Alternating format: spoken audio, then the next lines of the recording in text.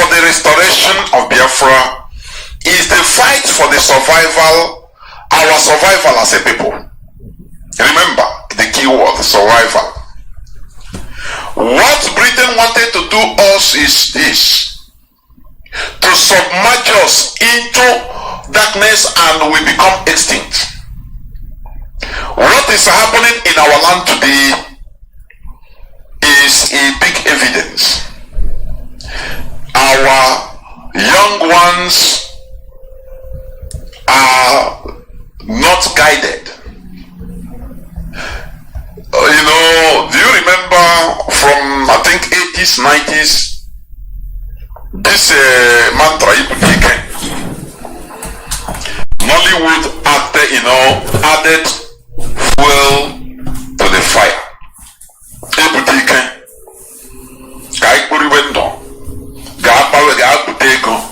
Nobody cares about organization, government, nobody cared. That was when what you are seeing today was being hatched or egged. Let me put it like that. When they were impregnating our land in order to get the result of what you are seeing today. People have been sending me inboxes on what is happening in our land. Young boys and girls are being naked, going to charlatans they call native doctors. These are not native doctors. These are scammers. Pouring them blood of animal. Being naked, pouring the blood of animal in the name of making charms for them to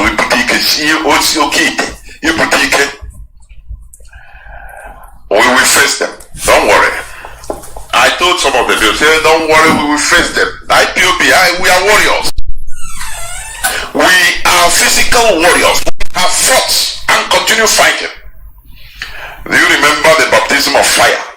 Since 2 years after the rendition of our leader, we fought, we survived. This scourge that is, remember before a few months back or last year, what was raining was eating feces, eating shit openly. In the name of Ibutike.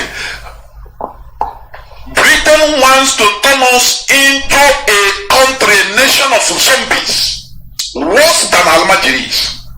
People don't understand the grand plan, the grand conspiracy and plan of the British Caliphate. They want to have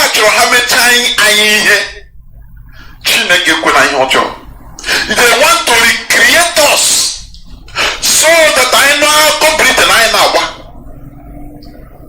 That is what is happening. Using our gullible politicians, our people as agents, tempting them with money and political positions, and they are selling their souls to Lucifer, to the British Satan.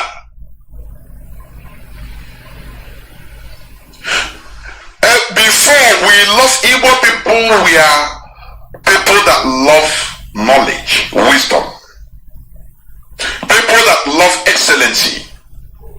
Until after they started shifting that love to money, complete money.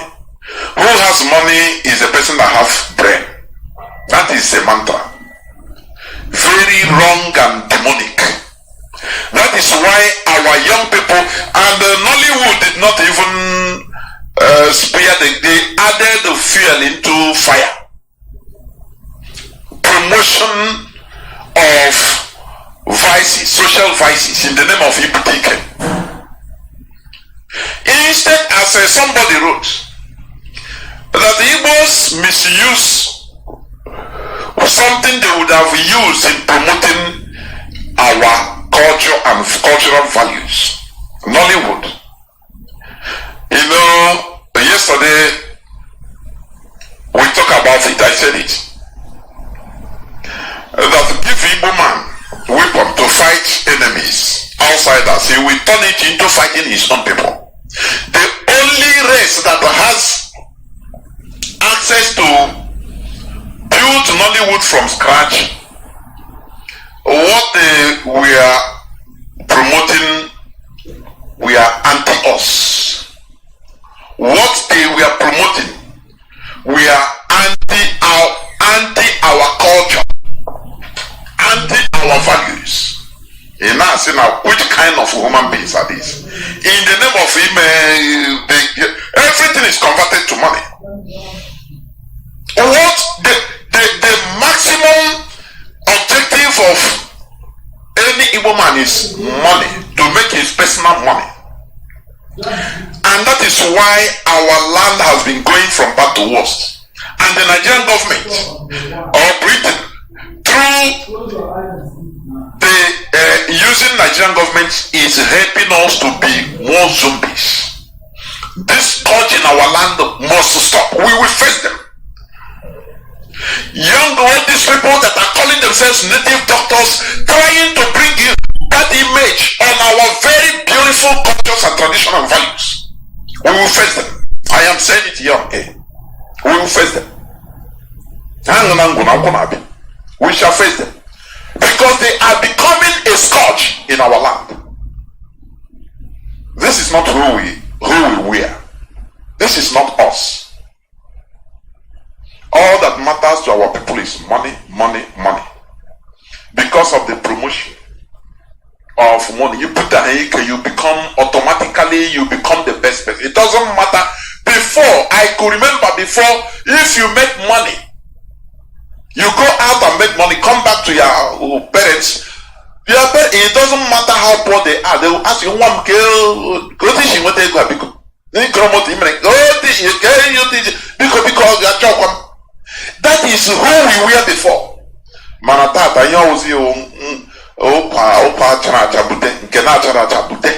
as long as it's money. Our cultural values are being destroyed. But here on Radio Biafra, we will make sure to face these vices, social vices in our land. I am now joined by Mazi Chinasanwuru because we have to start as quick as possible so that we can take calls. Mazi Chinasanwuru, please welcome to the program. The platform is yours. Please go on. See Chinedu, good evening.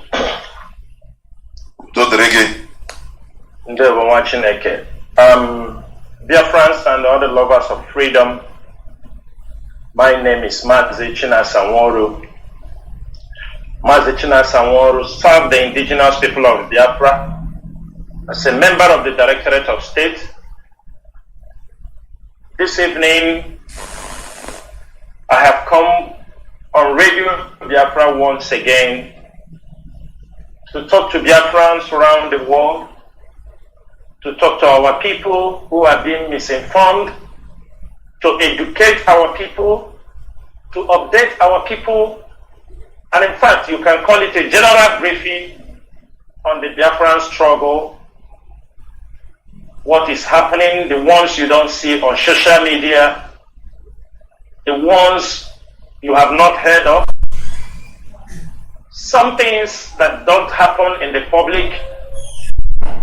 What many of you don't know, that sometimes some mischievous people will just come up on social media and start creating those who are irrelevant. They have no plans, they have nothing to offer for the struggle than to scavenge for money, look for every little thing to steal from IPOB, raise papers, forged documents, to go to dupe Mazi Nnamdi Kanu inside the DSS custody. Any little move they make is all about money. I have come this evening to educate our people. This struggle, for me, this is almost 10 years in this struggle. Likewise, other comrades, we have come very, very long way. Sacrifice has been made, and we have continued sacrificing for this struggle. Comrades, have disappeared. Many are detained in the Nigerian underground cell all over Nigeria. And we feel we must continue to educate our people to remain resolute, to remain strong, irrespective of anything we are seeing on social media, we are seeing among people who are inside us. No matter anything we see from infiltrators, agent provocateurs, we must understand that these things must exist. There must be people playing this role whenever you are fighting for freedom. I don't want our people to be carried away when they come across agent provocateurs. I don't want our people to be, feel down when you come across infiltrators. I don't want you to have a weak heart. The only thing you can do for yourself and for this struggle, always rise up. Confront them head on.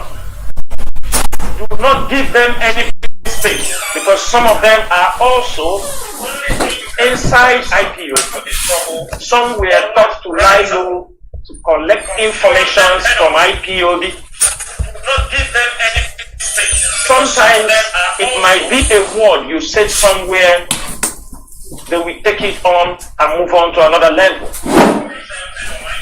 Even till today, there are still some kind of information that still confirm there are still infiltrators inside IPOB. There are still people who are still hanging around, 1 foot in IPOB, 1 foot in an unknown place. They tell you they are confused.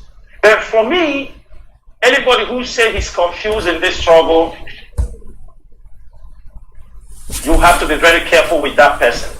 He is not confused that he don't know the right thing, but he's a weak-minded person.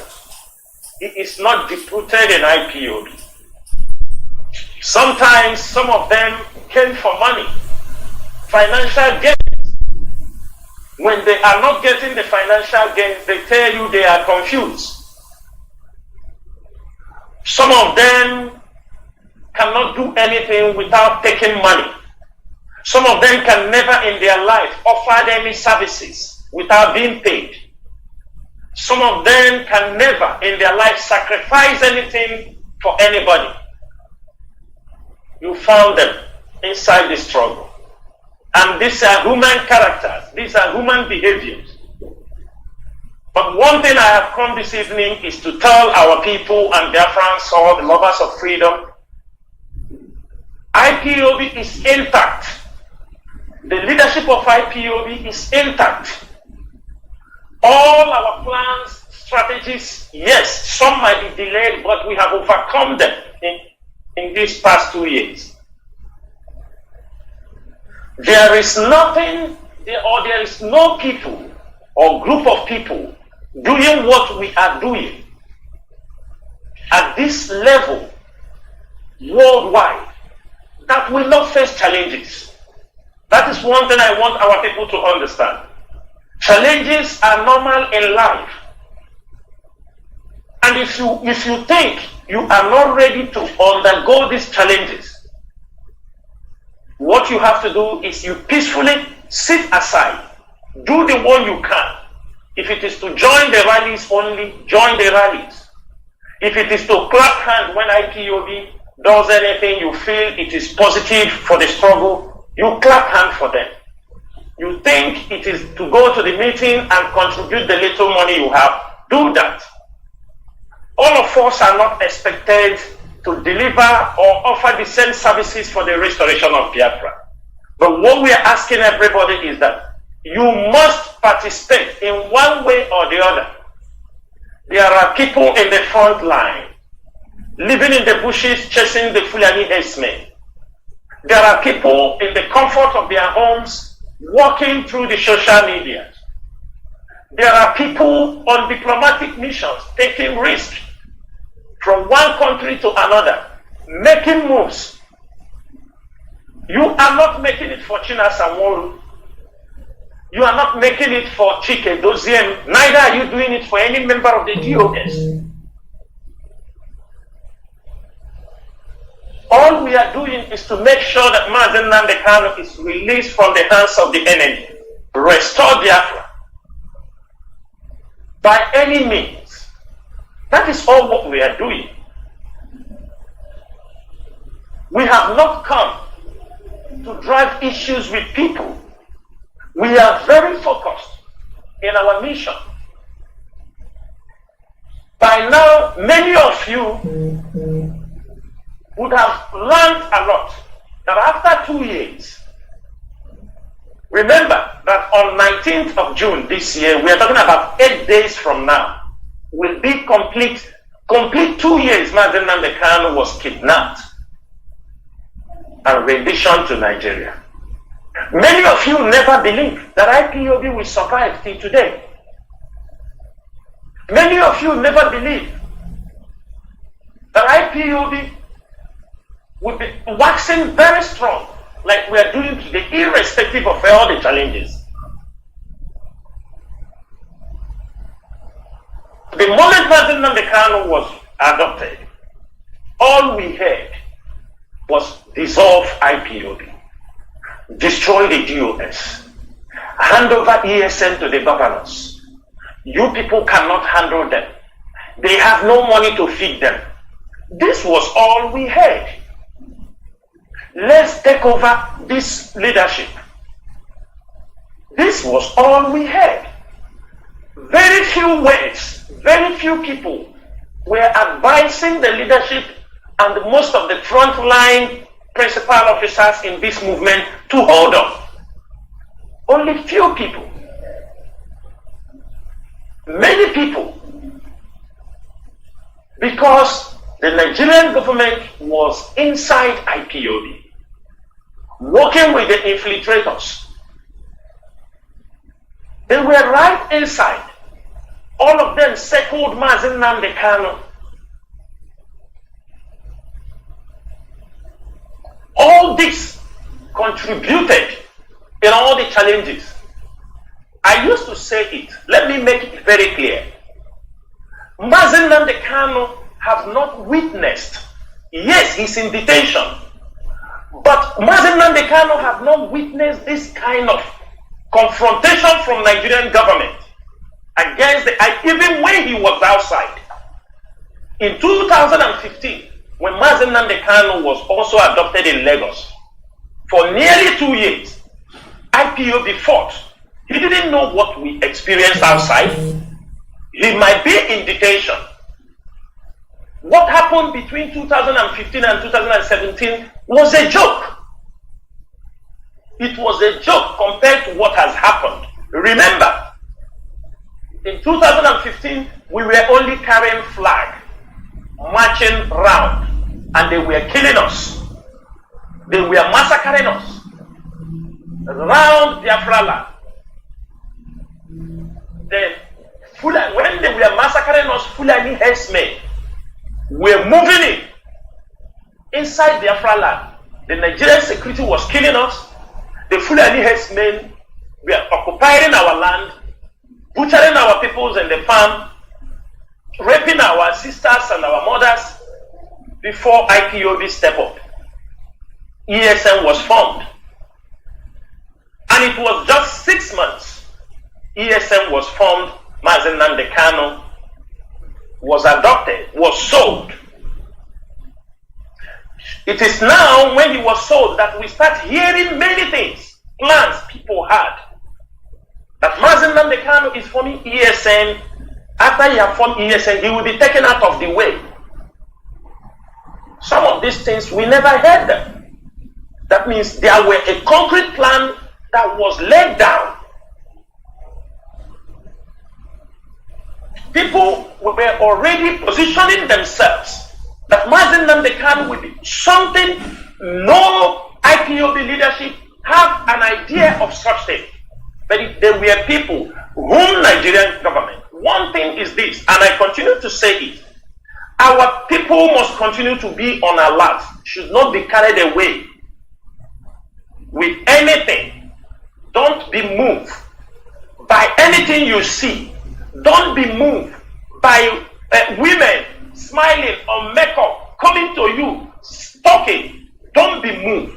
Don't be moved by people coming to talk sweet mouth to you because of the struggle. Make sure you are not moved by the time those who are praise singers, they come to you, they start praising you. Don't be moved. Because when Mazi Nnamdi Kanu was adopted in 2015, 14th October, and was later freed in April, that was 2017, when he arrived 1 year and 1 month in Israel, people thought it was over. But that was when the Nigerian government now set up an agenda. That was when Nigerian government, when Mazi Nnamdi Kanu reappeared in Israel, that was when Nigerian government set up their agenda. They moved into with heavy budget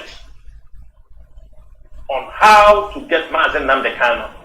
People were eating from them, taking money, trying to help them, track them. People will lavish money, dash them money, dash siblings. When they were throwing this money, they forgot that hand they are clapping for mosquitoes is the same way they clap and kill mosquitoes.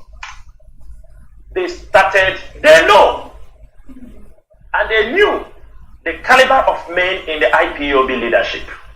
That's why they tried all they could. Send him out, surround him with stories, and at the end of the day, Mazi Nnamdi Kanu, I can tell you, the legal teams can tell you, from the time Mazi Nnamdi Kanu set his left foot in America, that was where they started collecting every data about Mazi Nnamdi Kanu. And the people in America, many Biafrans who call themselves Biafrans in America, played a significant role in the rendition of Mazi Nnamdi Kanu. They helped in furnishing the Nigerian government informations about Mazi Nnamdi Kanu. Some of them did it knowingly, some of them did it out of ignorance. They are all part of the conspiracy plan. Because sometimes the government use you, you don't know they are using you. Some of them brought out money to dangle for IPOB. Fortunately, you thought they were real. But people like me or other members in this leadership, we were very careful. Because it was not only Mazi Nnamdi Kanu they were tracking. There were many people, the people in America furnished the Nigerian government. And I can tell you people today, when you saw Nelly brought out a company license, this is a Waru license with his family, before Nelly brought these things out, if these informations were correct, it was the DSS that handed it over to them. Because what they do is the DSS collect data, they now give them to try to psych the public.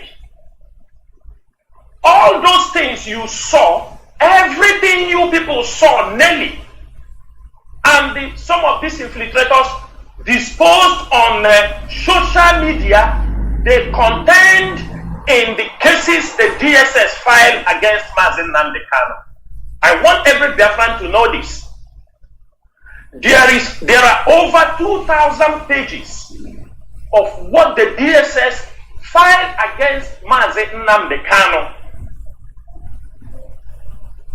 with specific report on each person, their role in IPOB and what they are doing. I want every Biafran to open your ear. But one thing is, Chukwu Abịama is not afraid of anything. What we are doing is right. Anywhere in the world, we have not come to kill anybody. We are fighting for self-determination. But I want every Biafran to know this, that Maybe you gave those women, Biafrans. I'm opening the eyes of many of you. Maybe you don't know. They send you money from America, Oyibo or Nemi. Most of the people they sent money to, those accounts, just only that some of them they won't, because if you are in good time with them, they won't make any trouble. But the moment you do anything wrong with them, they hand over your accounts. They hand it over to the Nigerian government. Everything you see, what they do is this person, oh, Chinasa Nworu is our problem. They take anything they have gathered from Mazi Nnamdi Kanu. Before now, they handed it over to the DSS. In these 2,000 pages, they pencil down everything about us to the Nigerian government. Forget about all these things they come on, they talk with people. Some of you take it like as if they're making exposure. They make exposure is to confirm because they want to gather more information. They wrote, they take you, for example, the question you will ask yourself, is Chinasa Nworu not fighting for this struggle? I stood in this struggle from the time they hold Mazi Nnamdi Kanu, the first time, the second time, I am here. I have never deviated. But they took, for you to see the enemies of this struggle, they tried to take all our information and hand over to Nigerian government. Compiled it and hand it over to Nigerian government. Who did it? It's people inside IPOB. And let me say this thing on air so that people will understand. I'm not telling you to say anything, but I want you to reason. Those doing it, what is their plan? The same way Mazi Nnamdi Kanu have his own siblings, the same way Chinasa Nworu and other members of this struggle have their own siblings. But most times, the siblings of Mazi Nnamdi Kanu, they are working freely in Nigeria, doing their businesses, driving their cars, and living life the way they want. But Chinasa Nworu family, everybody is on the road. Chike Doziem family, everybody is on the road. Any other person family, everybody is on the road. Because we have been sold out. Who sold us out? Is it a foreigner or people inside IPOB? These are questions. We leave it for Biafrans to answer. Are we wrong fighting for the liberation of our people? Is there anybody who will say Chinasa Nworu have done him this, the DOS have done him that, only that we are standing in the gap? Many coordinators in Biafra land, they have run away from their homes if they don't like you. If you refuse to work with them. There were coordinators they paid 10 million naira. Especially in Anambra, in Imo State. They paid them to tell them to hand over IPOB groups to them. And these were people. Were there anybody IPOB paid money to gather? No. Did Mazi Nnamdi Kanu pay anybody money to gather them? No. We all gathered voluntarily. But these people came, they pay you money to hand over people to them. They pay you money so that you can go and attack IPOB leadership. They pay you money in the name of that they are fighting for Mazi Nnamdi Kanu. They continue to preach that. Today, some of them are tired. They couldn't deliver. The government that was sponsoring them is down.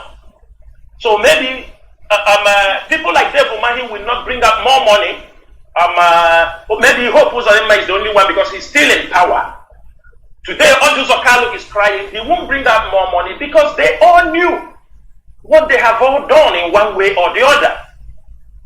So what they wait, they are looking for opportunity to make sure they are making noise on social media to find a new contract because a new government have been sworn in. That's why you see them sometimes, they try to bring in some new voices to see if they can get anything. So this, Mazi, I hope I'm coming out clear, right? You are, Mazi. Please go on. It's crystal clear. Thank you. So all these things is what I have come here because our people. One of our media head, Mazi Chukwuda former, he said, please talk to these people. They are 15 minutes memory. After 15 minutes, our people can forget everything they knew. 15 minutes, everything is gone. Today, everything is, we are seeing it. Those who have senses are recalling most of these things I'm saying. I am not bringing these things from back so that anything can happen, but it's for you to be aware of what is happening. Because if you are not being informed, must just hold on. Yes.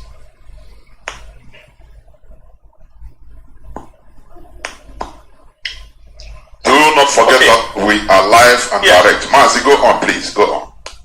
So, all these things that are happening, what you have to ask yourself, why should people, ask any of them, come out and say, this is what the DOS did against them? I want everybody to think in that way. Let people come out and say, this is what the DOS did, than only black men.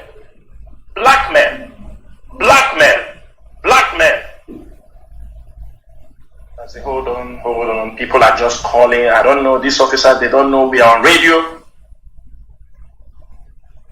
Okay. They continue blackmailing the leadership without no concrete evidence. This is to make you to lose hope, to lose trust. And let me say it. If they succeed in destroying IPOB leadership, I'm telling you, Mazi Nnamdi Kanu will not be set free. Go and write it somewhere. Ask many of them that are doing this thing, ask them, are their names wanted by the DSS? All these people you see, that they are writing and talking and they talk rubbish against the leadership, ask them. Some of them are going to Nigeria. Some of them are sneaking into Nigeria. They go and do their business. Some of them are going, they are traveling. They are traveling with another name. They go and do their business. When they go and finish doing what they want to do in Nigeria, they sneak out. They come on social media, they talk rubbish. I want to do this. The question, are you wanted by the Nigerian DSS because of the Biafran struggle? Is Nigerian government seeing you as a threat, as people who cannot be bought over for this struggle? Is it to stay on social media to talk? Some of them talking on social media are talking because they want to get papers. Some are talking, like some of them you see in Europe that doesn't have paper, they don't have papers. They are talking, and some of them will tell them, oh, I'm having problem with IPO, they are fighting, because they want to get paper. We are not looking for paper. Because when you talk, the people talking, are you talking for what reason? What are you talking for? What message? You ask yourself a question. Let me come to this aspect, because this is a general talk about our struggle. Ask yourself, people come on social media. Oh, BOS do you this, BOS do you that, BOS do you this. Ask them, what do they have to offer? What do they have to offer? In the absence of Mazi Nnamdi Kanu, IPOB leadership, with the little they have, we have gone places. Diplomatically, we have made headway. We don't don't need to come and tell you. Reasons are the Nigerian government have capacity. The world is a corrupt place. They can buy anybody. When people come out sympathizing with you, ready to work with you, the best you can do is you keep them. That is why Nigeria goes round. They have not been able to defeat IPOB in the global media war. Because already our messages have sunk. The leadership are pressing button from any angle they have, which we are not good, because I have never seen people. Most times we do see diplomatic missions is at the end of, if they need to sign, they come and sign, trade, something. Like, for example, people saw when Rwanda came to Guinea-Bissau, Guinea-Conakry to sign. They were not talking it on radio, they were not talking it on social media. You only saw Rwanda arrive in Guinea-Conakry, sign a military or navy alliance with Guinea-Conakry, and they walk away. The deal is done. They came to Benin Republic, the deal is done. It is only our people. Because the government paid them. They promised the government that they will get them information. And when they cannot get any information, they come on social media, they will shout, what do you people have? Because they thought we are fools like them. That will come on social media and tell them, yes, we spoke to this country, you understanding me? No, we don't do that. Because I will tell you what they are doing. Let me explain to you many things some of you don't know.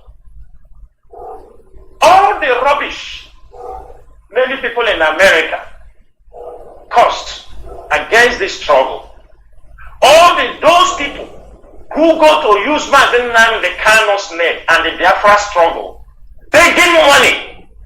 They give money from one politician to another, to the northern part, to the western part. Anybody, they have begged them money. To the extent that even if people want to help IPOB, they will tell the people, come to us, we are the leaders of IPOB. Forget about it. All these things, they don't know. Let me say it so that if they want to stop, because we know. Do you know what DSS, most of the evidence they collected, most of the evidence the DSS collected, where they go to beg money, people who gave them money, and they know they are taking this money to lavish, to do anything they want. DSS compiled many of them.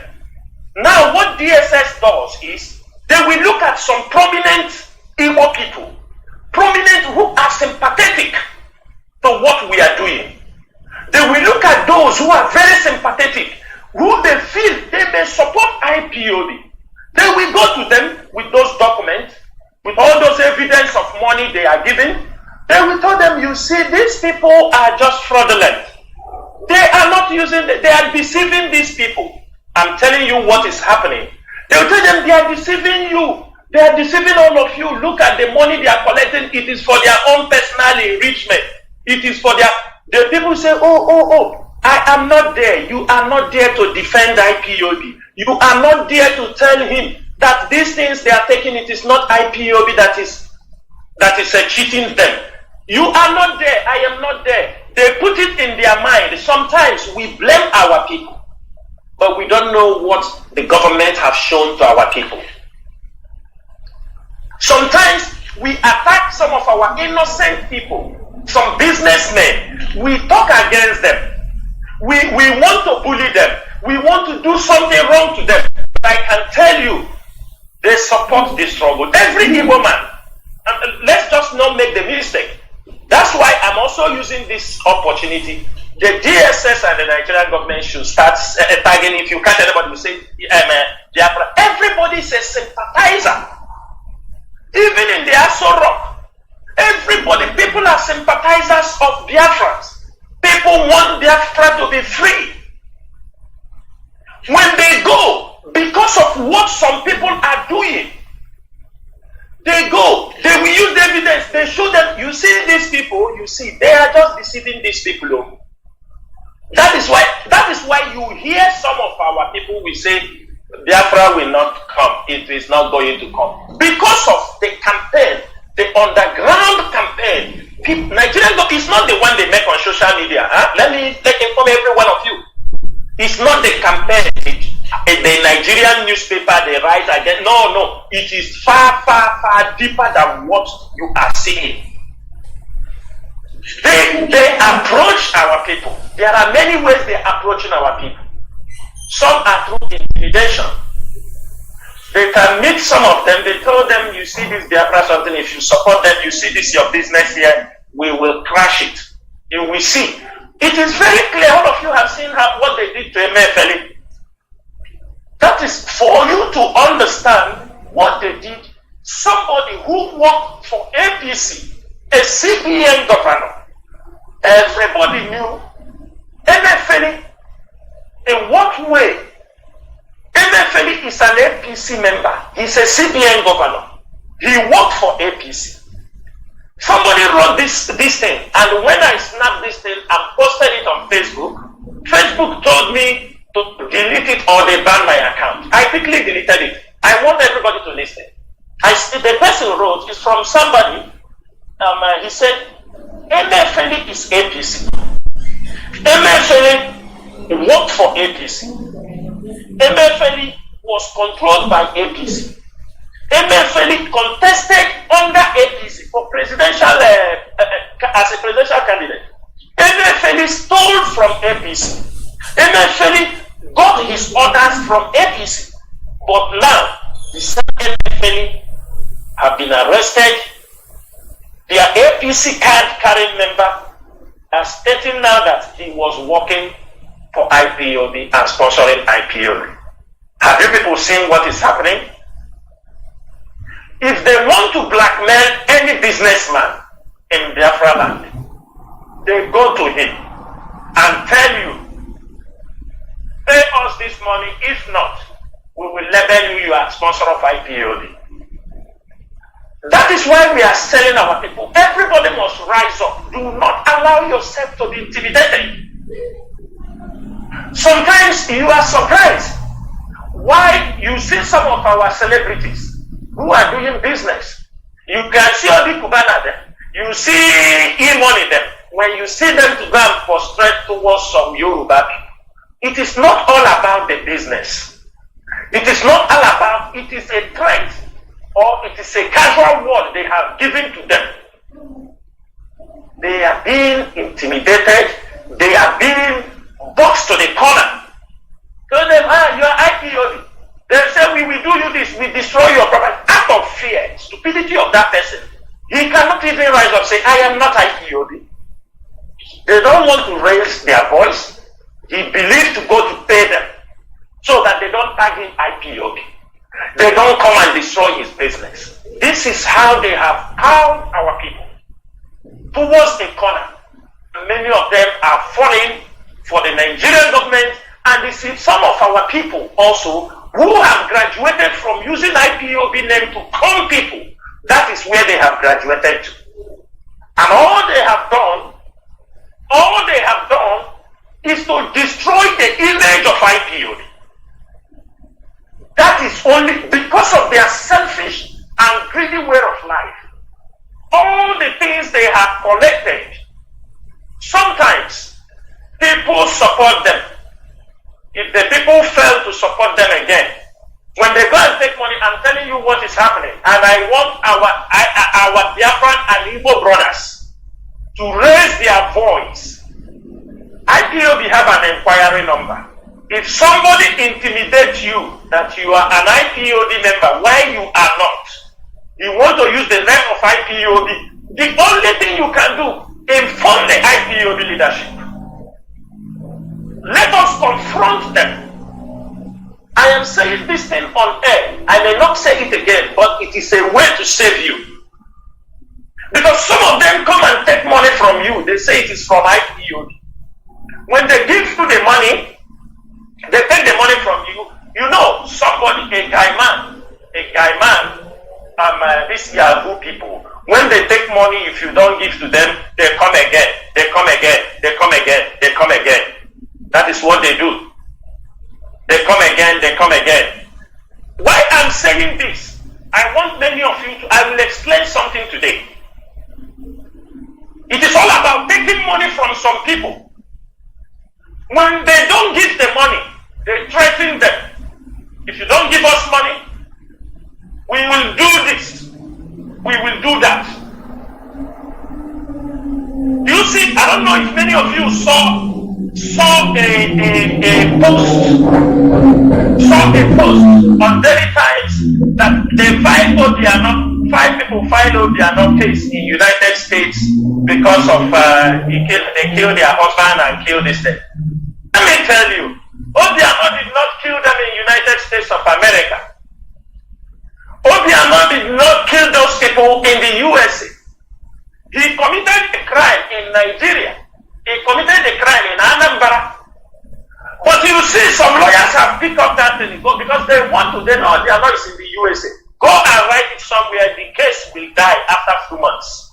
Because when they put it on newspaper now, they have told Obiano, because they knew Obiano lives in the United States. They knew he lives in the United States. When Obiano is in Nigeria, they cannot even file the case in Nigeria. They told us we go to ICC, we go to this, we go to that. Because they know they are now pushing Obiano. They have filed him to USA because maybe he has gone out of government, he's not paying more money. They have taken him to USA. You see now they have said 5 people, he killed their husband in the USA. They start so that when they drag him, he released some money for them. They don't know when they are taking this money. The government is recording it. When Obiano pay, he will inform the government also. These people came and do this, they take money from me.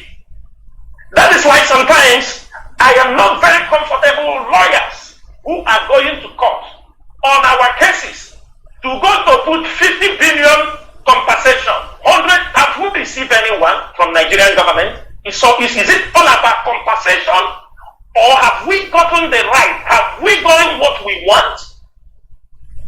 They will tell you 100 billion. All your money. Have we received anyone? Because they want compensation. Many of them have lost track from the Biafran struggle. They have lost track on the aims and objectives why this struggle is here. They have lost track of why IPOB existed. They have lost track why many IPOB members have been killed. They have lost track. I get you judgment 50 billion. I get you judgment 100 billion so that somebody can come. You remember Nyesom Wike? When Nyesom Wike was trying to come after the PDP, you remember they said they took Nyesom Wike's ITC. Have any one of you heard that case again? No. They come and make noise in the newspaper that we, people like we in IPOB, the IPOB leadership, the IPOB media, we keep record. When they brought it, they sent it to us. Oh, shout about it. Say that we're taking Wike to ICC. I called some people. I say, see another scandal. They have come again. Wike that have killed our people. Some are still in detention till today. They could not even remove people in Iguacha prison. There are people Wike is holding in Iguacha prison. There are people Wike transferred to the north. In Nigeria, they could not release them. But they are going to ICC where we will pay them ticket, pay hotel for them, pay allowances for them. They go and bring one letter and they snap it and they post us. Guy, all the beginning too much. Biafrans, can we open our eyes and stop being emotional? Let's face the fact. Who knows? I don't know. But who knows? When they find that and shout, Wike have finished now, we expect Wike to, but you say he's a lawyer. Let him open chamber now and come and practice that law. They said he's sending to ICC. Have any one of you heard this case? Because they have pushed, Wike have called. Whether he comes from people, he have made settlement for the case. Because we knew that Wike was approaching somebody to tell them to calm down on that case. They give them the proof. Did you ask the question about it? None of you asked about it again. But if we come and talk, we become the troublemaker. If we come and talk, we become people who don't want Biafra to come. If we come and talk, we become people who don't want Mazi Nnamdi Kanu to come out. Me, Chinasa Nworu, members of the DOS and all the gallant officers on ground who have paid the ultimate price. ultimate prize for this struggle.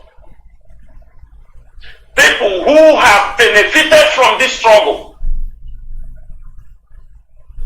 People that we knew that in their life they have never bought any reasonable car in their heads before. People knew them very well that what they were driving in their life was Golf, $200 Golf. Is today driving Bentley. From IPOB, from the name of IPOB. And when we talk, when we say stop the evil because of the life of our people who have been killed, we have come for a mission. We didn't come because of money. The government tell them, attack them. You see these people, while they become like attack lives on the leadership, because we know we are the last defense. And I'm very happy the way the DOS, they constituted it. Mazi Nnamdi Kanu constituted it. If you betray only yourself. It is in the DOS. It is difficult. Anybody that falls out on his own ideology. It can never be a general ideology. If you fall out in the DOS, either your greed, your stupidity, because what you say doesn't go the way you want it, that is why you fall out. And today, the records are there. Some of the stupid ones that fall out from IPOB, you see them, what they are doing. They have now joined the business fully. Many of them, we knew.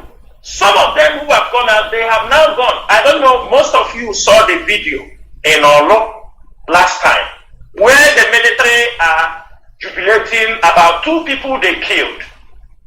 2 people they killed, the military were jubilating somewhere in Osumogu. It's Osumogu, not Olo. In Osumogu, the guy that was having chain on the body that the military killed.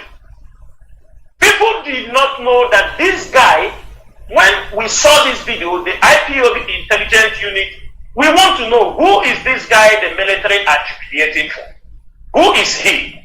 Nobody could be able to recognize him because we thought maybe it's somebody from Osumo, somebody from Olo, somebody from Witi. We search, everybody we ask, even nobody could recognize him. We stretch our hand out of Olo and Anambra. We now give these things out to other IPOB intelligence officers outside Imo State and Olo. And the guy was recognized as one of the militants in Iguacha, in River State. They call him Bomba. They call that guy Bomba. When we try to recognize who is this guy, who is these people, how come nobody in Anambra and Imo State communities, many people, this is IPOBs everywhere, we ask, check, who is this guy the military are celebrating? Who is this guy the military are shooting guns, saying, hey, burn him, put him in check? When we could not, 24 hours, when we could not identify who that guy was, we said, now, push this thing out of this location, send it to other places. By the time we put it in Iguacha, put it all around in the central intelligence platforms, it didn't take more than 2-3 hours. Somebody identified him in Iguacha. He said, oh, this guy, Bomba. Oh, they have killed him.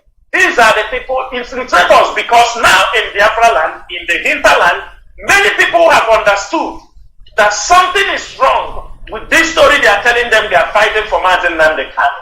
Many of them have understood it. So many people are running. So the infiltrators have no choice now. They are recruiting from the coastal region.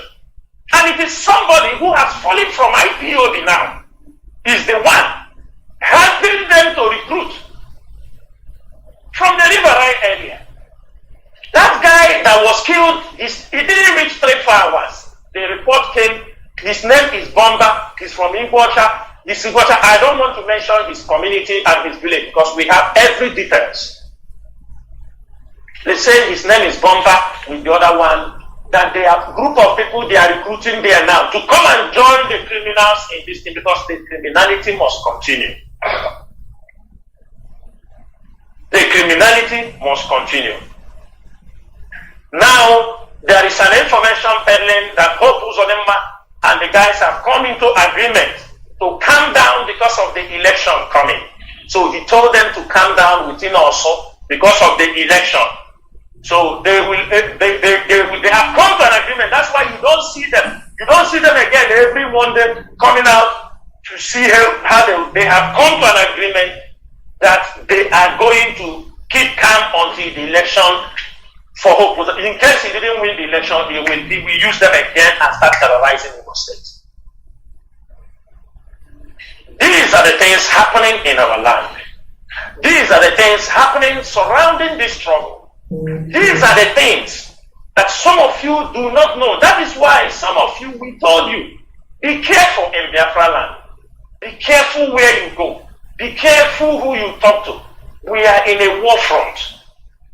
They continue to identify IPOB members. This is a hard call. You know the Greek. He said at a point in this struggle, look at what happened.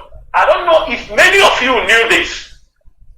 In this struggle, in Imo State, there was a time, even till now, they say, if they hear any IPOB member that say, I am for the DOS, I believe in the DOS, they say, kill him. That is one thing you have to know. If they hear somebody say, yeah, I believe, I'm under the DOS, I don't want it. Immediately you say, I am under the DOS. They look for you to kill, especially in Olu, in Osun, in Olu, all this area. Ask yourself, even though infiltrators who are committing all this crime, have IPOB come here and say, if he says he's infiltrator, kill him? Have IPOB said like that? If somebody say, I believe in infiltrators, that is who have you ever, or say, we are autopilot, have you seen where we say kill him? That is the difference. That is to show you the mission of the two movements. The mission of these criminals and the mission of IPOB. Our mission cannot change. Our mission is unchangeable. Our mission is to make sure at this particular point that Mazi Nnamdi Kanu is released from detention and a referendum be conducted, or Biafra goes by any means, by force, by peaceful means. What we know is that Biafra must be restored. Mazi Chinedu, I will stop here so that we can pick up another topic. There we Mazi. Yes, the second topic about the continuous detention of Mazi Nnamdi Kanu. You know, as we know, he's spelling doom for Nigeria. We know what is happening about the so-called surgery, which they plan to hold on our leader. But also, before you dive fully into that, I would like you to talk about Mazi. We saw how Orji Uzor Kalu is crying. Mazi, you know, we never, how, you remember that this rendition of our leader, which is mostly sponsored by Igbo politicians, is for them to be given Igbo presidency. And they don't have nothing. They got nothing today. Mazi, what do you say about this? You know, how, where, and you see somebody like Orji Uzor Kalu crying, telling the whole world that Nigeria is not fair to people, to some people. Of which this is what Mazi Nnamdi Kanu has been preaching. That is what gave rise to IPOB. And has been Buteaka Igbo. Look at Igboho. Where is Igboho today? Once when he was arrested in Benin Republic, the whole, no matter their differences, the whole Yoruba elders and all whatnot gathered in order to make sure that he became released. Mazi, imagine that it's Mazi Nnamdi Kanu that was, let's say, he was arrested in Benin Republic. It's Igbo politicians that we say, even kill him there. No, kill him. Mazi, what is going on? You know, sometimes when you think about this thing, you become mad. You want to become even mad. You don't understand what is happening.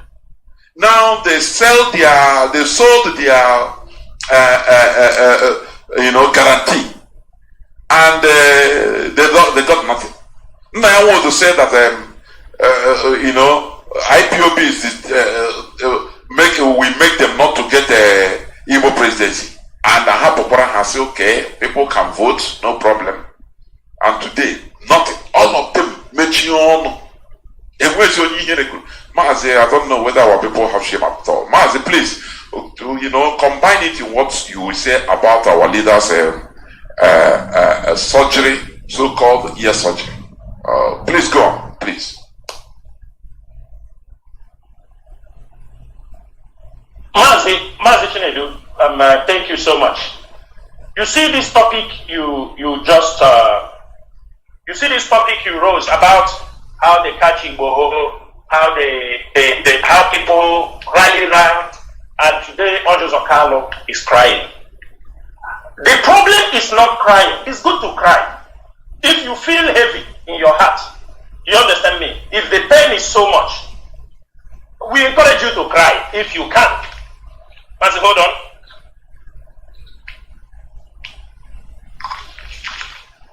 So, Mazi, the problem is this. It's not about Ojos Okalo crying. People cry. Babies cry. Human beings, we cry.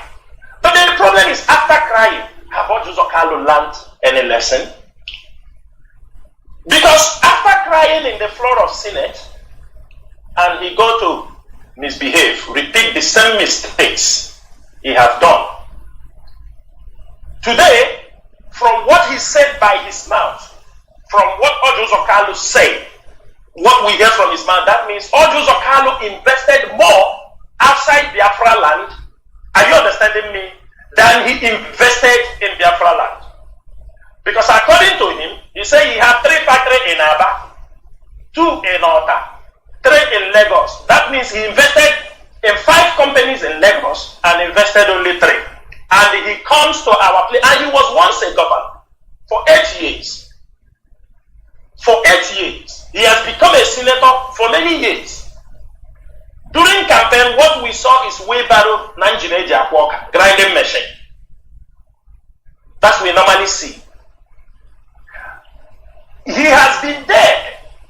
What people don't know that Ojos Okalo from day one, from the time in 2016 when he went to visit Mazen Nnamdi Kanu in Kuje prison, his mission has always been how to stop the Biafran project. How to stop the Biafra project. When they fell with Mazen Nnamdi Kanu and he reappeared, they moving in Lagos, in the USA. That was where they went in to sponsor, to gather people. There are women we knew that it was through them they enter IPOB. And these women came close to Mazen Nnamdi Kanu. Very close. Very, very close. And today, this is all well. This is Ojos Okalo is crying, remembering all those things. But these are the things we have told them on several occasions. That no way he get many one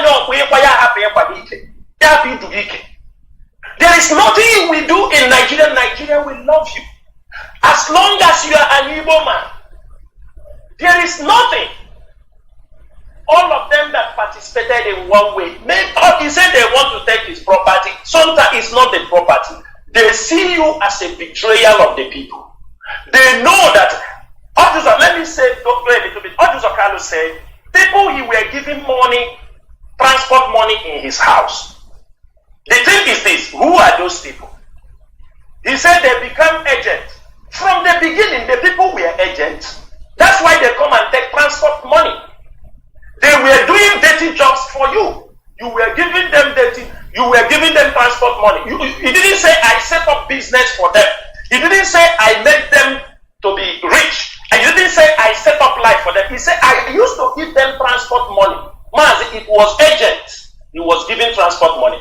And you know, when people are agents, these are agents he used to destabilize other Igbo political groups. He used to destabilize his opponent in the southeast to oppose anybody and fight everybody.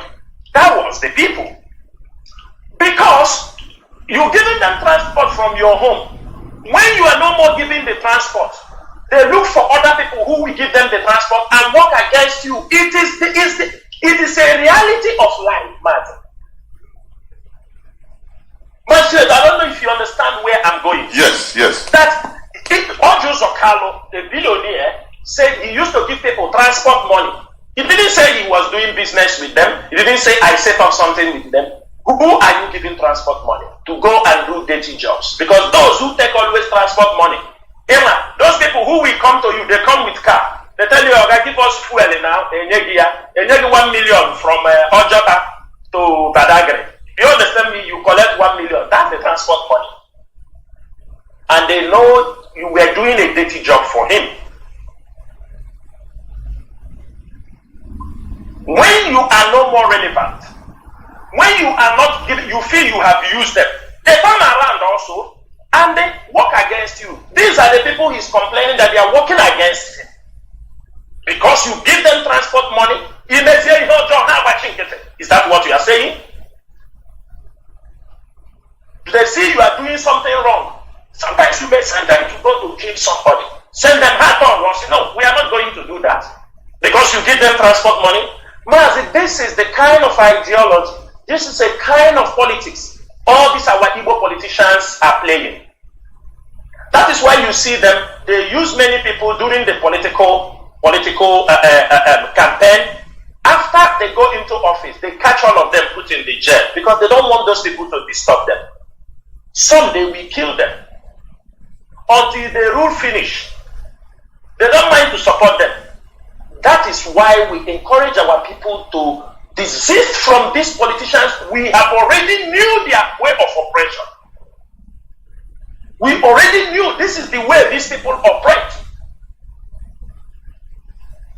Ojo Zokalo, when campaign is coming, he rents some boys that run away from the military, run away from this thing. He gives them gun. They become the top, following him to go kill, do anyhow. What are you doing to the society? And after you leave them, you go back to Abuja, they call you telephone, you don't answer them. Why they won't work against you? Is that the way leaders supposed to do? Is that the way? Mazi, Ojo Zokalo crying is not going to solve the problem. Because sometimes that is not the way the world works. So because you cry. Because you cry in the floor of the Senate, it's not going to change anything. I want to make this thing very, very clear for Ojo Zokalo. Even if he fall on ground, roll for them in the Senate House, it is not going to change anything. Instead, it will worsen his own situation because they will know they have broken him. That cry Ojo Zokalo exhibited in that place, the people know they have broken him. That means that is what they did to him. Ojo Zokalo crying shows frustration, tired. He's saying unfair. It's unfair. To say it's unfair what they are doing to us is an understatement. So, Mazi, all these people, ask yourself, can any northern senator be jailed outside Nigeria? The Nigerian government did not stand up for them. Anyone? Mazi, is there any? Of course not. Mazi, do you remember this short Senate member that Otedola gave $600,000 in his cap? Farouk or what? That hide $600,000 on his cap. Did anybody send him to prison? Nobody. No, nobody sent him to prison. Ekweremadu, what he did, as long as we don't support organ trafficking, and why? Because we feel it's nemesis. If you go to help him, maybe that devil that is pursuing him will turn around and pursue you. Because they have committed many things. They have committed a lot. Today he's in jail. Can a Nigerian government allow? These are people, they knew the things they did. They knew. They knew what they did. That is one have to know. They knew what they did. Ojus Okalu, who will come for his rescue? Mazi. Who is going to come for his rescue? I don't have time to tell people, oh, let's fight for Ojus Okalu. Nobody fight for him this time around. Because the first time they put him in jail, on this Radio Biafra platform, all of us fought for this Ojus Okalu. All of us fought that him jump back on him. We fought. When he came out, what did Ojus Okalu pay us with? He started to boast what he will do to IPOB. As I can tell you, when Okezie was in power, Ojus Okalu persuaded Okezie to bring in military the way he brought in military in Imo State. He boasted he will bring military and come every Bushi scenario to war, all these things, every IPOB member that he will do this and that. The people that is going to protect you, the people that have once protected you, is the people you have come to destroy. As we are not fools. There is no second chance. He got that chance. We supported. We campaigned for him to be released. Mazi, there are two people we campaigned to be released that time. At least I know two prominent people. One is Olisametu, and the one is Ojus Okalu. Olisametu, I know, he came out one time, he was grateful for the IPOB raising the voice to join his campaign. He never one day campaigned against IPOB or talk about, I think he learned. Ojus Okalu never learned his. He came out, he said that his income. Then we said, okay, Ndausa Segafili Gadoki.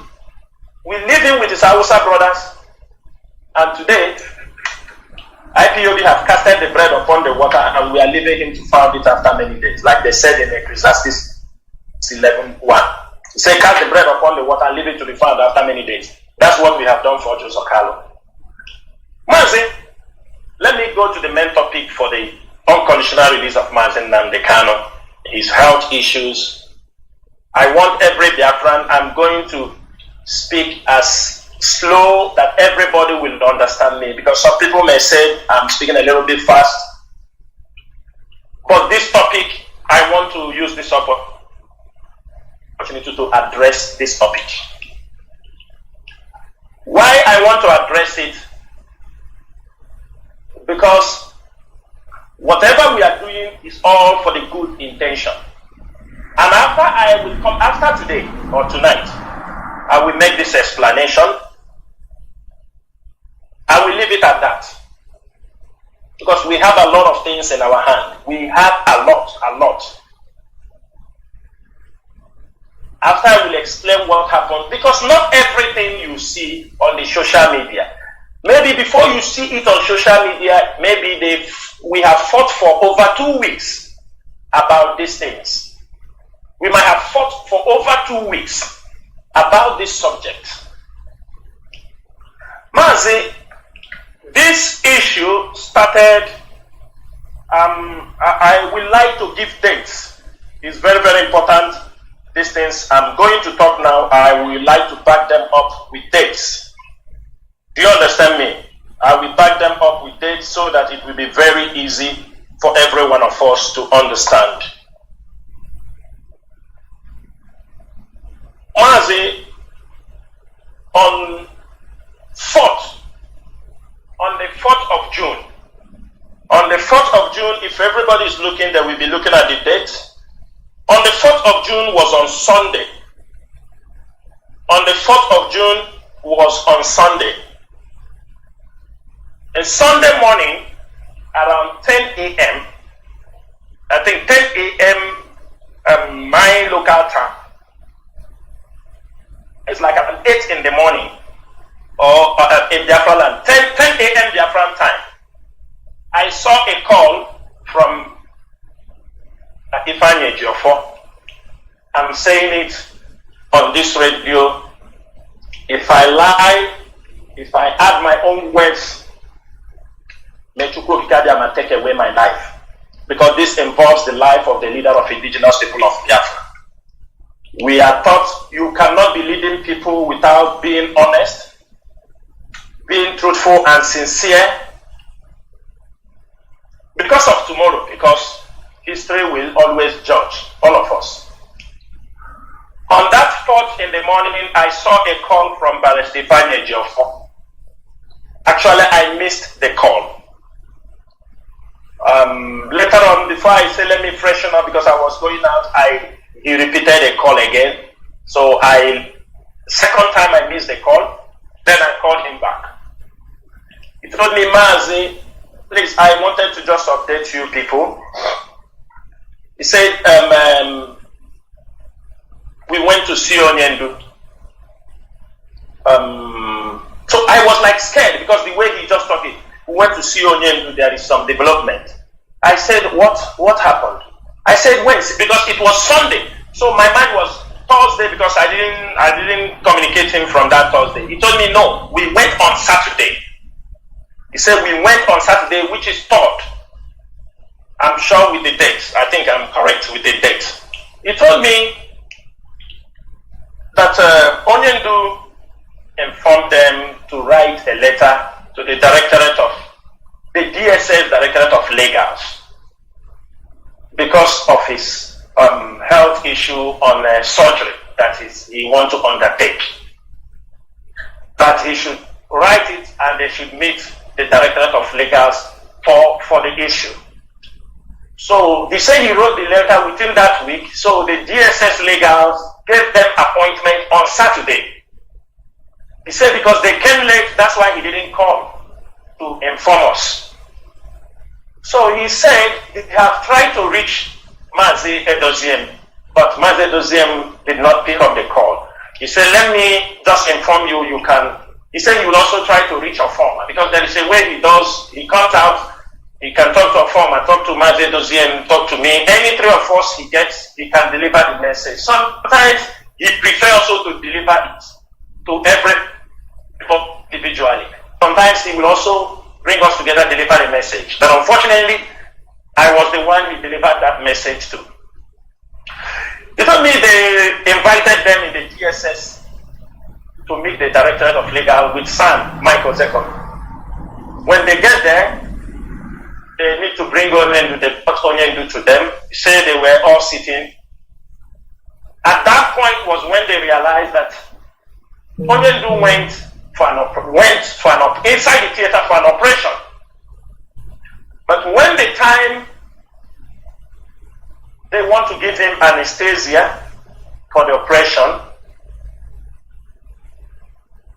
Onyendu said, the operation has been booked inside. Onyendu said no, that they need to consult his legal team. I want everybody to listen so that you compare and contrast. I know there are many other lawyers, but specifically, he told these people to come, and they came. When they came, they said that Onyendu went for an operation, but he refused to give a consent, the operation to go on because of the anesthesia they want to give to him. So they said, bring the lawyers. Michael Zekomo told them that he cannot give a consent, that he is a lawyer, that he is not a medical doctor. That what will happen, and he will not also encourage Ejiofor to give any, nobody should give consent until the private doctors belonging to Mazi Nnamdi Kanu, his private doctors comes here. Them and the DSS doctors we go through, because the DSS say they have checked his blood, everything is okay, he does the operation, that they will give him anesthesia for five minutes or more, he will sleep, you understanding me? And after that he will go into that coma type after this thing, that is the operation. Ozekome refused. He said they must bring in the doctors. Ozekome, of course, said this is 2 years we are asking you people to allow private doctor to come and check this man. You refuse. Allow his doctors, whom Mazi Nnamdi Kanu will be comfortable with, to come for this operation. If there is a need, when we do their checkup, they will decide and they can sort it out.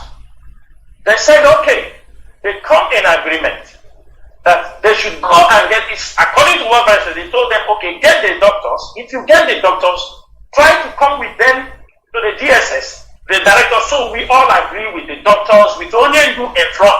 They will all agree because this is health issue. They all agreed.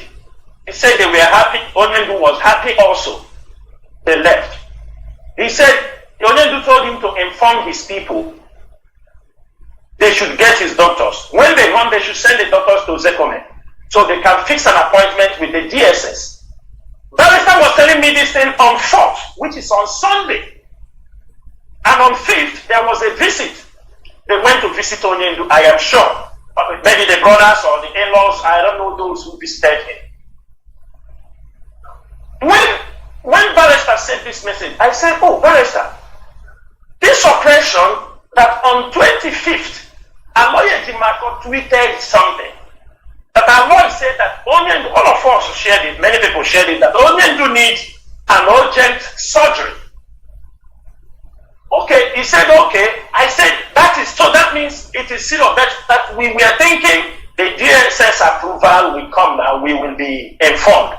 He told me, okay, that they have, this is what he's telling me is what exactly happened. They asked them to bring the doctors and they will come to meet the DSS director so they can agree on everything before if there will be anything that will happen. I said, okay. I said, okay, that was the distance. So when he said like that Onyendu already go in, they wanted to give him anesthesia. We said, how can Onyendu go to this level, to even go inside the theater at this particular point? Who is advising Onyendu? People giving this message, do they even advise Onyendu? Please, no matter how this pain you have it, it is better you do this thing outside, not under the nose of the DSS custody. We made an attempt after hearing that message, because when Aloy made that post, we saw it normal. It's a normal message. You understand me? Maybe if anything coming up, we will know. I and one of our brother, no need to mention his name, we tried to call Aloy so that we will hear, Aloy, this message you people wrote. So Onyendu have already gone to, because you said they are waiting for approval, but Onyendu have already gone into theater before, when they said they will give him anesthesia. We wanted to understand what is happening. We brought in another lawyer. I don't want to mention his name also, because I don't want, people may take it differently. We brought in another lawyer. We asked him, you are the one that the Onyendu sent this message. He said like this. We said, out of anger, that our brother started to tell him, you people are lawyers. What I'm saying is exactly that our brother said, you people was aware, we are waiting on the social media that we are waiting for DSS approval. So Onyendu have already gone. He said he didn't know. We said that our brother started shouting for him, tell him, you people that are seeing Onyendu are in a position to advise Onyendu on certain things. That if anything happens to Onyendu, that he will make sure that all of them know, all these lawyers that are going to see Onyendu, that they, since IPOB leadership or are not having access, they are the one. If they see any move that is wrong, they should advise Onyendu the dangers of whatever he wants to do. That our brother and this lawyer start to have confrontation on telephone. He said he cannot threaten him or like this. That story. I tried to calm the story down. We try to tell him we just want to understand what is happening, because this is what I told him. Do you know why we call you? We start to tell him yesterday that Ozekome was invited with Barrister Ejiofor. This is what is happening. He said he never knew that they said they are waiting for approval. He never knew that Onyendu have gone in for operation. Case closed. We said it's okay, but please, if you people are in a position to tell Onyendu what is something that is not good, please, you people are the eyes we are seeing. You people are the ones who are seeing him face to face and understand his situation. It's good you advise him. That was on Sunday. when Ejimako could not enter the telephone. So we go ahead, deliver this message to this guy. That was the end. On Tuesday, that was on 6th. We got, I was just scrolling on social media. I saw on Vanguard, doctors of Mazi Nnamdi Kanu arrived at the DSS facility for operation. I said, for myself, I sent it to HOD, I sent it to some members of the DOS to say, CEO, I sent it to Barrister. But Barrister did not see that. I called him after I waited for a few minutes. Thank God when I called him DP. I told him, Barrister, how is it that Onyendu, you told us you are waiting for doctors to go for Onyendu for approval. You told us they said the doctors will come. Now the doctor, you didn't inform us, sir. So because we have to be informed, anything goes wrong, we are the people that we hold responsible. All of you will disappear. How can, he told me no, that the doctors have not come. I said, Barrister, what are you saying? He told me they agree is that the doctors will come, meet Ozekome, what they agree with Onyendu. They will meet Ozekome, and before they go inside, to fix a time for these things. I told him that, Barrister, look at Vanguard. Look at this Vanguard news. This is a frontline news in Nigeria, saying that the doctors have arrived for the surgery. The family is saying this. Barrister said, where is it? He said, hold on. He told me, okay, Maz, let me call you back. He dropped the call. He said, let me call Ozekome to know if maybe the doctors went to Ozekome or what. He said he called Ozekome. After like 5, he called me back. He told me, man, this might be propaganda. I told him, it's not propaganda. He said that he called Ozekome. Ozekome said he called the DSS to know. The DSS said no doctor. That no doctor came. There is nothing like that. That the news is false. The DSS told Ozekome like this. That the news that there is no doctor. I told Barrister, look at the frontline news. He said yes, he's seen it. He told me, man, you know anything like general media? Small time, the younger brother of Mazi Nnamdi Kanu, fine boy, wrote something on Facebook that people start circulating. I now took that thing he wrote, I sent it to the Barrister. You said, the DSS said no. But the brother is saying they coming out from there, that the DSS have stopped them, turned them back for no reason, for nothing, they sent them back. It didn't take much time, few minutes, Barrister Ejimako released a letter he used and wrote to DSS about 2 people. I forwarded those things to other members of the DOS. The HOD was nervous, everybody was nervous. What is happening? Can things be going in this way? Onyendu Health. Who is giving consent? Who is approving Onyendu to undergo surgery under the DSS custody? Barrister said they have not come to conclusion. The doctors have not come to them. How come the doctors already go into the DSS to go to operate? And DSS is denying that had even the younger brother of Onyendu did not write that they denied them. Maybe the DSS have told the Ozekome that no doctor came, nobody came. And that is a case that needs to be sorted out. What is happening? Who is planning all this Kurukere movement? Is there a plan to eliminate Mazi Nnamdi Kanu?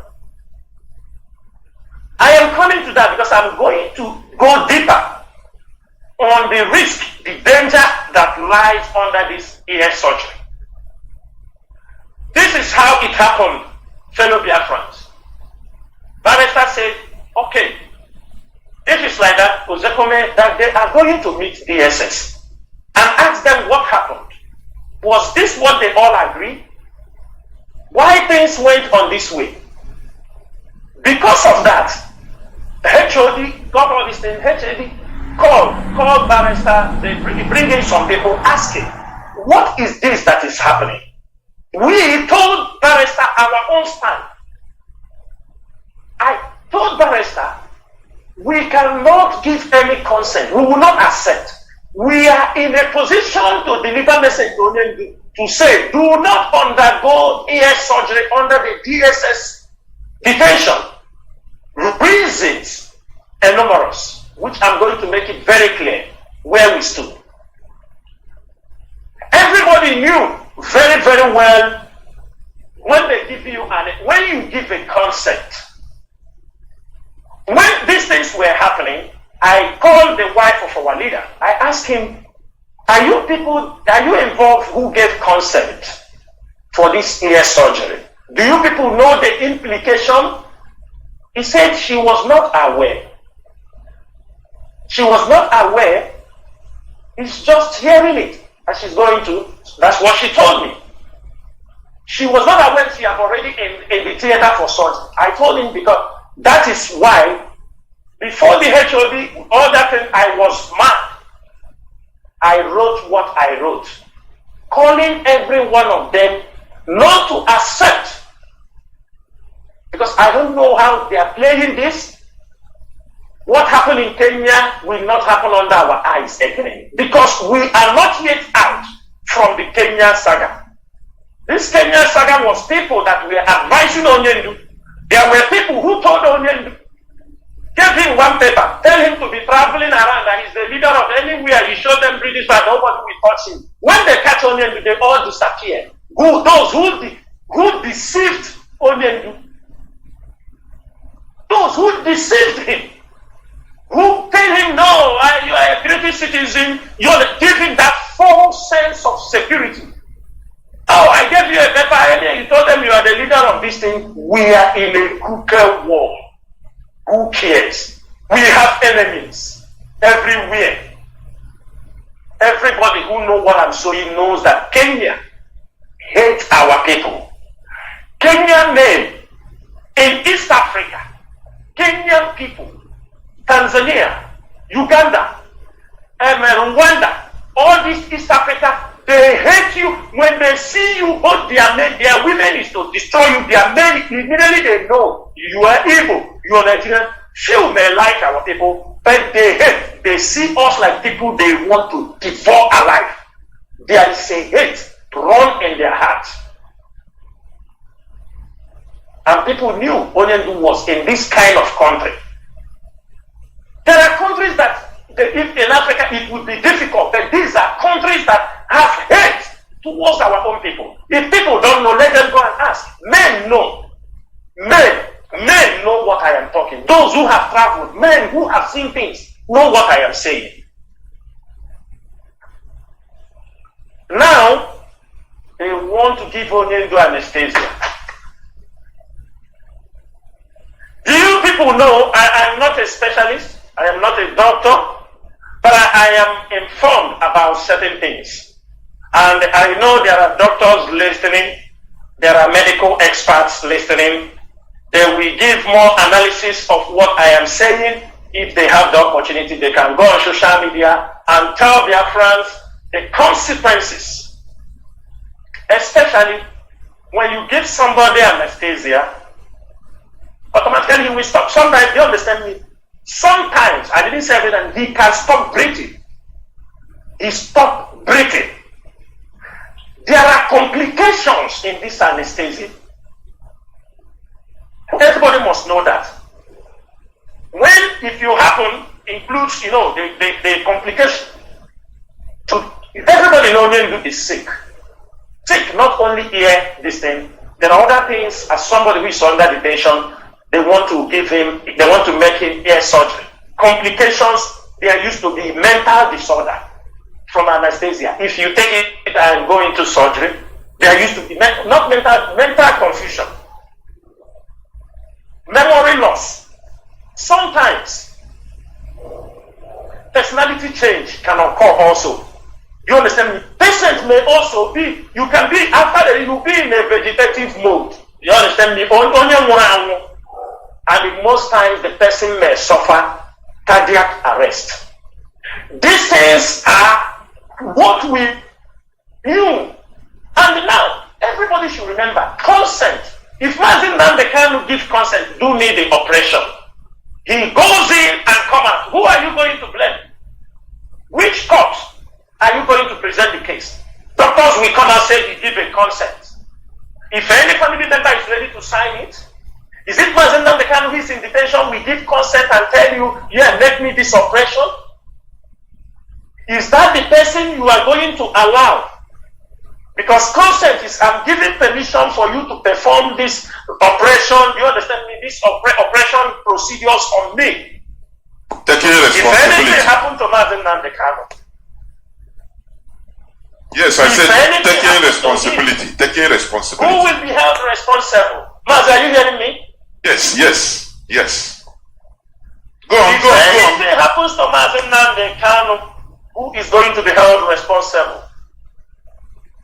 I want to know. Sometimes during this ear surgery, there may be damage from the nerve bleeding, nerve damage. Sometimes the nerve may block. Who will take this responsibility? The DOS? Mazen Nnamdi Kanu have been released and acquitted.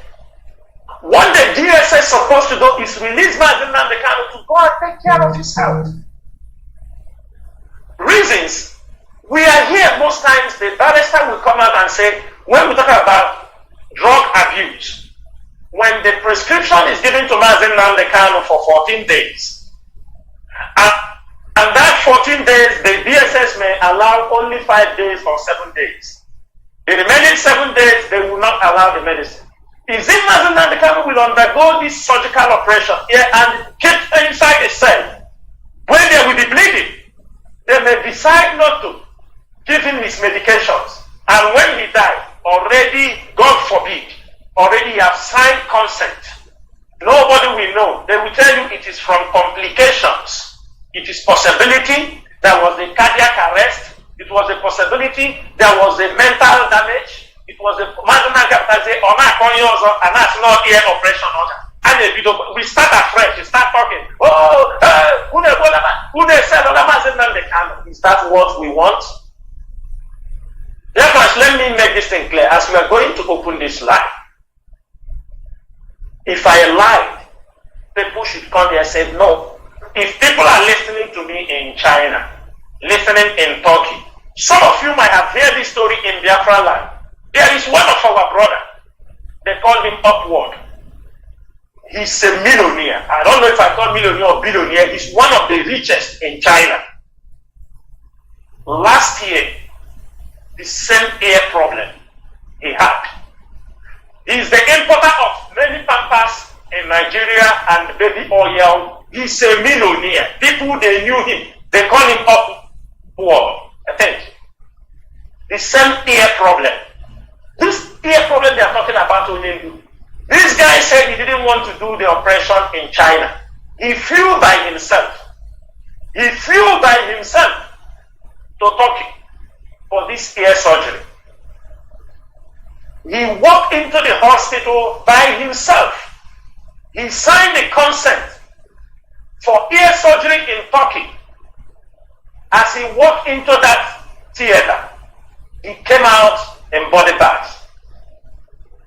He came out in body bag. Private jet was sent to Turkey to carry his dead body back to Nigeria. If people are in Turkey, people are in China, people know what I am saying. He flew from China to Turkey. He won the best hospital to show you there is no guarantee.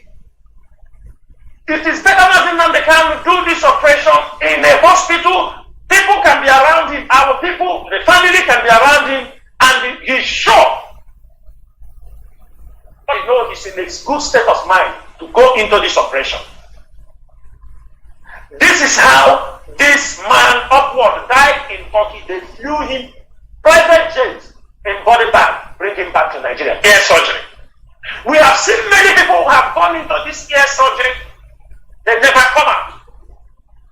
That is our concern. We have seen last year IPOB lost a comrade in UAE. He went home, came back, though it was not ear issue. They say he was not going to toilet. For 5 days, 6 days, he was very sick. We told him, and some of our people, traditional medicine, they give him, he start going to toilet. He started to become okay.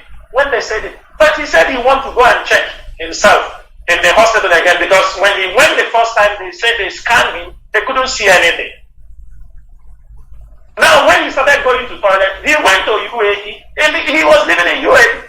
Everybody knew when we took one of our comrades back in Nigeria, they called it Jofoma, Samson Jofoma.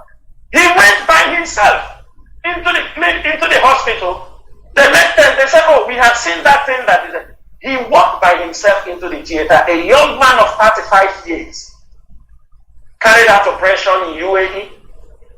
He came out in body bag. He came out in body bag.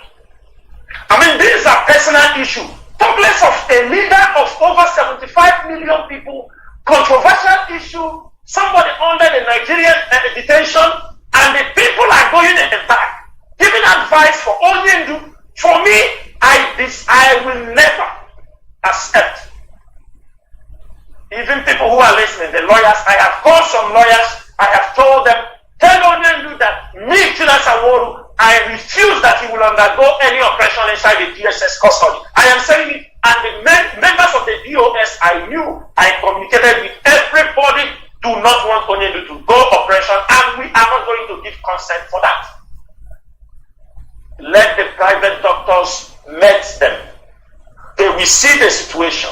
If it's something the private doctors can recommend any medication that can sustain Onyendu till he comes out, we will continue to pray for him. Nothing will happen to him until they will release him. Chukwu Kitabiama knows how to heal his people.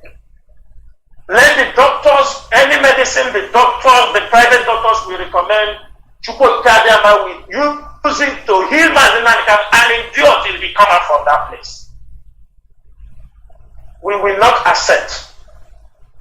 If anything happened to him, we hold DSS responsible, because they know he needs this surgeon outside, but they continue to. Something may happen to him, which we are not going to accept. That is the area we want to focus. That is the area we want every one of us to march on. Forget about stupid people that are coming to talk rubbish on social media, what they don't know about. This is an issue the leadership of IPOB have been battling before you see it public. Before you see this thing public, we have been battling on it. Seriously battling on it. And also, most of you who are professionals, who are lawyers, and I ask, out of desperation, out of what people want to prove, I don't know what they prove.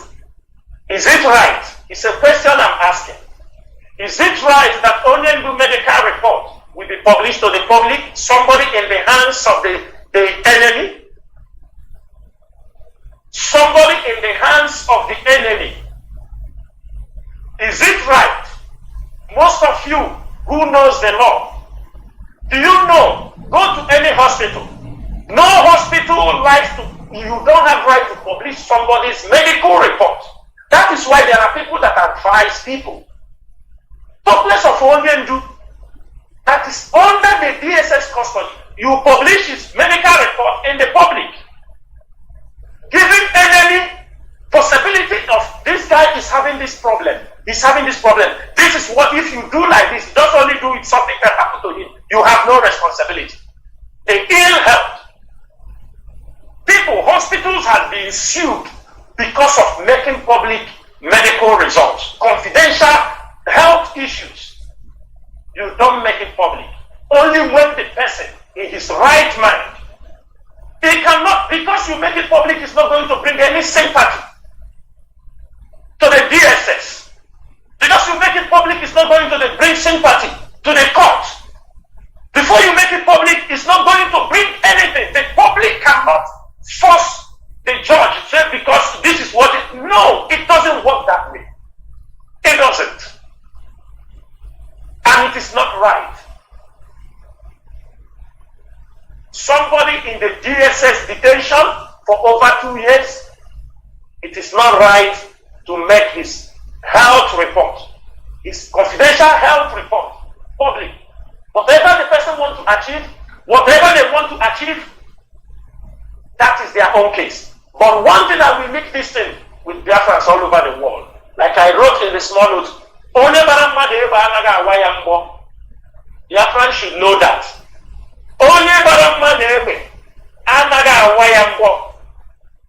The DSS cannot inflict such injury on Mazi Nnamdi Kanu, and they want to also conduct operation on him. It doesn't happen. It is unethical. It has never happened that you will shoot me and you will be the one that will do the surgery on me to remove the bullet. I will stop here. Mazi, please, because I know that people will also like this clarification. Which means the news, the Vanguard news, is a propaganda, as our attorneys say, or did the doctors come? What is there, the clarification of that place? Did the doctors really come, or is it a propaganda? Mazi, till now, from what we knew, that Ozekome, what they agreed is that the doctors will come, the DSS Directorate of Legal told them when the doctors come, Ozekome, they will come with the doctor, they will sit down with the DSS doctors, medical team, in front of Onyendu, and they agree on the way forward, and to conduct, so themselves can check them. But when, number one, the medical doctors didn't come to Ozekome. When Ozekome tried to call them, they said there was no doctor that came. Nobody came.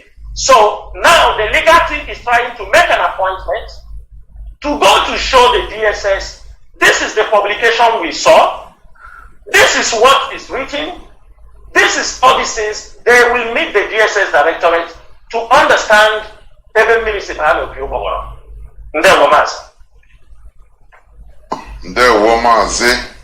Okay. Now let us go to the last point before opening the lines.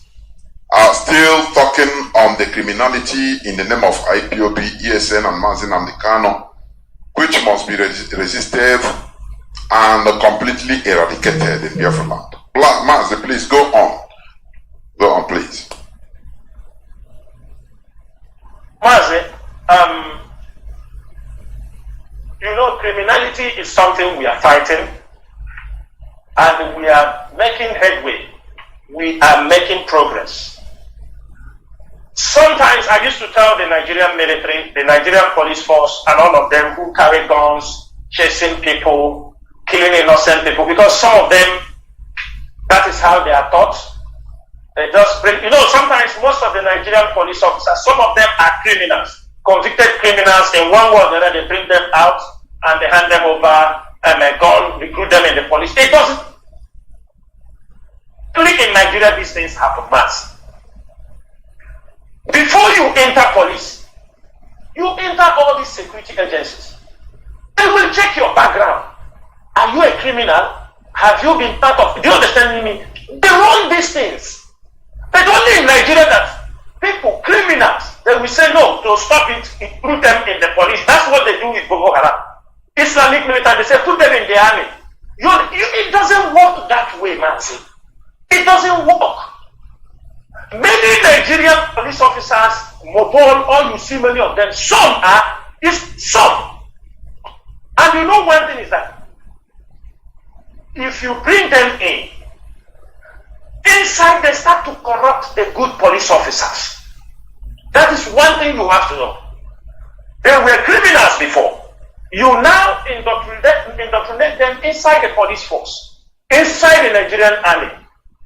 And now you have licensed them to carry gun.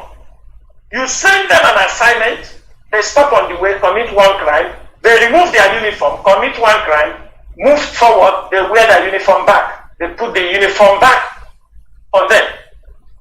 The problem is they have continually recruit criminals, put them inside police without checking background of people. And when these people come inside, they start to corrupt other officers. They wear uniform. The other day, you heard what happened a few days ago, happened in Four Corners in Enugu. The kind of gun they say those Fulani herdsmen shot. These are not Fulani herdsmen. These are military officers, Boko Haram officers, they brought into Enugu. They told them to kidnap, make money. When they shoot, they shoot. The exchange of fire, they away. Police, they bring some soldiers. But in that particular criminality, there is 82 division in Enugu. The other time you see them using helicopter chasing IPOB members anywhere they are. But look at Four Corner, look at 82 division.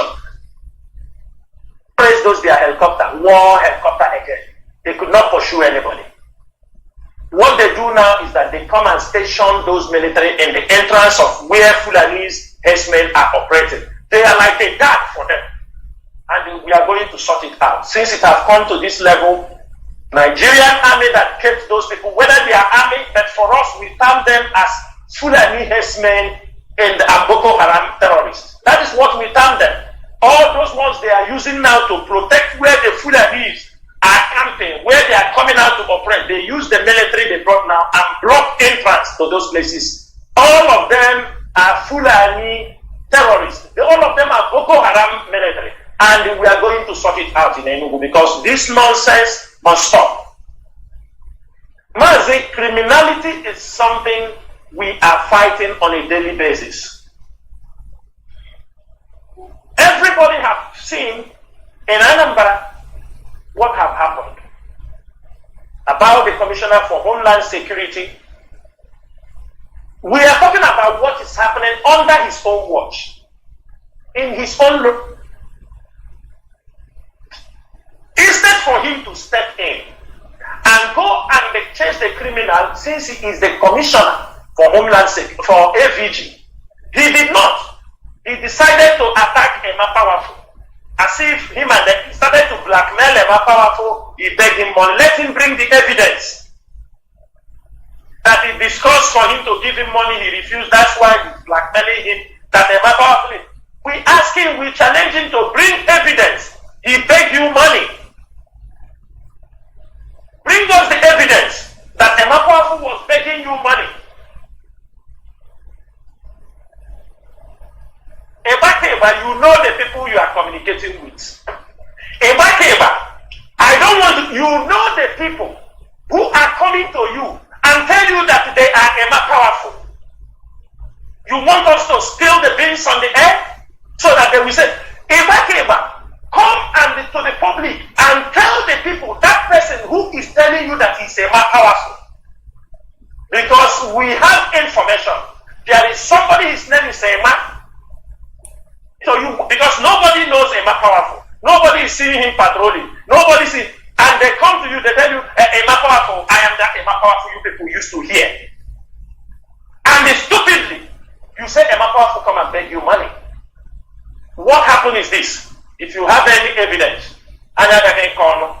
show it to Biafrans. Show them where he came to beg you money. I know in this struggle we might not be millionaires. Even if we have money before, we have all lose it because of this struggle. But we still have our dignity. We still have our integrity. We are not yet hungry to beg for anything.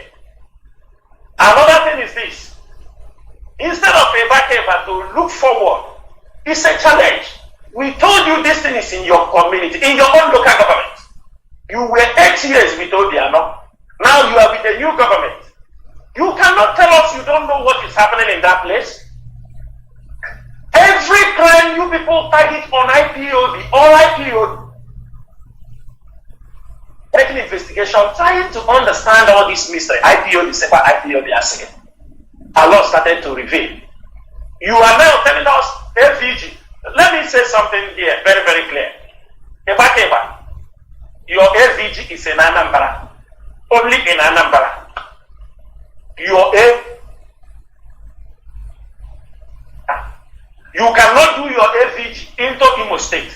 You cannot do your AVG into Abia State. You cannot do your AVG into Delta State. Neither can you do your AVG into Enugu. Therefore, know that what you are talking, your press release, you are writing with AVG. Okay, this thing. Know that it is limited. Remember, IPOB ESN is all over Biafra land. If you want to go and compel this crime happening, because you say you are the ABG, you have people in that area whom you recruited, over 40 people. Are they not giving you reports of what is happening in Anambra? In that local government, are they not giving you reports? The question is this: Fulani people are in Achala, in all those areas, attacking people and killing. What have you done? That is the question. What have you done? You said that you didn't know the Fulani, you didn't get a bet. Are you aware that Fulani is in your local government? Occupied areas, giving and adopting people. That particular part, in Nauka, that is where you will find them. When they pursue them everywhere, that is where they have their safe haven. Are you aware of this, or you are not aware? Eba.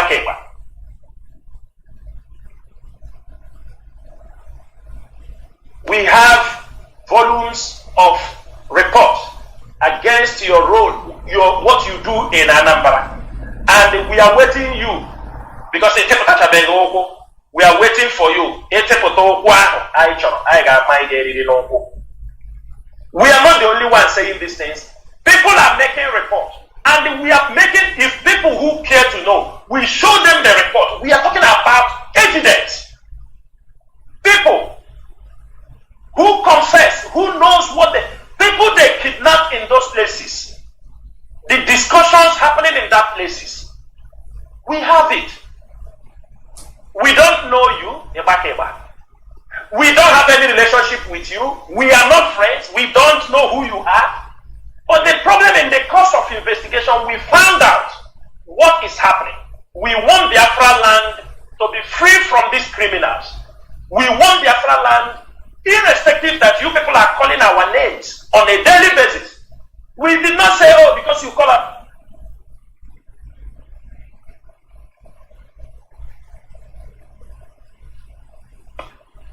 We know. That's why anything people say, we know, because we are trying to keep our place in order. Criminals will not like it. Those who are benefiting, those who are carrying the cars of our people will suffer. Come from Lagos, you snatch their cars, cut their cars, load in container, come out to the Navy and sell, and told them your container has come from Japan, my brother.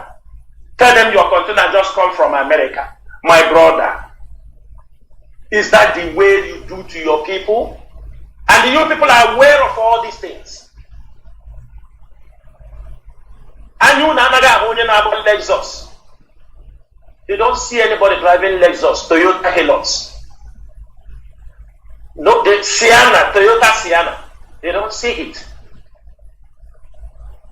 Camry. They don't see it. They catch, they cut, you load. I got Batala Japan. I got Batala from America. I got Batala from Germany. That is the cars for your brothers. People, you snatch their cars. You cut brand new cars. Cut the cars. Come and sell it out. And you want IPOB to keep silent? We will not keep silent. In as much as we know criminals are operating in our land, we will. Because all of you are using the name. When they cut you, or when you do it, you say, oh, it's IPOB people. It's no, it is not IPOB people. We did not come this far from criminality. IPOB came far from the little contributions being given around the world. We have no sponsor, like they are claiming MFL. We have no sponsor, nobody sponsor. What we have been able to contribute is what is keep us moving. Since last year, you people blocked the worldwide account. You thought by now IPOB is gone? You thought by now IPOB is gone? This job is ordained from heaven. It's ordained. Because if it is money, we will not be where we are. We are here today because of dedication. Because we are called. And we are still in millions. It is not about money. We don't run, yes, we need money to run IPOB, but we run IPOB more on ideology and volunteers. And when you run any movement in this pattern, I can tell you, we can sustain this struggle for the next 100 years. The thing is this. That's why they are looking, most of us, to make sure they kill us, they do all these things. How can they be able to destroy us? Because sooner or later, we are going to be the elders of Biafra land. It is going to come. Sooner or later, we are going to be those elders. Of course, people will die now. Who is going to live forever? Nobody. Iwanyamu will die. Ojuzokalo will die. Most of these people will die. Death, the time reached, they will die. Any of us, but we are happy that we have millions integrated with the Biafra ideology, the radical one. And by the grace of Chukwu Abịama, most of us, if we don't get Biafra today or tomorrow, we continue fighting till some of us, when you look up in Biafra land, what you will see is all Biafra radicals ideology. You will see everybody scattered. That time we will groom the worst people who will be radical more than us to make sure Biafra is restored. That is our tactics. That is our game. So the earlier you are set, we know you people, Nigerian government is fighting us, use crime, but we have waved them for 2 years. We have defeated them. All the military we did. The one, and let me say it very clear. For the fact you went out of power does not mean we have forgotten you. IPOB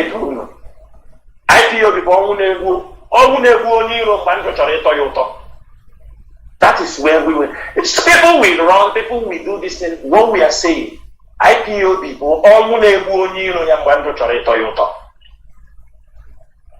Wike, you are out from power.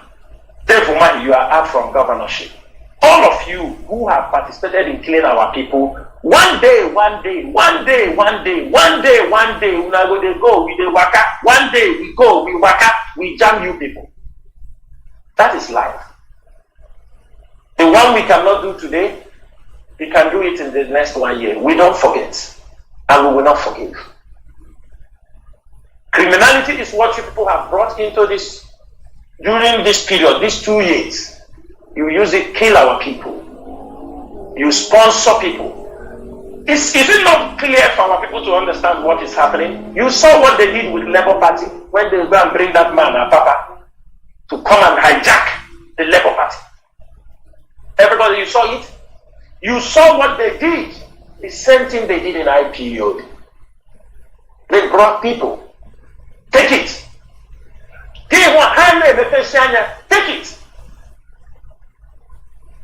But I'm sorry to say this.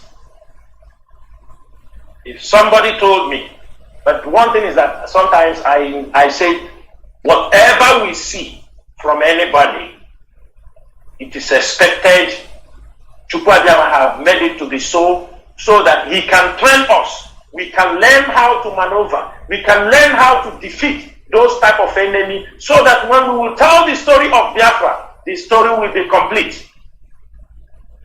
If we do not have challenges internal, if we do not have challenges from those we think they are with us, if we do not have challenges, even from the family of our leaders, then what are we here for? The journey will not be complete. Everything they are doing is the fulfillment that at the end of this movement, that Biafra will be restored. We know why we continue to say, there will be no room for criminality in Biafra land. Criminals have been there, and we are fighting day and night. 2 ways. We are educating our people. Go and do work. Leave criminality, especially criminality that they are telling you, come, push they pay. We do it. I tell them, say, IPOB. That's why people come out. You ask him. Somebody tell you, you see people, they are parading. Somebody will tell you, they ask him, when did you join IPO and ESN? He said they joined in 2001. My brother, was anybody joining IPOB in 2001? Anybody? Who recruited you? Don't say they brought them, they naked them, they said from today, you are IPOB. Is that the way it is being done? IPOB members. Is that the way you are being taken into oaths in the office? Because I saw a video where somebody is saying they call them, they tell them everybody naked. IPOB members round Biafra land, round the world. Have you taken an oath where they ask you to go naked, drop your clothes? They tell you to drop your clothes, be naked, and you swear. Is that the way IPOB take their oath? Our oath is very simple. Nobody asks you to go naked.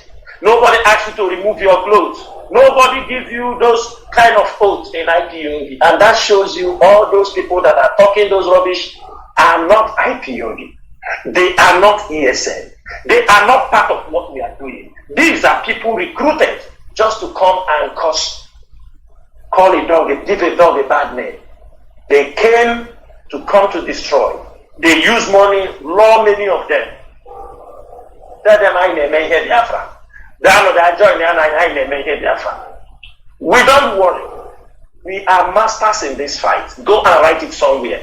The end of the day, because we are choosing IPOB, we are choosing people. When Uchemefo came out, when Uchemefo started his garagara, when they started, he started push.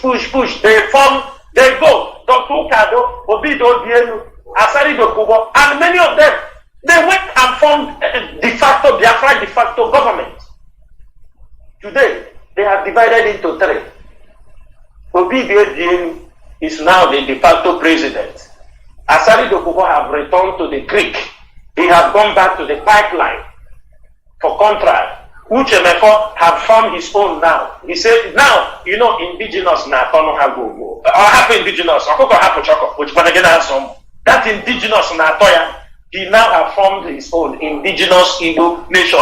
That is the same Uchemefo who criticized Mazen Nnamdi Kanu for not including Igbo, Ndamiri. That he said the leadership is only for people from the hinterland. They didn't put people from the regional into the leadership. People in the regional was doing. But himself now formed his own group. He called it Indigenous Igbo Nation Movement. This is now the one. So he has excluded the Mbamiri people, the people he was agitating. You see how hypocrites do their own things. And I want to say something, dear friends. The criminality going on in our land is not only these people carrying gun, but when the line will open, I will use that opportunity to touch some point. I will educate you people why people from the Rivera area are more of pipeline contractors. Just when the line will open for this thing, and what I will tell you why you hear they are guiding pipeline. Because the oil, majority of the oil is not in their place. The majority of the oil is in the hinterland. And the pipe is crossing their own communities. That is why they are more of pipeline contractors, not the owners of the oil. I will stop here when you open the line so that thank you very much. And without taking any time, we shall go into a few minutes break so that when we come back, our lines will open so that people will start calling. Because there are some people that started calling before and tried to disrupt the flow. But we will go into a few minutes break and come back and open the lines. Please do not go away. We shall be right back. We have the calculation from the what can he do? He must now. He must. He wouldn't do just that. He must. He knows that we can do it. He must deal with us. So that was why the Yoruba said no. Whatever it is. So but what I assure you, we keep on praying for President Buhari. So we have learned our lesson. We have in our area here now. They be praying for him too. We have learned our lesson. We pray for and this is our purpose. No, to tell you the truth, the northern people, when we stand in the presidency, honestly, the trust at least of the southeast is finished. And I assure you too, in Yoruba land, listen to me, I am coming. I am coming. Northerners in 1979. I am coming, please. Listen to me. Not that they help themselves, gentlemen, please. We don't need anybody in this country. They help themselves. Let me ask you a question, sir. Let me ask you a question. Between cars, industries, and human beings, who are more in number? Have the Northerners now. Not number. I'm not talking of population. I'm talking of economy now. I'm talking of cars, the motors that we drive. Yes. And industries that we have. Yes. If you put them on one part and you put human being on the other part, who are more in number? Cars are more. Cars are more than human beings. Human beings. Good. Two, if you put fuel and food by the side, which one is consumed more? In food now. Good. And we have food. So Igbos are actually helping themselves. Let me tell you, even in Yoruba, let me tell you what they will do to you. Yeah. What Oba of Lagos said that we are pushing them to the ocean. Most of these markets that are banned in Lagos, look at it, they are Igbo-dominated markets. You get me? In fact, some Yorubas were telling me when I was in Lagos last weekend that it is we, the Northerners, when we are in charge of Lagos as federal capital, that open room for Igbos to come and dominate them. And it's over now. And it's over. All the businesses Igbos are doing, we are going to bring it and do it. You get me? Fashola for the past 5 years have refused to approve any industry, especially pharmaceutical, to Igbo people. Find out. You are right. You get me? Right. So the Yorubas in these 4 years, that's what we are telling ourselves. If we in the North want to be useless again, let us speak. But the Yoruba people in the 4 years, they want to control their land completely. That's why Buhari have to sign that Lagos is going to be given special status. We are going to have a kind of semi-regional system. Lagos is going to have special status. It means nobody again will control Lagos. The indigenes of Lagos are the ones that are going to control Lagos. They can form land policies. You get me? They may decide to say, you as a Yoruba man in Lagos, you will pay 5,000 naira per annum for a land. As me as a Hausa man, I will pay 10,000 naira. Igbo man will pay 1 million naira. This is why they are eating for. Do you get me? So now, unfortunately, again, the attitude of the Igbos have made the illiterate Northerners who have not gone to school to realize now, I say they are powerful. They are the one who gave these people land to stay. They are the one who give them food by the power of God. They are the one who accommodated them by the power of God. You get me? Since Igbos can go around and humiliate us, look at what they did to us. Those people that they assembled about 400 of them and called them Boko Haram. Do you understand? Do you know that they picked them one by one? They were not moving in convoy. They made some of them to drink their urine. We also have to come and meet the president and tell him that, look, if one person is still among these people, I'm telling you, no Igbo man will come out of Kano. That was how they released the Hausa people from Jigawa and Kano, whom they selected and arrested and called them Boko Haram. Two, you are in Nigeria, I'm in Nigeria. Rochas was actually brought up in the north. But it is in his own state. That's why we are telling you, even the Amechi, the Rochas of Color that are MP, we don't trust them. They are on their own. Let me tell you this. They are on their own. Nobody can deceive us again. We are wise now. No, what I'm telling you is that Rochas was he is running to Sultan. He didn't know Sultan has no significance in this government. Even last 2 days he was in Sokoto. He didn't know that even Sultan has no significance in this government. He was in this north. It was Rochas State, Imo State, that they started saying that Hausa people must have ID card to live in that state. Yes. Can you hear me? They say Hausa people must have ID card to live in state. Yes. Until when we mobilize our people there and say, okay, in that case, all Southerners must live north. Then Jonathan now realized that there was something going on. He said, no, these things have to stop. So are we mad? You can count every 5 shops in this north. 4 shops are owned by Igbos. What is Igbo's contribution in the economy? It's not trade, and fraudulent trade for that matter, including Igbo have cheated you, unless you are not buying spare parts and tires and medicine. So or not so? You get me? Yet we accommodated them. Is this going to Dubai to bring tech drugs that we cannot do? Now the plan is drugs now. No Igbo man will again sell drugs in this loss. We are going to bring it from Askano. Those are brought by air. Welcome back. This is Radio Biafra House of Service coming to you through Radio Biafra London. My name remains Mars Jonathan Chinedu from Olu province of Biafra land. I am here live and direct with Mars Chinasanwore, a member of the Directorate of States of the Indigenous People of Biafra. We are on an interactive session, and do not forget that today is the 11th day of June 2023. Tatabo Obochi Afo. Therefore, our lines are now open, and you continue hearing our voice through our FM in many parts of Biafra land, or most parts of Biafra land. 1 CHK 102.1. We are on satellite. We are also on IPOB Community Radio. The application is low data consuming.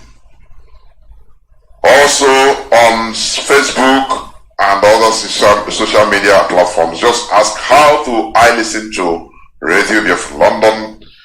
You can hear us from there is Radio Biafra House of Service page on Facebook. IPOB Rapture Media, Biafra Television, Biafra TV, Biafra Digest, and all whatnot. There are many. So you can be hearing our voice, because this gospel must be preached. Our lines are now opened, and our direct line, the lines are already possible. I must be honest with you. Our direct line is +1 213 328 6224. I repeat, +1 213 328 6224. Our WhatsApp and Signal line is +61 405 142 547. I repeat, +61 405 142 547. Please, I beg, I urge each and every one of you that are calling, once you call, please let it be a maximum of 4 minutes. Let your question or contribution be the maximum of 4 minutes. Let me go to direct line first. Caller on direct line, can you hear me? Welcome to the program. You are the first caller. Can you hear me? Caller on direct line. Please go on your question or contribution in not more than 4 minutes. Please go on.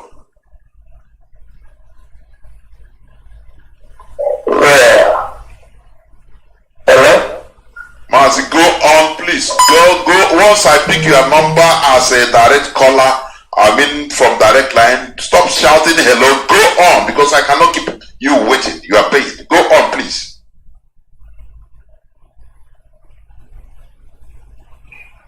Hello? I'm very happy with what is going on. Yeah, I can hear you. Maz, it seems you are listening to yourself through the device. Your radio or listening device. I don't know. Why are you breaking? You are the first caller. Hello? We don't do it, sir. I'm hearing you, sir. We don't do anymore. Okay. Because, now, as it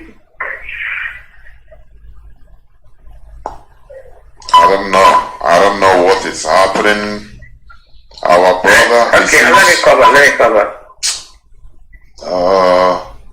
Caller on direct line, can you hear me? Go on, please. I want to start with direct line callers. Caller on direct line, please. Welcome to the program. Go on to your questions or submissions in less than 4 minutes, please. Good evening, sir. There, Mazi, go on. I've been playing the program since we started. What Mazi has said, my name is Chidera, calling from Lagos. What Mazi has said concerning Mazi, I totally agree with him. When somebody cannot shoot you gun, not available, you can go all the part of them there. But they are possible. They are the enemy. So please, we should play with care. My government has a great goal. We are born in our control over 70 million people. Because we are going to make a Abadani. Our community is good. We are people having a better, one year. No evil shall come upon him. Because still not go to the man, that very week. That particular week, I was in shock when I had the news. So, then I'm not to the metal man and also, I will do that. The line of Judah was beside him. He was sitting on the chair, the line of Judah was on the side. Anybody that tried to do him anyhow, that lion will stand up and go back. That thing happened 2 consecutive times, sorry. And I told my wife that my hand is upon me. No evil plan against him shall work. So, Omar, we keep it up. What the people are doing is very nice. There war. And the Lord bless you. There war. Caller on direct line, please go on without mincing words. Caller on direct line. Can you hear me? No, it seems I picked it, but I don't know. I didn't know what happened. Honestly. Caller on WhatsApp, welcome to the program. Please go on. You have maximum 4 minutes. Maximum.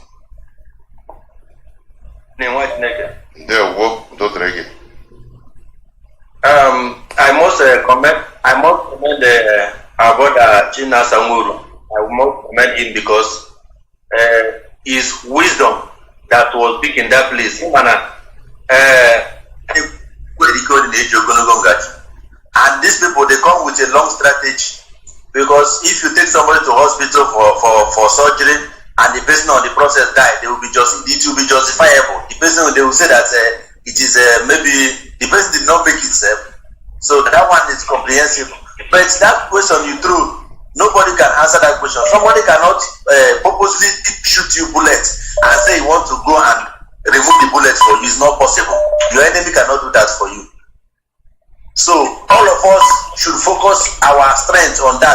We will never allow it to happen. We never allow DSS to carry out the operation by themselves. If they want the good of the man, let them liberate him and even send it back around us to treat himself. If they want to continue with him, let them continue, but let them not treat him for all.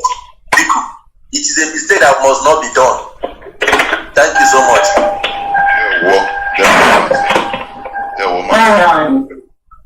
Caller on direct line, can you hear me? Welcome to the program.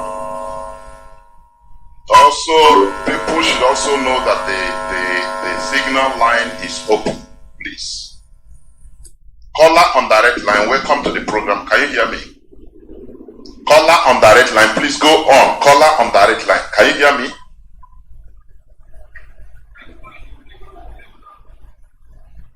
Please go on, go on, go on.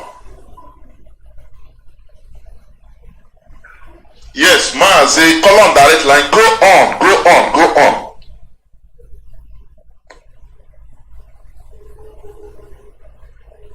My goodness me. Caller on direct line, you are on it. Go on. Go on. Once I say go on, you hear my voice. No need of asking question. Are you hearing me? Go on, I say, please. Go on. Okay, Martin. Thank you for picking my call. Good morning, dear friends. Good afternoon, dear friends. Good night, whatever time zone a day. My name is Judo Kafo. Judo Kafo is from Agbo. Agbo is in Anioma. Anioma is in Biafra, and Anioma people are Igbo people 100%. Maazi Chinasanworu, I so much thank you for the wonderful work you are doing.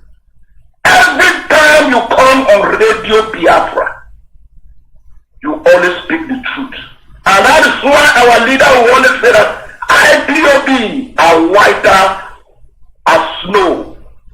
When Radio Biafra you've mentioned and you said a lot of things that we don't even know on Radio Biafra today. First of all, the release of Mazi Nnamdi Kanu street or medical report on social media. Here in America, if you say that you go to jail, it's called HIPAA law. It's a federal law. Without the consent of any individual, you cannot release anybody medical report on social network or tell anybody. But if you might call it that, it's against federal law. We call it Ipalo. Everybody that lives in this United States of America know what I'm talking about. And secondly, you don't have us. We never join the people that are telling our leader to do the surgery in that zoo called Nigeria. Where the doctors are not professionals. I think our leader should be released. The court already discharged and acquitted our leader and set him free. They should set our leader free to come to here in the US or any part of the world that if he knows that they can treat him, or he knows that that surgery will go perfectly without no problem, because we don't want anything to happen to our leader. Not in the zoo, not in other DSS with our leader have a surgery. I so much appreciate you. I so much thank you. I so much love you people, DOS. That is why I continue to stand behind you people. That is why I continue to stand behind IPOB. Because it's your Kubundo. Thank you, Mazi. May Chukwu Abiyama continue to bless DOS. Bless our leader, Martin Mcdonald. Our leader must come out alive to continue this struggle. And all of us will live long to see Biafra in our time. In the name of Chukwu Abiyama's name. He said, thank you, Mazi. There were Mazi. Caller on WhatsApp, welcome to the program. Can you hear me? Call on WhatsApp. Go on, please. Yes, I can. I can hear you, Mazi. Mazi, good evening. There were Dodrege. Yeah, this is Mazi Onovo. I'm calling from Mozambique. Dodrege. Mazi, I want to first of all thank Mazi Chinasanworu and also you yourself. You people are doing a very marvelous job. My own contribution this night is this. We have to know that DSS and the Nigerian government, they have looked for avenue to kill Mazi Nnamdi Kanu and seal it up, or for us not to put the blame on them. They have not seen, and that is why they have devised this very means, because they want us to give consent for that surgery, and through that surgery they will kill Mazi Nnamdi Kanu. So we cannot give consent to such surgery because they are only looking for an opportunity. Once you give that, if anything happens to him, you will not hold them responsible. So we Biafrans, we reject it entirely. Just like Mazi Chinasanworu said, we are going to manage that condition. Chukwu Abiyama will protect our leader. Nothing will happen to him. Whatever the medical practitioners can do in order to manage the situation, let them do it by giving medications until Mazi Nnamdi Kanu is released. I believe Chukwu Abiyama will make him to be released in no distant time. This is my contribution. Oh, hey, Biafra. Almost hey, Biafra. Thank you very much, Mazi. Short and simple. Caller on direct line. Can you hear me? Call on direct line. Please go on. Caller on direct line. Please, can you go on? Stop listening to your listening device or your radio. Caller on direct line. Calling from France, I presume. There, go on, please. Go on directly, please. Go on. Yeah, then, Mazi Jonathan, thank you for the good work you people are doing. And also, Mazi Chinasanworu, thank you very much for your intervention concerning the health of our leader, as mainly what I'm concerned with. And also the insecurity going on in Southeast. The point of the matter is this: allowing our leader or allowing anybody to go and encourage our leader to undergo treatment or surgery in DSS dungeon is absolutely madness as far as I'm concerned, stupidity. Because somebody that shot you a gun, that shot a bullet to you, cannot be the one to remove the bullet, according to Chinasanworu. Then you allow the person to kill he shot you to kill. The way you didn't kill, you call him to, to remove the bullet. Then you give him the license to finish you up. So we know the condition of the zoo called Nigeria, their medical system, how stupid and completely backward they are. We can never allow a leader to undergo treatment there. Then another thing I want to bring to the notice of the DOS, mainly Chinasa Sangworo, is concerning the insecurity and criminality going on in the southeast. I just came back from Zoological Republic 2 days ago. I met a lot of people on ground, and I know exactly what they told me. A lot of people, we believe they are with us. Some of them have already fallen astray in the sense because of the financial situation or whatever. Some have joined ADG. And not that they've joined ADG in the sense that they are protecting our interests. But have joined ADG and now somehow they are fighting against us, claiming publicly that they are still with us, but men that I met told me a lot of things, which not everything I will reveal on air. One thing I think is better, Jonathan, I've sent you a message many occasions that I want us to have one-on-one discussion privately, but it's not everything I'll start talking on air. But there are things going on that, especially Chinasa Sangworo, have to be aware of that. Anambra precisely, Newi Axis precisely, he really needs to know what is going on ground. Some people cry and told me a lot of things that I will not expose on air. But it will be a discussion off the air. I have to make it clear to you, Jonathan. It's not a discussion I will disclose here. I came back 2 days ago. I know what I saw. I know what people told me. And I spent 2 months there. Let me make it clear. I spent 2 months. So we have to talk that one off air. Keep my number. We talk privately. The issue of our leader is like a lead line. Nobody should even go there. Our leader needs to leave the DSS dungeon before operation. Thank you, Mas Chinasa Sangworo, for the good work you're doing. Thank you, dear friends. Thank you, Mas Jonathan, for the good work you're doing. I'm grateful and I'm happy that you people are still keeping the fire burning. This is Mr. Hellbuster from Paris. Thank you very much. I will try to keep your number. If possible, you can also inbox me if it's better. Caller on signal. Welcome to the program. You have been there since 6 minutes. Caller on signal. Can you hear me? Mazi, good evening, sir. I would like to calm myself so I can, follow I said this health issue I want to talk about, but I go to other issues. I am directing it towards the DSS and the Nigerian government with their fraudulent president and Ejimako also. So finish, then I will go together. Okay? Yes. So don't forget. Okay. Yeah. Okay. Thank you.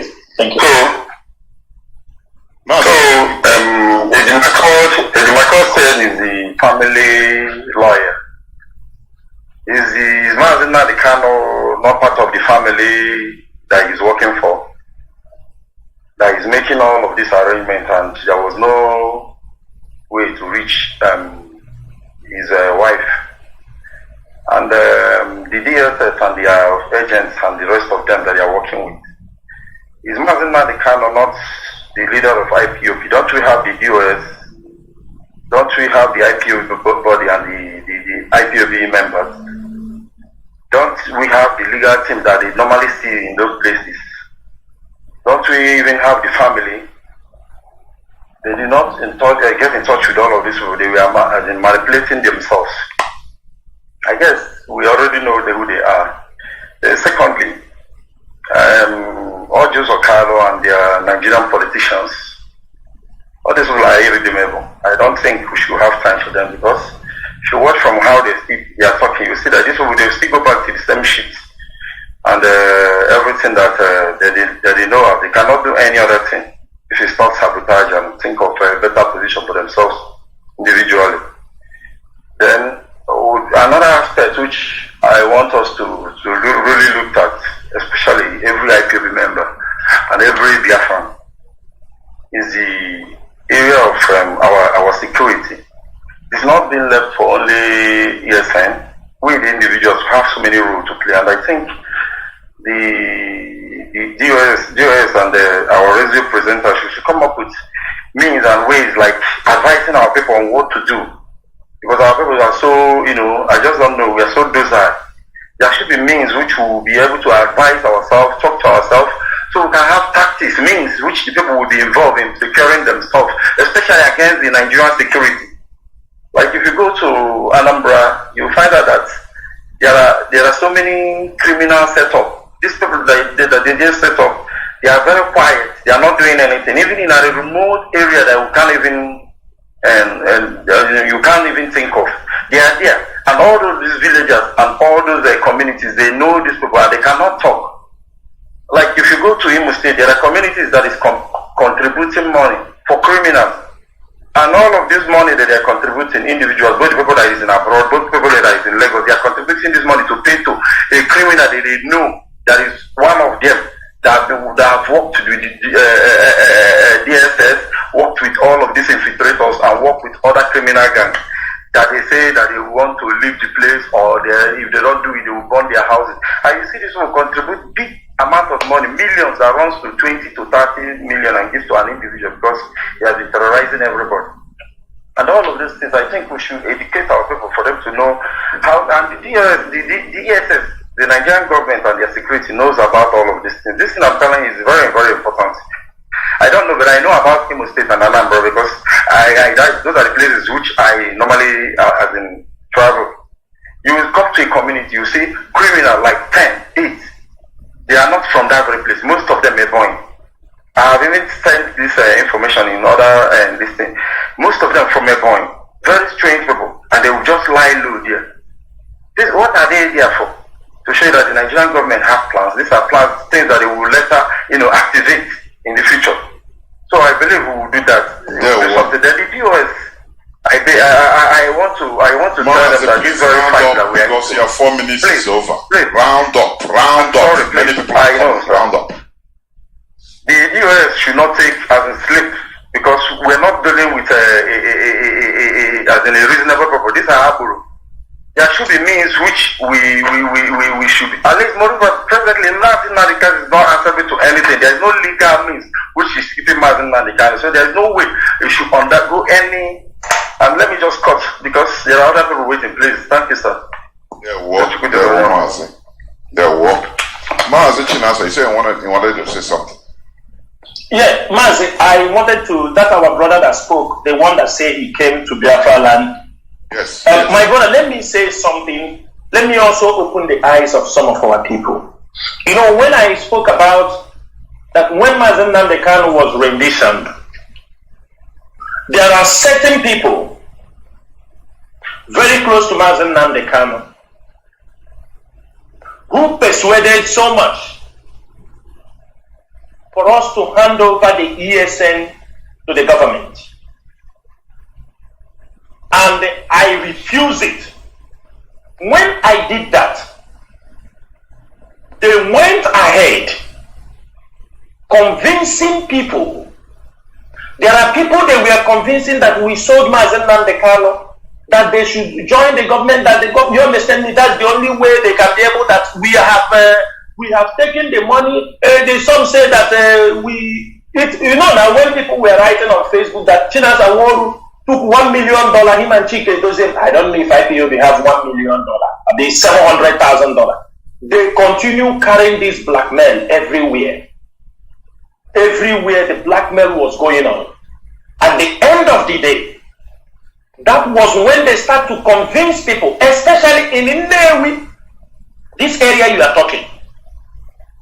There are coordinators that were expelled in this area. This Nnewi, this our brother is talking, is the same places. Some of them went to kill Ram, so that they gave 1 year. They went to Aguleri or beware to kill Ram against the leadership of IPOB. That was where they went. His people, some of them are from that Navy, some coordinators from that area. They were part of the people they went to kill, and some from Ihiala also. They went to check all these boys they call, what's his name? I forgot some of them. But they were all from that axis that let the leadership die. That they gave us 1 year. Before 1 year, all of us will die. And after 1 year, we didn't die. Some of them, they said, go and do it again. Some of them start running after skelter. It is from this axis. Some of them that time were convinced to go and join. Some of them, one of them was even, they were having their own group.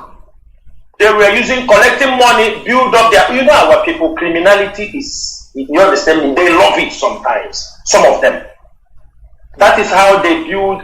Some of them now go and join. There were people they were able to deceive to leave IPOB and ESN and go and join the AVG. That's number one. Number two, there are people expelled from IPOB. When Mazi Nnamdi Kanu was renditioned, when the sit-at-home issue came in, when we said the sit-at-home has been abolished, the enemies, the infiltrators used that opportunity also and told them that the leadership have sold the struggle. They have done this, they have done that. Some of them were, some who were already have a criminal mind. Some of them already ran away. They go to now operate that, oh, the leadership have sold money, let us make our own money. They go out and form their own gang. Many of them, we expel them on them. We expel them from IPOB. Most of you have forgotten. You forgot there was a time I came on Radio Biafra that led to this guy, one of our brother in Germany, to call me for an interview. When I mentioned about one Kenneth, you understanding me? When I mentioned about one Kenneth who sent people from Germany, he was the one championing me with the infiltrator in Europe. They came up with a propaganda that our leader will not come out, he will not be normal again. We need to be connecting buttons. For example, this operation that they are pushing on you, people wanting to go and sign, that will lead to memory loss, brain damage, hallucinating. You understanding me? These are the things they have already forecasted, because that is what they have planned. That Mazi Nnamdi Kanu will not come out there normal again. He will not come out in his right senses. He will never know anything again. That was what this Kennedy, I think I still have. I saved that conversation when he sent somebody from Germany. He told them he was coming. He came and ran on social media. Today, where is he? They came and talk about how Ngige will bring ambulance, bring these things. That was all the promise they had. That everybody take their first something and put away. Have everybody forgotten? That was how they came in Anambra. It happened in Anambra seriously. And that is how some of them fall out. Go and join, say if IPOB have sold Mazi Nnamdi Kanu, those ones have moved on. They go and join the AV. Then some of them also are people expelled from IPOB. They were IPOB members before. So they were looking at a kind of revenge. They were expelled. You remember people, all these, many of them. I don't need to make them, for people to remember them again, because they were all expelled from IPOB. Because they were expelled from IPOB, they are looking for where to hide. Security. They go and join the AVG. That was why I talk about Nigerian security recruiting criminals. Some were doing bad things. There was a time we brought it on social media when IPOB ESN went and they arrested some petty criminals that were using one day sit at home. We got one coordinator, an IPOB coordinator. It's in that towards that Navy side. who follows some people. We exposed him on social media and he was expelled from IPOB. Some of these people, that is what you see. That is the people you see that join the AVG. They are now using them to terrorize IPOB members. Some of them are criminals. They run away. They are not in AVG. They are not in. But anytime you catch them, they will tell you, we are IPOB, we are ESN, because they know. And when they catch them, they will try to implicate maybe the officer or the commander who have expelled them from IPOB. They want to implicate that person because they feel they set him up. You know, for example, when you chase them away from IPOB, some of them will say, okay, no problem, I will show you. When he's carried out, I will show you. Anytime he has problem, he believes you are the one who caused the problem for him. So the thing he will do, he will remember you, he will tell them your home. He will say you are part of them because he knows he's not coming back. He wants to destroy everywhere. Anything he knew about IPOB, they will talk. Any enemy they have in IPOB, they will call their names. Because in their mind, they said, oh, these people, they set me up. Like they went for criminal activity. They went for kidnapping. They went for car snatching. They went for taking ransom. When they catch them, they say that time, it is IPOB member. In the axis where they are living, they now start to terrorize and use the police and the AVG. Some of them will say, no, I will work with you. If you allow me, if you don't kill me, I will work with you. I will show you where all IPOB members are living, where they make meeting. That is what they do. That is what they do on ground. It's happened in Anambra so much that are not Anambra all, that Anambra South. Tinine, Wihiala, all these places that have border with Imo State. It is very rampant in those areas. That is the case. It's a very, and we know that Chukwukabiama, and power of Chukwukabiama, most of this problem will be solved. It is criminality that were born in people who are criminals, who join the IPOB when we have not started this struggle when the ESN have not started carrying arms to defend the land. That is one of the problems. But I hope we are getting there because criminals are not going to be condoned in Biafra land. It is a matter of time. All of them will be brought to book, or all of them will meet their waterloo. There were. I have callers that are there, but let me try to pick a caller on direct line. Yes, caller on direct line. Can you hear me? Caller on direct line. Welcome to the program. Please go straight to your question or contribution in less than 4 minutes. Please go. There were Mazi. I'm a lady there. Good evening. Good evening, Mazi Chinasanoro. Thank you very much. We are very much right about talk about the side effect of anesthesia. You are very, very much correct. And I just want to ask anybody that organized that surgery, the zoo, who is going to take care of Mazi Nnamdi Kanu when they have finished that surgery? Who is going to take care of Mazi Nnamdi Kanu when he's in a mess, when he doesn't know what is going around him after the surgery? So, I'm telling DOS, as a matter of urgency, this is not a time for any, like, to just talk about maybe if the family of Mazi Nnamdi Kanu is this. This is a time to stop people. DOS should act fast. Because in as much as these people should go this far of organizing surgery without considering the number of people that this will affect. Because if we wake up tomorrow, just like as we wake up one day, and they said that Mazi Nnamdi Kanu is being kidnapped, many people suffered high blood pressure, and many people, something or the other happened to them.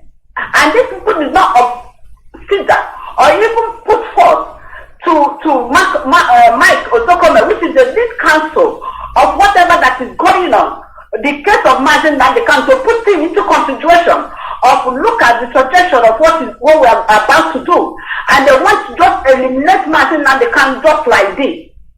As a matter of urgency, DOS should stop to any family of Mazen Nandekan from seeing Mazen Nandekan, because Mazen Nandekan is not only Mazen Nandekan for the family of Kano's family. Because many people that are dying is not because of Kano's family. People are dying because of Biafra. And people are disheartened because of Biafra. And Mazen Nandekan is not because of Kano's family.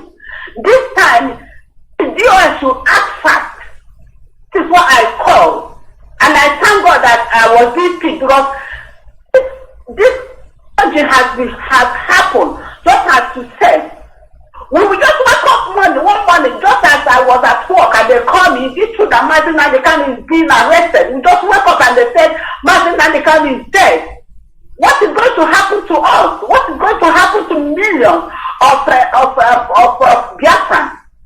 As a matter of fact, anybody that put his hand, if American Macron put his hand in this thing, this time is a chance to stop him. Even if he's a lawyer to Mazen Nandekan's family. Because the wife of Mazen Nandekan is not aware of this. He's not aware of this. Just like as you said, how on earth somebody that is very educated will put up whatever a history, medical history of a patient on the social media. It's not done anywhere. You can't do it. Data protection is against the rules of data protection. Where I'm living is against that. As Jude Okafor said, it's against what that's a name he called it in US. Here, data protection is against it. You can't do it. You can't do it. So thank you very much. I am just calling on DOS. Please, I know you people want to do a lot of investigation before you do something. As a matter of urgency, we need to know people that are still Mazen Nandekan. Because when something starts happening, it doesn't happen to only Mazen Nandekan family. It happens to millions of Biafrans. So we have to put all these people into consideration. As a matter of urgency, we have to know people that are visiting Mazen Nandekan, the restrictions should be there. So that if anything happens, we are going to hold, because what we know is that Mazen Nandekan is in DSS custodian. So if anything happens, we are going to hold Mazen Nandekan responsible. You can't say that Mazen Nandekan signed his operation and you say that you do it without the consideration of the people in authority, which is DOS. We can't tolerate it. And this is a time for Osokome to act and put a stop to any nonsense in DSS. And hold them responsible, irrespective of whether it's coming from any members of the family. Don't care. The family that is putting it about. Mazen Nandekan is not only for the Kano family. Please round up. You have surpassed your time. Thank you for everything you are doing. May God bless all of you, and God bless Biafrans. Thank you very much, and good night. Thank you very much. But Mazi, can I say something? Yes, okay, go on. There are people that have been waiting. Go on, please. Yeah, Mazi, thank you, our sister that just spoke now. You know, there is something that happened while the leadership is very, very careful. Careful in all ramifications. You know the rendition, the adoption of Mazen Nandekan in Kenya. It is something, and he survived. It's something everybody must be grateful. He survived because of the way IPOB fought. The pressure IPOB mounted around the world. I will tell you people something. When they adopted the Turkish leader, the Quds people in Kurdish leader in Kenya, Abdullah Öcalan. till today, thank you. Nobody sees him. Disappeared. Even though they say he's in the jail. But when the Pakistani journalist, activist, that was opposing the government in Pakistan, who ran to Kenya as a refuge, he was murdered in Kenya. They say it was accidental discharge. a well-known Pakistani. He ran away, he escaped from Pakistan to Kenya, and he was killed. Because there are people who were even available to tell the story of how those things happened. I and one of our brothers today, we had a meeting with one of the international activists from South Sudan. This guy was together with Maurice Mado back. He is one of the top activist opposition in South Sudan. He was also kidnapped in Kenya. They would have kidnapped him with this guy. But this guy escaped the kidnapping. That is why he is even there to tell the story of how Maurice was adopted in Kenya. And they adopted and sent to South Sudan in Juba in their blue house, which till today, nobody has seen him since February of this year. He was adopted in Kenya also. Till today, he was adopted by the state security from Sudan and Sudan and Kenyan security. And he was sent to Juba. But this guy was he escaped from the place of adoption. That was why he could be able to even tell the story. And we are going to bring him on Radio Biafra to tell our people. We will bring him. Mazi Chinedu, be ready. He will be on Radio Biafra to tell our people, these are the things we were talking about. Mazi Nnamdi Kanu was kidnapped 8 days in Kenya. Nobody. We were deceived that he was praying. People were, do you understand me? I mean, people were around him. He's in the mountain praying that everything. And the people knew. They knew the day they were testing in social media, he was in the mountain. That was the weekend. They were planning to extradite Mazi Nnamdi to bring him to Nigeria. On 26th of June, people were writing on Twitter that the secretary of Onion wrote on Twitter that Mazi Nnamdi Kanu was coming to broadcast. That was when they are thinking like as if we have got wind of the information, but we never got wind of the information. Oh, he's coming on air so that we think he's coming. On 26th of June, when he was captured, when he was adopted on 19th. And at the end of the day, those who knew that Mazi Nnamdi, the question is this: do they know that Mazi Nnamdi Kanu was captured, adopted? That is the question. They say they knew, but they didn't trust any one of us. And we are the one who have fought for Mazi Nnamdi Kanu. When I have done things I have never done in my life because of Mazi Nnamdi Kanu, because of this Biafran struggle, because we believe in him. And this man was renditioned. The people that knew that Mazi Nnamdi Kanu was kept in custody, they were communicating with him. They were negotiating with the people in Kenya.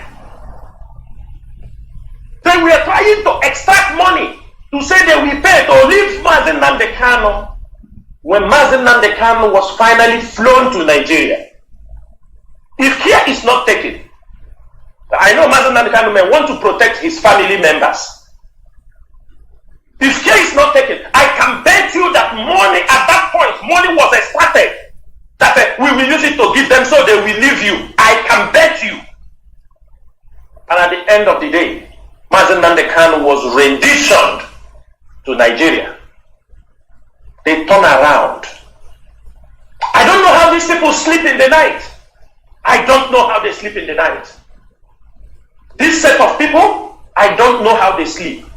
They turn around and say that IPOB, the IPOB leadership, were the one responsible that sold Mazi Nnamdi Kanu. That we are the one who sold him. They continue on that blackmail. And that blackmail have taken the life of people. When we are trying to save the life of Mazi Nnamdi Kanu, we move into action to defend this life of this our leader so that they will not kill him. All we got in return was blackmail. Forget about blackmail from anybody, but blackmail from the family of our leader, from the siblings of our leader.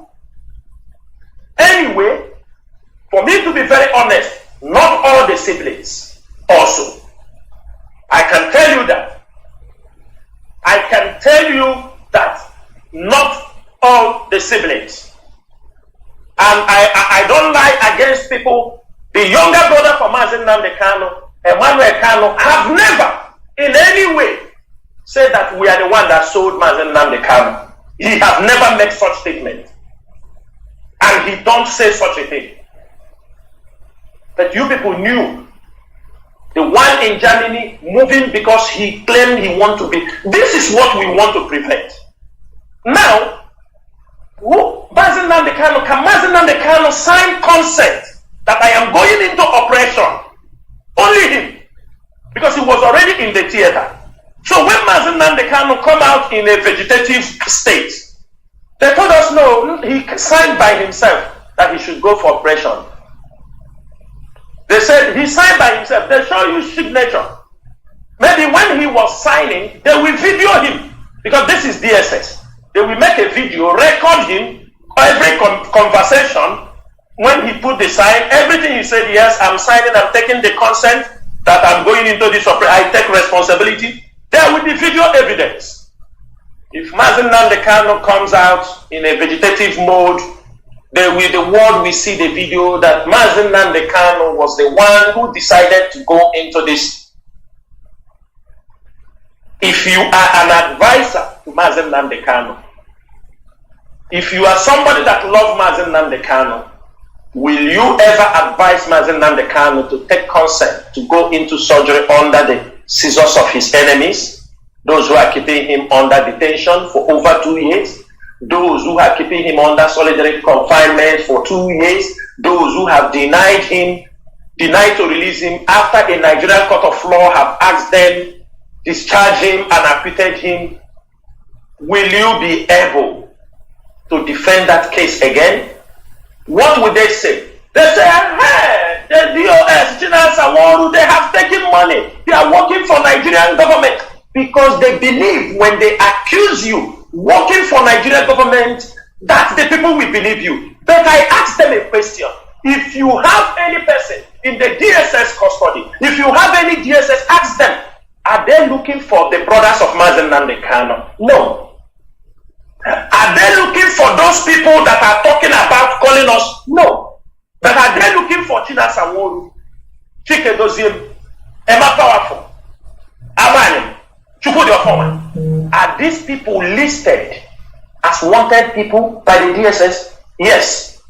If it is so, then I think Mazi Nnamdi Kanu, when their parents died, you saw his sibling. He came from Nigeria. He was part of the burial.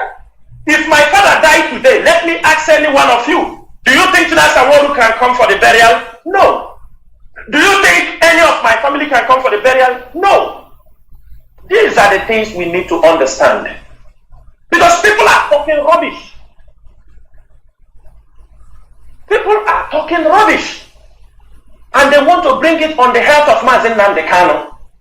So tomorrow, like this our sister said, you wake up, they say Mazi Nnamdi Kanu went operation.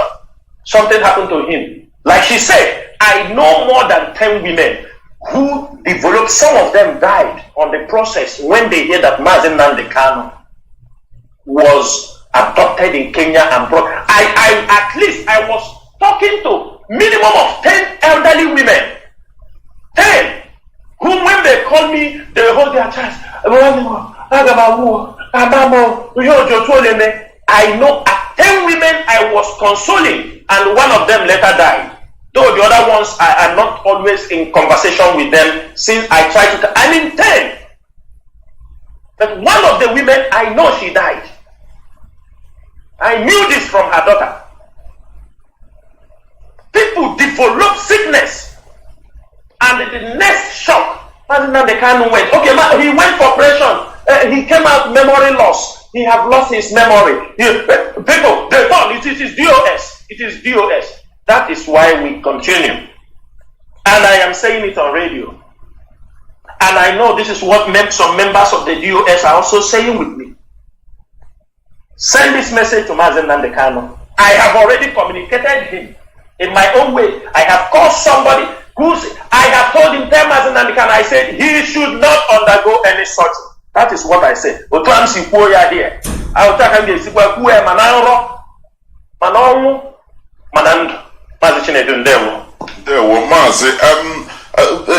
just 1 second.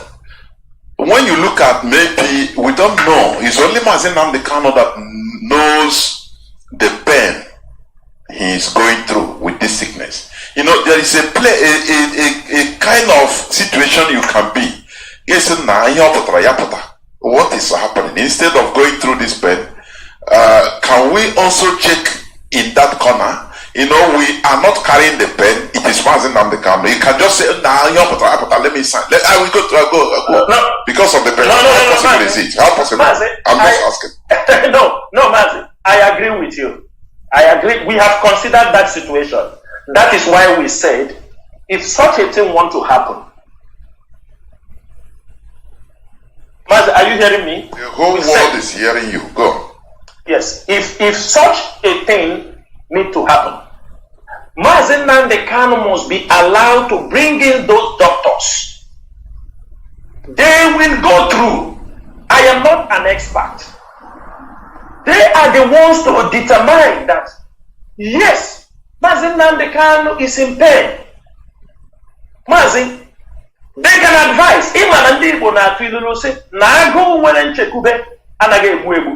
Are you understanding me? When he see his private doctors, they will advise him.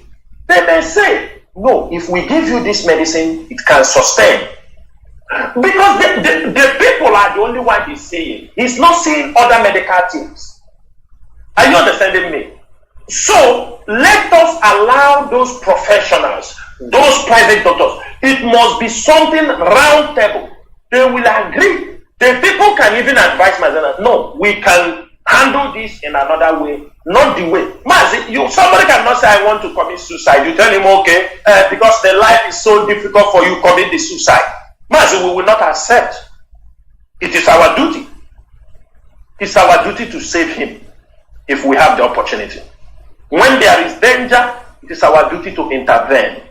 And that is what we are doing. It doesn't matter what anybody say. It doesn't matter what somebody say, whether you are the brother or the sister or the wife. We must continue to, even if they don't hear this advice secretly, we will shout it to the public. This is a leader of over 75 million people. My brother, Mazi Nnamdi Kanu was renditioned. Look at what happened in Biafra land. If anything happened to him, what do you think will happen? There were. I have callers waiting. Caller on WhatsApp, you have been there since going to 39 minutes. No, they're easy. Caller on Signal, please continue waiting. Caller on WhatsApp, please go on. The platform is yours. Take 4 minutes, please, maximum. There we go. Yeah, Mazi. There we go, Mazi. Yeah, Mazi. I'm calling from Gabon. I'm the member of IPOB under Mazi Chima Made. We IPOB in Gabon, congratulating the leadership of IPOB, especially the Thunder Voice, Mazi Nasauru.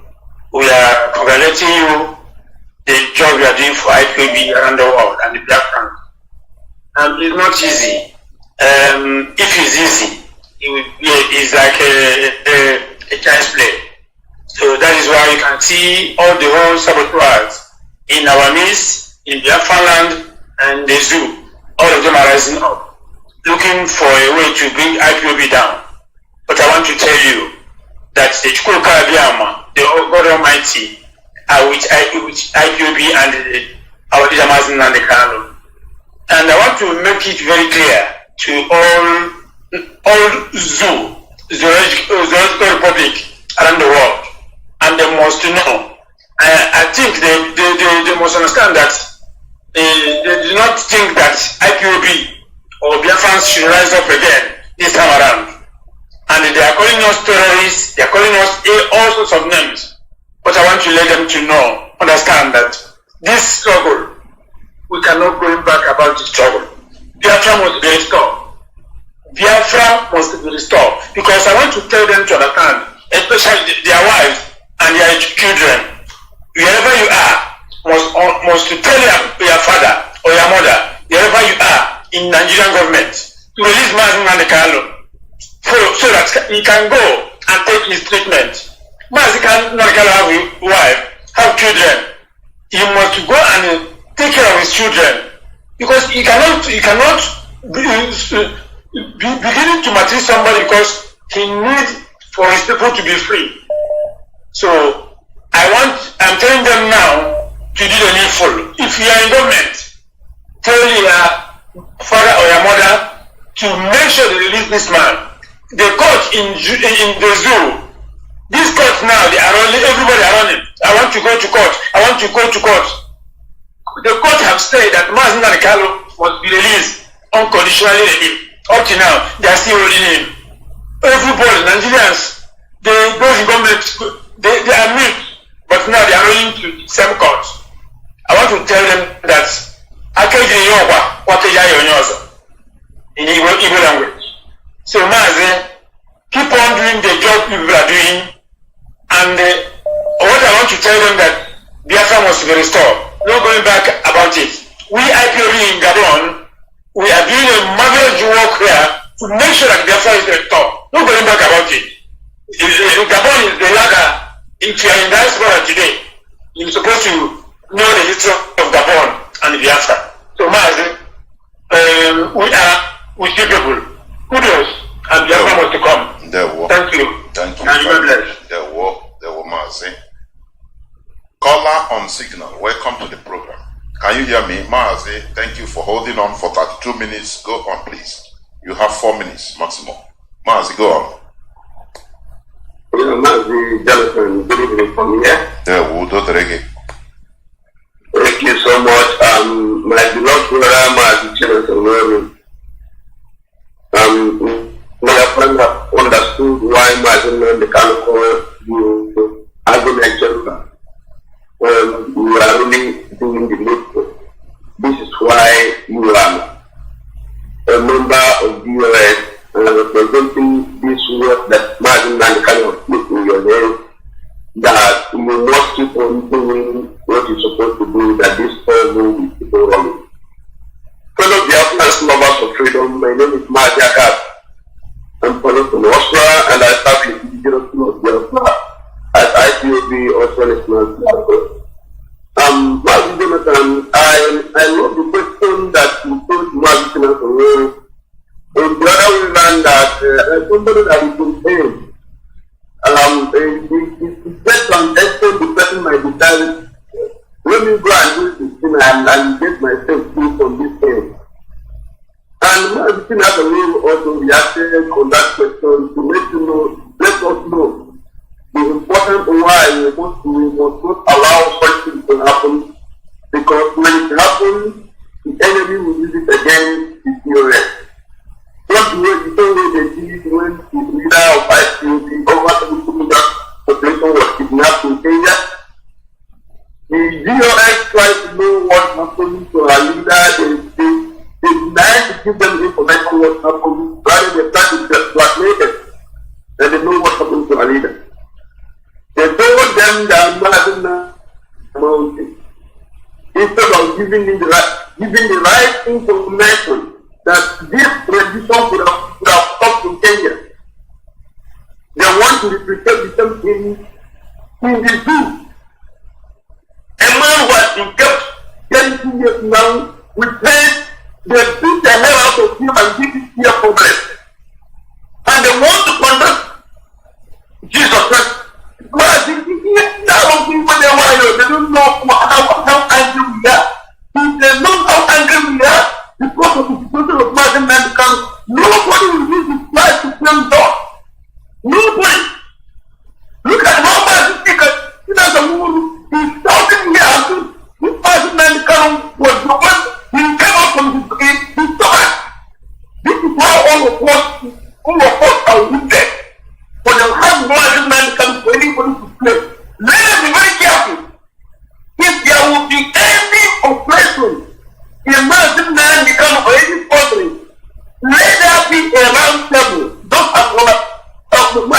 do them of faith.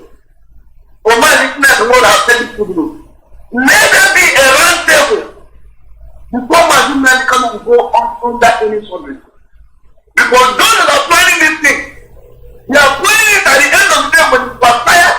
They will say, TOS know about what happened. Go ask TOS. Go ask TOS. We can't tell you that happened again. We can't take it anymore. That's come out and then they can say, I know. That's come out and then they can say, I know.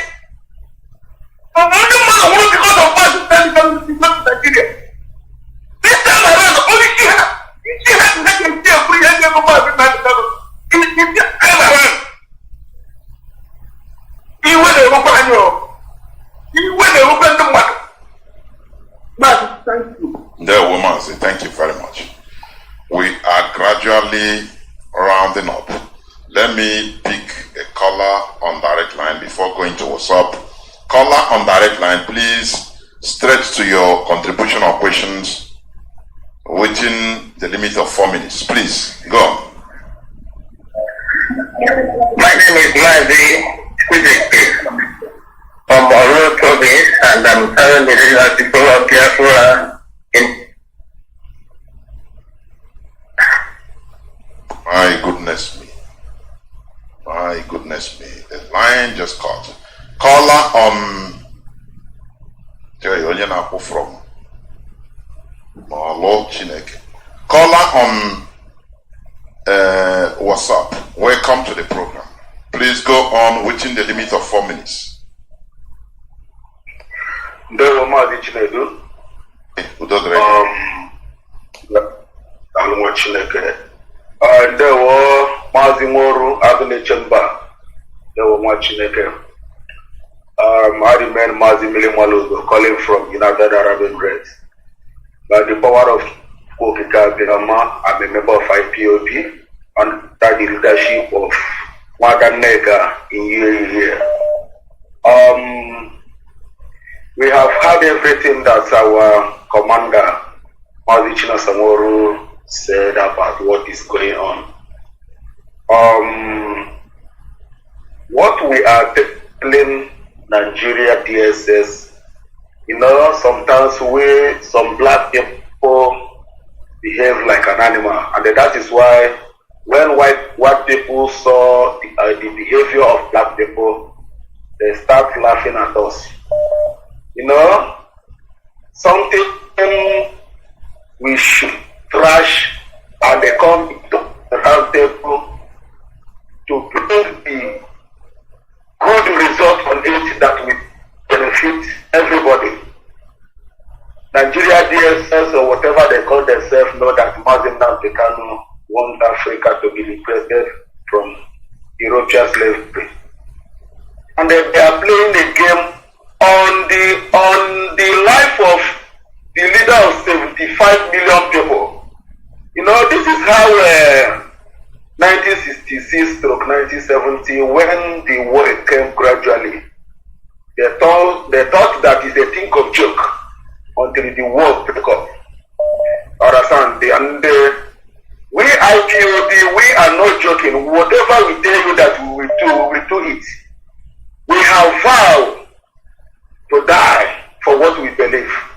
We have vowed to die for what we believe. We are telling the Nigeria DSS and the new government of Nigeria now to do the needful and they release our leader for us, because the court have give justice to our leader. Our leader is not fighting Nigeria government, but he is fighting for the liberation of his people, because the condition of his people is not good. We are saying this now because make sure that nothing happened to our leader Mazi Nnamdi Kanu, because our leader Mazi Nnamdi Kanu, we saw it as a God. It's the God that we see. Simple. Our leader is the God we see.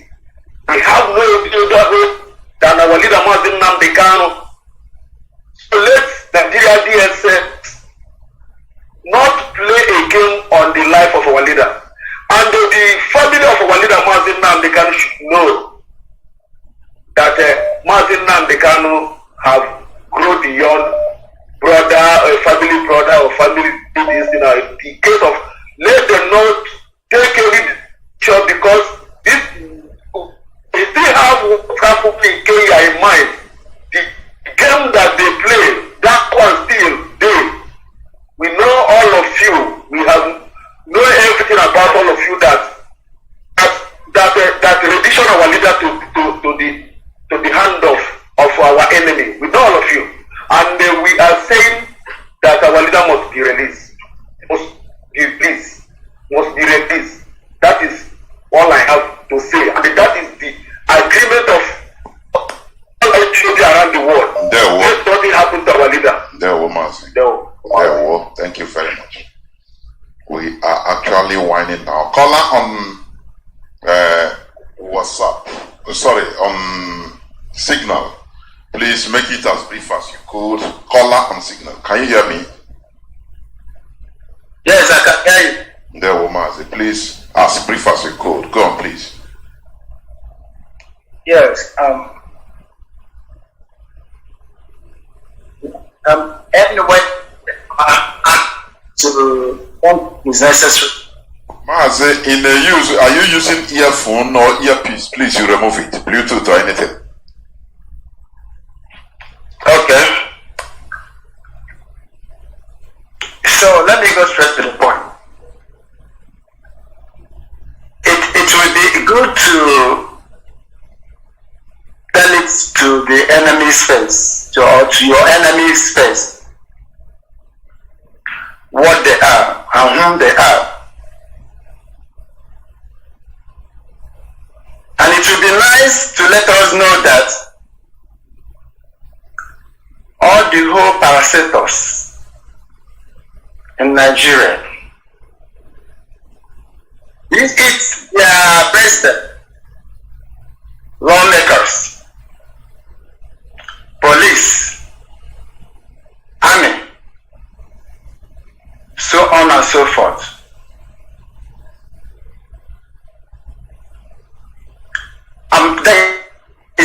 I'm tagging them as terrorists. None of them is exempted because all of them are working in one goal, carrying out the breed of their Fulani cabals. So this is whom we are dealing with. Okay, in the other hand, it has been observed by me that on Fridays, while the mosque, while they are making prayers on mosque, they will block all the whole roads, telling the indigenes of the land not to pass or have access on the road. They're supposed to pass freely. It is unacceptable. This is not our custom, and this is not our way of life. We will stand against such behavior in our land.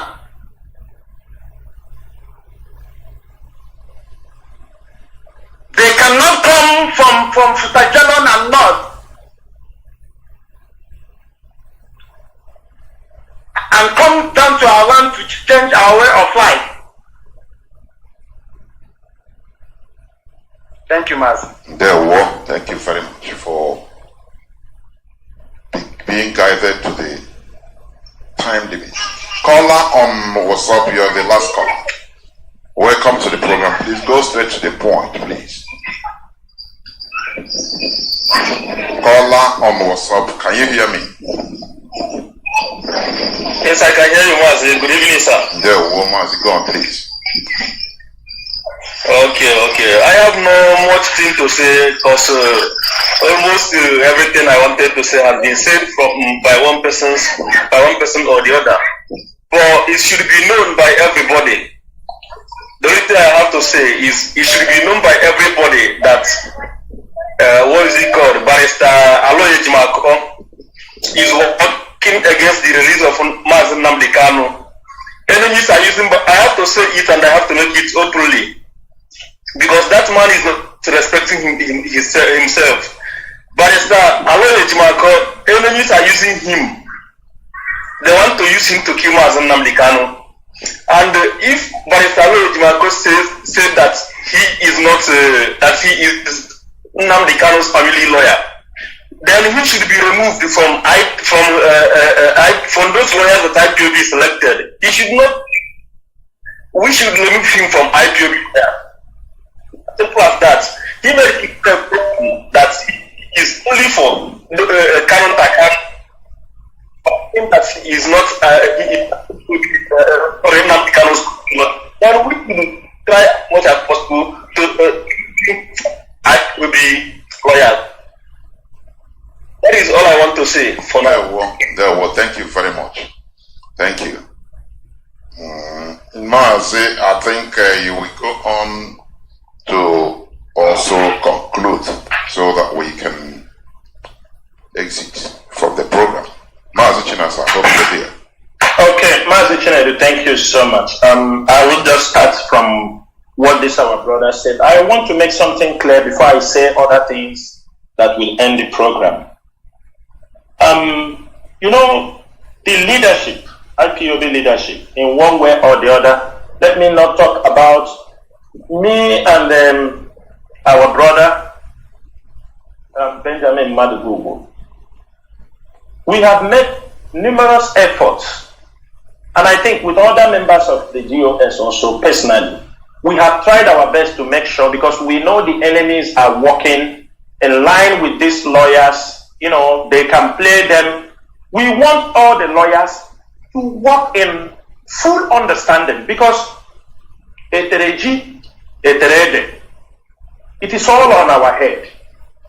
But since the rendition of Mazi Nnamdi Kanu, we found out that it was all division.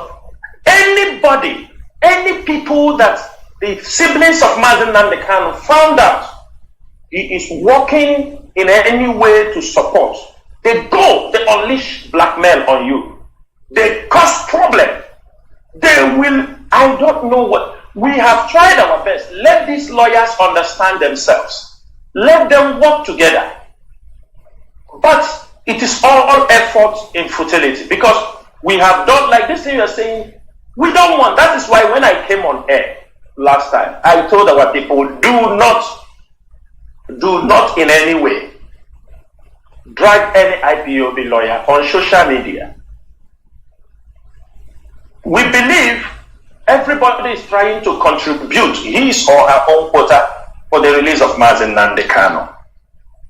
We try to get in touch, put things, but you found out that sometimes we have misunderstanding with them, because number one, they are not IPOB members. Number two, they are there on legal grounds, but sometimes they overstretch. They overstretch what they know about IPOB, and they want to make decisions for IPOB without even consulting IPOB. And when it turns out a problem, they withdrew. They say they don't know. Go to the IPOB leadership. And that time, when they take that wrong decision, you see also people who will come out and use that decision they have done, start attacking IPOB leadership. And where will it come from? It will come from the siblings of Mazi Nnamdi Kanu. I am asking Biafrans, what is wrong? What is wrong that the legal team were called, and they were called, and these things were discussed, and they were asked to contact the family of Onyendu to bring the lawyers? What stop? That is the question I want everybody to ask. It's a sensitive issue. Somebody sent me a message. I sent you. You didn't come back through that. Was it Mazi Nnamdi Kanu that told them, don't go through those people again? Go through this person. These are questions. If these are the situation, what is happening? Can the leadership be blamed with all this dragging? If Ejiofor and the Zekome have gone to meet the DSS directorate, people don't understand that the government, the Nigerian government, enjoys these things that are happening. They enjoyed it. They enjoyed it because it is intentional, planted. People will tell the brothers of Mazi Nnamdi Kanu, don't accept that Chinasa Nworu, DSS agent. Don't allow this DOS. They are the one causing the problem. They knew. They give them this intake. It is your family business. So this is, if anything, you people must secure. Everybody used to see the in-law of Mazi Nnamdi Kanu on social media when he's telling it is a family business. But why we are fighting is because we know it is not a family business. If it is a family business, Chinasa Nworu will not come out. If it is a family business, millions of Biafrans will not come out. Mazi Nnamdi Kanu never in his life have he told us that this is a family business. If that is what he told his brothers, we don't know. And when Mazi Nnamdi Kanu regained his freedom, I will be very bold to ask Mazi Nnamdi Kanu this question. Because the brothers have made it very clear it is about their family. That is why they fight us tooth and nail. What have we done to them? Where have we got it wrong? We have been running the IPOB even before the rendition of Mazi Nnamdi Kanu. We were here when Mazi Nnamdi Kanu was captured, was abducted in Lagos on 14th October 2015. We were here. We fought. We made sacrifice. At the end of the day, Mazi Nnamdi Kanu regained his freedom. For 1 year plus, before Mazi Nnamdi Kanu resurfaces again in Israel, we continue fighting. And all of a sudden, Mazi Nnamdi Kanu was rendition. The family bomb blown on us. Suddenly they brought their new leader, whom they want him to take over, because the IPOB leadership does not tolerate all this nonsense. It is not enough. Today, he has taken IPOB. This is a sibling of Mazi Nnamdi Kanu. Today, he has taken IPOB to court in Germany.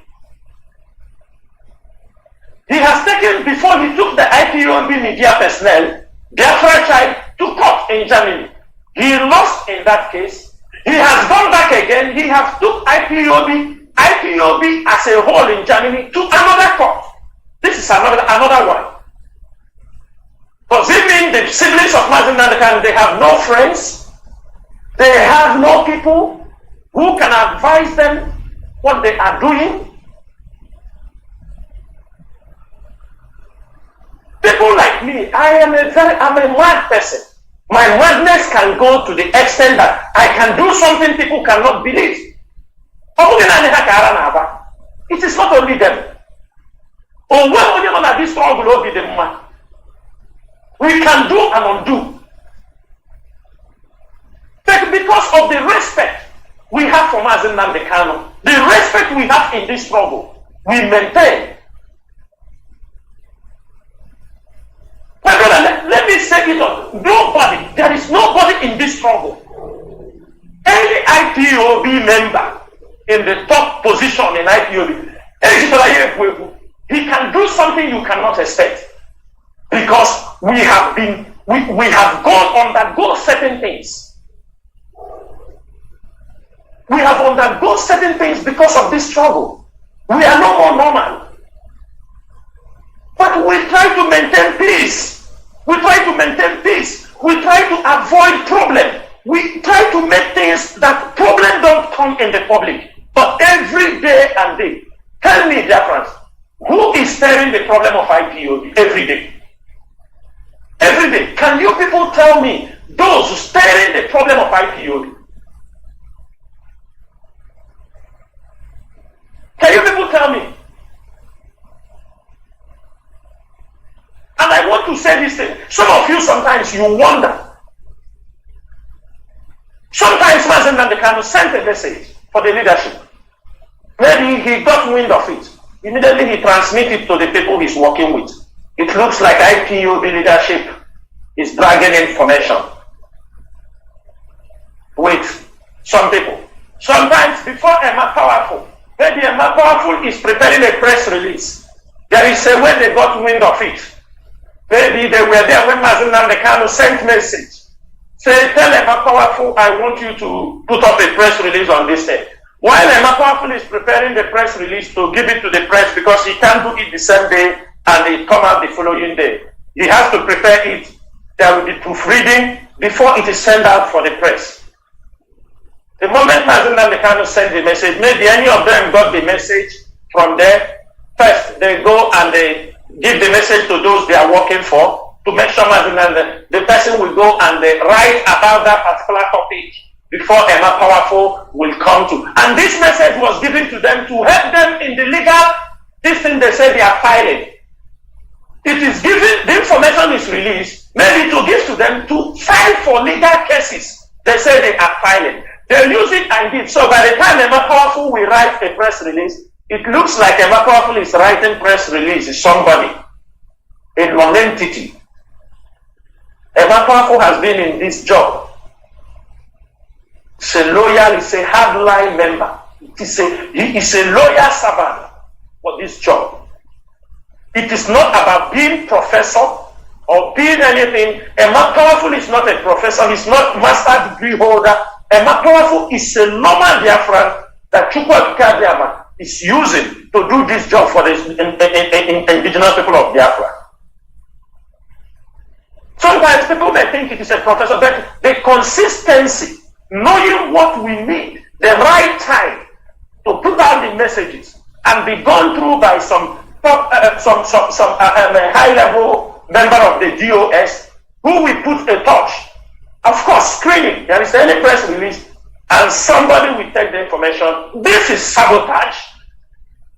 Whether it is intentional or unintentional, or whether to do anything, these are all sabotage.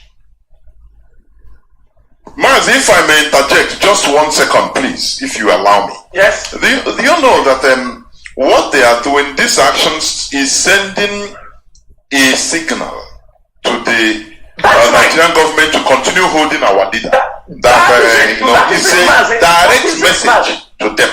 Direct message. Yes, when they see all these things happen, they say, yes, don't worry.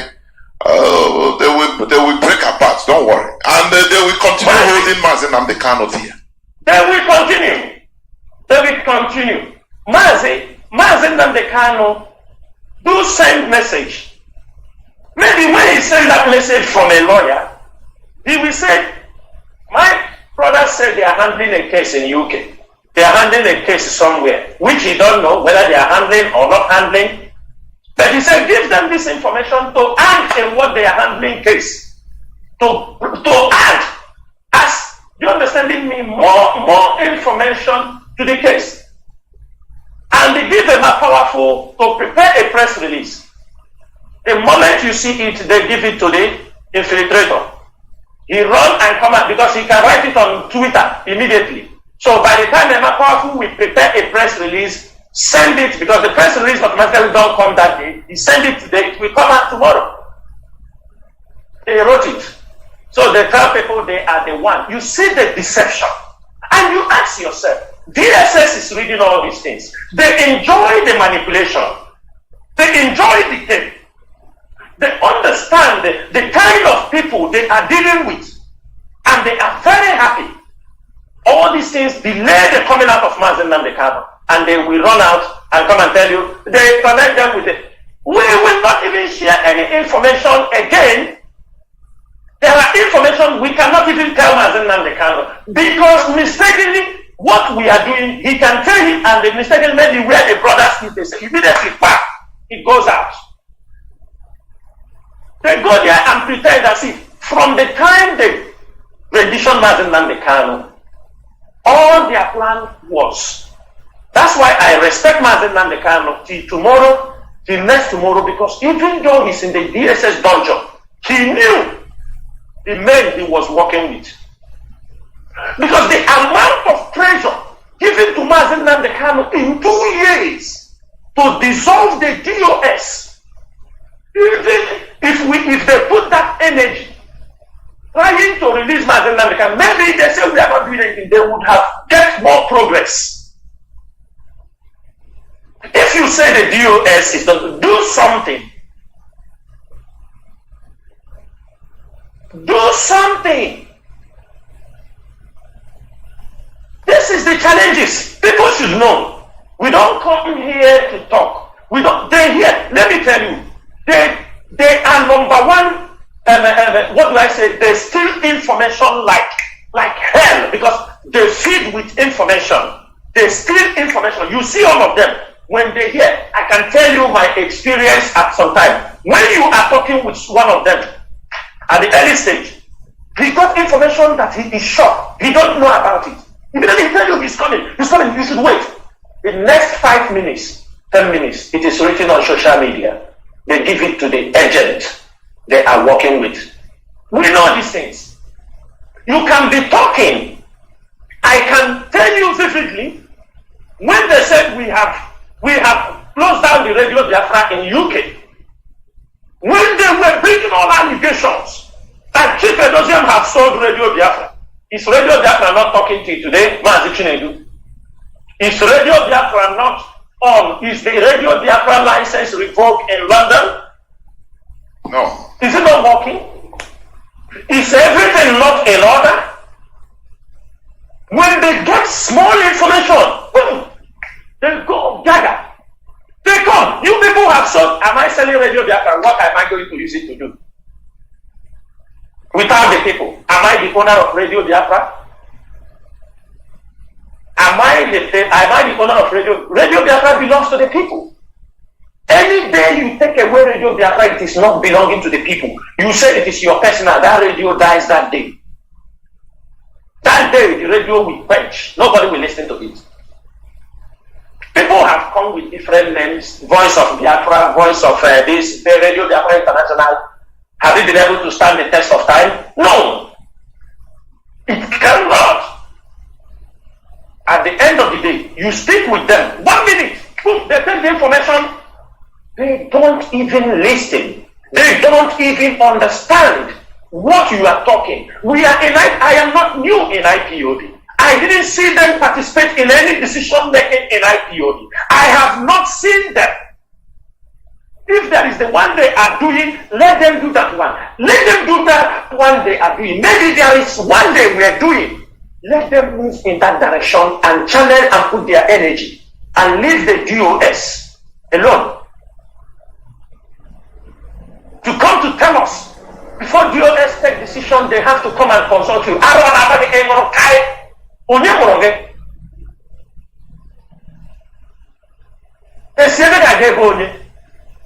Because they thought we are people they can intimidate. When they go and speak with governors, when politicians pay them visit, drop consultation money for them, when they leave, they tell them, don't worry, we are the IPOB leadership, we will decide what will happen. After you have deceived yourself in that tiny word, you think you will come and put it on IPOB? As long as I am still serving the indigenous people of Biafra under my watch, it will not happen. Not today, not tomorrow, not next tomorrow, not until Biafra comes if I am alive. And one of the questions we will ask Mazi Nnamdi Kanu when he comes out, because it is good. This time, Biafrans all over the world, I know people are angry on the role of the siblings of Mazi Nnamdi Kanu. And everybody is saying, if Mazi Nnamdi Kanu come out, he will speak to us continent by continent and tell us if this struggle is a family struggle or it is for the Biafran people. These are questions that they should tell Mazi Nnamdi Kanu before he comes out. Because I have heard it from several coordinators. I have heard it because our people feel disappointed. And we have to, if we say we have come for Biafra, we must be honest. If my brother did not participate in the restoration of Biafra, he will not eat any fruit coming from the Biafra. I can dash him something as my brother, dash him something as my sister, but he will not reap. Before he will reap, those who fought for Biafra will reap first. Before, if you are my brother or my cousin or my relative. This is me. As I'm talking, my people, they know me. Even in the country I live, they know me, they know my mindset. You are my friend. We are doing Biafra, I don't have problem with you. I can do anything with you. You don't support Biafra, I don't have problem with you. But don't sabotage me. But let me make it very clear. Biafra comes tomorrow. Our friendship is our friendship. You are my brother, you are my brother. But you will not benefit from the Biafra struggle. You will not first take any share. Before any Biafra, no matter where he comes from, no matter how old he is, you will, even the parents, even if the parents of that person, if the father who fought for Biafra is not alive, the children will get share before you. They will be Biafra number one citizen. And you yourself may be the third, Biafra number 3. Yes, every country there are first class citizens, and those who fought for Biafra will be the first class citizens. So that tomorrow I don't give a damn. Those who fought for Biafra are the first citizens, and they are the one who will benefit from Biafra. Some people think we are joking, but all they may have Rumania. But before I close this evening, there are topics I want to talk about over what is happening in Olu. Over what is happening in Olu. There are many abduction going places in Olu. But I'm going to come for a program right next week, specifically on what is happening between Olu and Anambra. It will make majority of what we are going to discuss. And Mazi, we are going to make the telephone, the line open early so that people can call in and tell us first-hand information, their experience from the area. If you are calling, you don't need to tell us your location, but we want first-class information. There is nothing to hide. Tell us the situation happening in your place, the challenges happening in your place, so that we need anything we will do, we will come in to do it. Because of that, I'm not going to talk more because I want to go deeper in the issues happening in our axis. It is a gradual process. When crime have taken over this place, it is gradually we are going to do what? Try our best. In Imo State also, the same thing is happening. If you go to Imo State, a lot is also happening. They continue to attack. They continue to attack our people in Abombise area. Umobuto, Amuzo, Ebubago continue to terrorize our people in this area, burning people's houses. There is one, His Royal Highness, there's a GC Aduku from Ogo, over in Abombise. He is the one conniving with Ebubago to burn the houses of people in that particular community. I have come on radio that I said, in any community they burn the house of our people, we are going to retaliate. And I'm making it very clear. I don't want to say it. We will draft ESN into this community. And the Eze, this stupid Eze working with Hope Uzademma, will tell us the reason why, he will tell us the reason why he is sending Ebubago to adopt and burn houses of IPOB members they have chased away, and innocent people they accuse. Everybody is a Biafra. Do they want every house belonging to every Igbo man? Does it mean that our people till now don't know that everybody is a Biafran? If you have problem in business, you have problem with somebody, you tell them it's IPOB. People can go and attack him. And this is going on. Nobody is talking. We are going to pay Ezeaduku back in his own coins. That day, the DSS, write it down. And add it in the charges you have against him as a model.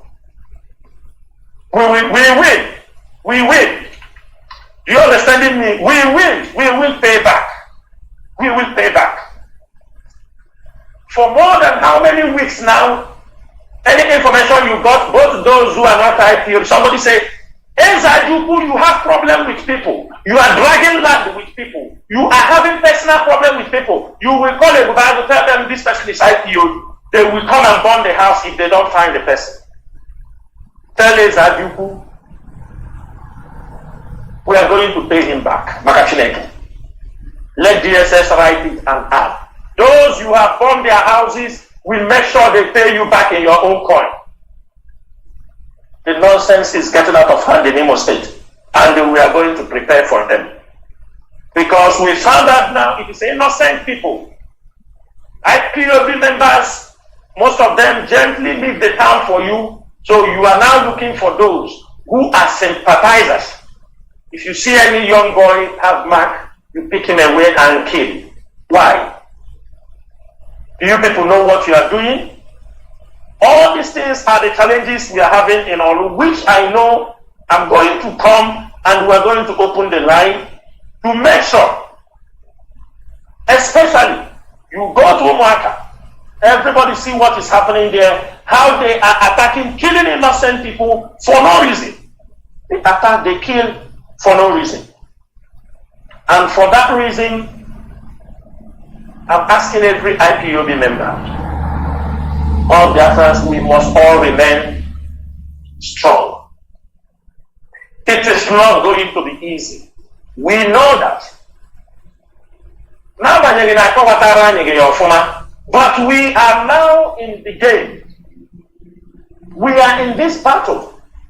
There is no surrender, no retreat, no surrender. Have any one of you imagined, if one of us back down from this struggle, what is going to happen? If we say, because of what these people are doing, that we are going to back down, and I'm telling you, for those of you backing down, thinking you sabotage, they are going to pick you one after the other and they will kill you. That is why we cannot back down. That is why we cannot surrender until the mission is accomplished. Freedom, it is not given on a platter of gold. Freedom is not something easy. A lot of sacrifice going to be made. We have already met a lot.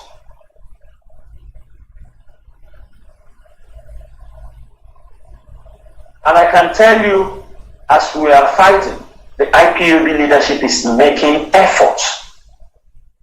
We have stepped in strongly on our diplomatic moves. We are making progress. Making progress. And we are invested in it. Because tomorrow, when Mazen they cannot come out, that's why Mazen they cannot come out. Say, I did this. It's because of, people like to take credit, what they know and what they don't know. Somebody will tell you, because I wrote letter to the Prime Minister of this state, he read my letter, he asked them to release Mazen they cannot. All these are rubbish. I make it very clear this evening. The hands holding Mazen they cannot is the same type of hand that held Nelson Mandela for many years. We better wake up and face the reality. We better wake up and face the reality.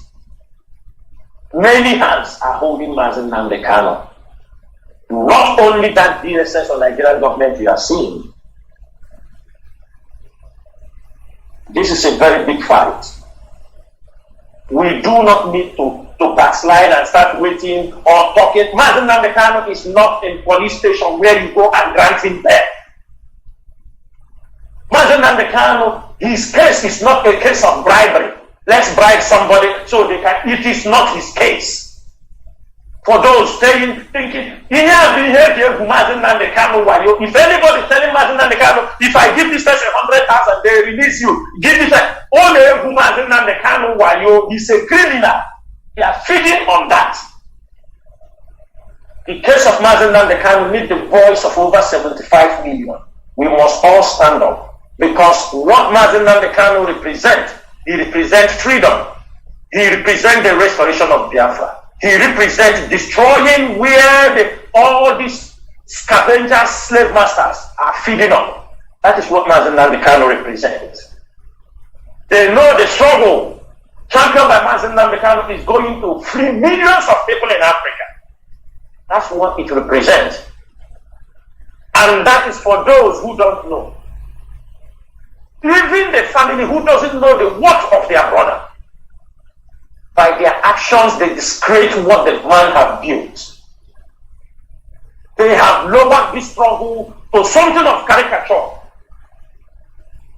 From their behavior, their utterances, and their engagement and rascality.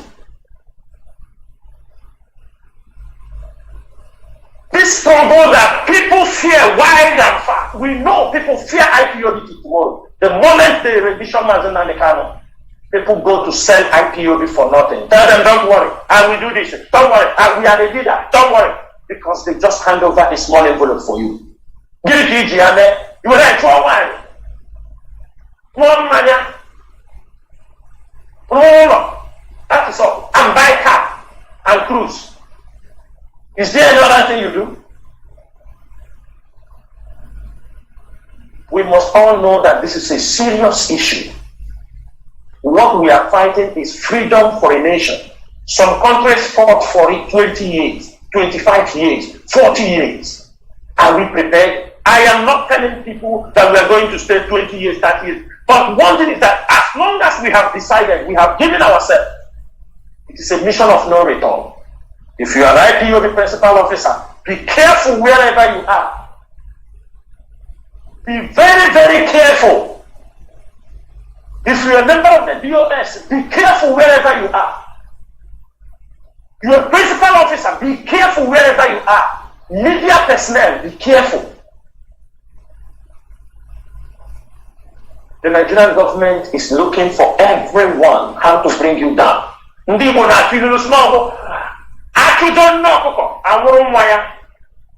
they look for the big ones they didn't get, they will catch anyone they found. Know the way you move. Know the people you communicate. Know the people that give you promises. Be very, very careful. When you hear that the Nigerian government have spent $670 million US trying to dislodge IPOB. You thought it was a joke? If you calculate it at the rate of 750 naira per dollar, it is coming around 509 billion, 500 million, or 502 billion, 500 million naira. 5.5 billion. 500.5, not 5. 502 or 507, depending the rate you use it. 500, let me just put it at 507 billion, 500 million naira. What Nigerian government has spent in 2 years since the rendition of Mazi Nnamdi Kanu to buy over and destroy IPOB. That is the money. When you see global index, right, the rubbish report, it is from that money they bribe them. Today, they are in court with IPOB. They are claiming that the people they are talking is IPOB ESM worldwide, not IPOB Australia, where we took them to court. They are but we are coming. That the people they are talking about is IPOB. And I said, hey, I'm going to IPOB to IPOB. We are in over 100 and something countries. they thought they find a way they want to escape. If they are confident of what they did, why they stand? They said, yes, it's IPOB we are talking about.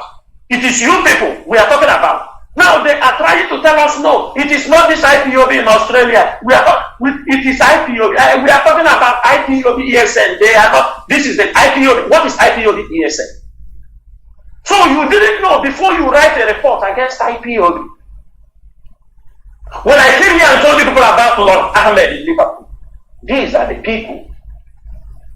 Lai Mohammed was outside. They carried all the information they gathered against Onyendu about blackmailing Mazen Nnamdi Kanu and IPOB around the world, spending money. You see Tony Blair Institute write about IPOB, they receive part of the money. You see the USA department, some of them trying to write something about, they receive part of the money. You see journalists, all of them, those who will come and write and say IPOB this, all that thing, IPOB do this, IPOB. They are part of the people who receive share, blackmail them, destroy them, make them to be angry, make them to back out, tell them, blackmail them, tell them they are criminals, continue to tell them if you continue the people will reject them. How far? How far? We are not even normal. I don't know how we come this. I believe the spirit of Biafra have overwhelmed us. They have taken over our spirit. That's why we could be able to stand all this. Because a normal person can never pass through what IPOB leadership have passed through in these 2 years. And we are still standing. It is not that we are powerful, but it is by the grace of Chukwu Okike. He knows we are dedicated. He knows millions of Biafrans want the restoration of Biafra. And it is because of you, all of you, who have devoted your time, continue to preach the restoration of Biafra. Speaking up for the rendition of Mazen Nnamdi Kanu. That is why every one of you have become a stumbling block against the enemy. All of you who rose up to speak in favor of this struggle, to stand in the gap, when the enemy is about to pull this house down, all of you are Umuchineke. That's what Mazen Nnamdi Kanu call all of you. And to this end, I urge every one of you, as we have finished our 30th May, the instruction given by Mazi Chike Doziem for us to change all our profile pictures, we are returning our profile pictures back to the free Mazen Nnamdi Kanu profile picture that we were using before the 30th May. Every IPOB member, we expect you to return back to that particular profile. Return to that particular profile. I will tell you, there are people, they feel so big. Sometimes when we give these instructions, some want to, they claim maybe they don't know, or they know. It is a simple instruction. It is not Chinasa Nworu picture you are putting. It is a picture of Mazen Nnamdi Kanu. It's a solidarity that many of us who stand behind him. It is not compulsory you must work with us. You may wait. If Biafra come, they form political party, you go and join them and you cheer. It's not necessary. Don't like me. But if you see people that are doing the right thing, after 2 years, what have you found the DOS did? But after 2 years, you have found out those people who came to destroy this struggle. You have found out, you have found numerous crimes, numerous fraud, numerous things they have done against this struggle. After 2 years, what did you find against the leadership of IPOB? Nothing. The only thing you can talk, you stay in your column. What are they doing? What are they doing? You think it's talk? You think those things are talk? That's a talk for fools. That the struggle is alive today. You don't know how it is. And finally, we know people are saying, oh, we are still not receiving radio, we are coming. I can assure you, that is a project we are not backing down.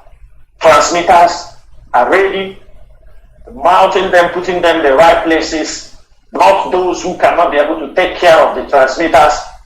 Biafra land will be covered by radio. It's not in Kenya. They are ready. as time goes, week by week, Ebonyi State, Nsukka Axis, all these places, Akwa Ibom, all these places, down to everywhere. It's not today, speak today, tomorrow. And we are also asking those people who are in charge of Radio Biafra, make sure you are taking care of the radio. Maintenance is the key. Nigerian NEPA. Abanyota, get a man with problem in the street too, get a radio Biafra. I Tatayaka. I then maybe I have very okay in here pushing a gin choking. I will stop here. Bless every one of you. Wherever you are, you're listening to me this evening. We have come and we are not going back. Whatever they do, you can count on us that we will continue to fight until Mazi Nnamdi Kanu regains his freedom and Biafra restored. There is no going back, no retreat, no surrender. Once again, my name is Mazi Chinasa Nworu. I serve the indigenous people of Biafra as a member of the Directorate of State, as in Kachifo N'Umu Chineke. There were Biafrans and lovers of freedom. This, we have come to the end of this program. Remember, there are many calls or callers. I saw about 2,000 plus missed calls only on WhatsApp alone. Know ye that we cannot speak all the calls. It's practically impossible. Tomorrow is another day. And also understand that whatever we are passing through in this struggle, no matter how difficult and tedious it is not something that is uncommon to this type of struggle of this magnitude. Whatever we are passing through, we must go through it. Others pass through it. It is not something uncommon. So, do not be ever discouraged, nor be confused. We will continue. Consistency is the key. Remember the word from our leader. Consistency is the key. We will never retreat, neither surrender, because we have no back to go to. Thank you for listening. Biafra is our religion. Biafra is our ideology. From me, Mazi Chinedu, together with Mazi Chinasa Nworu, it is simply good evening.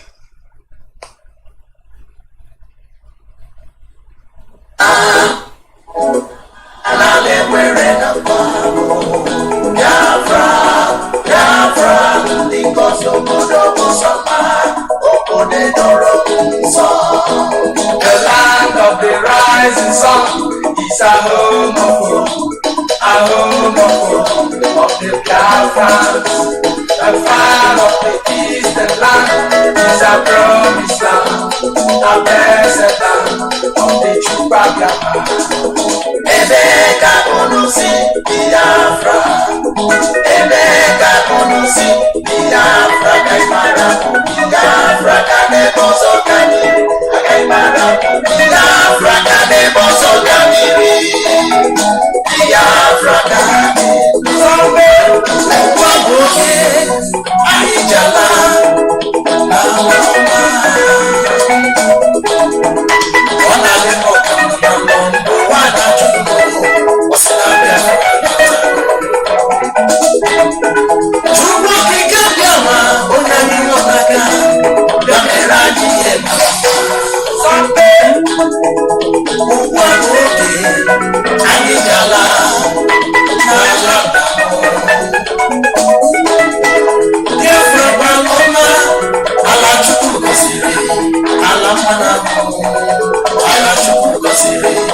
the rising sun. When you see, what you hear, Matakiri, or when I can, I got one for it.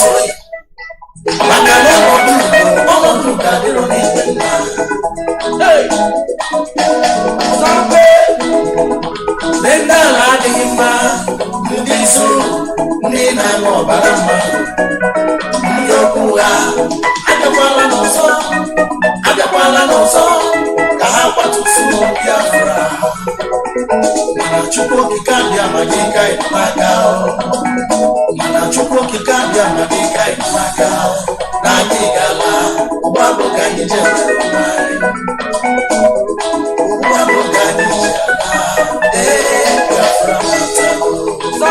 the land of the rising sun is a home of hope of the Biafrans. The fire of the eastern land is a promised land, a blessed land of the Chukwuemeka. Ebeka unusi Biafra, Ebeka unusi Biafra, Kaimara, Biafra kane boso kamiri, Kaimara, Biafra kane boso kamiri, Biafra kane. IPOB, one big family, Honorable Wanda Waloso, Onere, Abo Kalesia, Ore Kalesia, Re.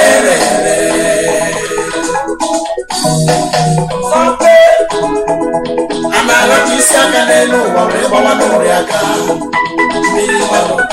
Miri Maru Gasaro, I'm alone. Order on every man, Mary Bunkadio, Oga Bunkadio, Nanjebe. Ose waku, Obudini Kaina so. Obu Weronwe,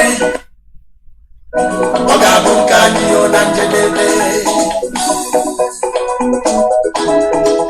Ose waku, Obudini Kaina so. Obu Weronwe, Oga Bunkadio, Nanjebe. Ose waku, Obudini Kaina so. Obu Weronwe.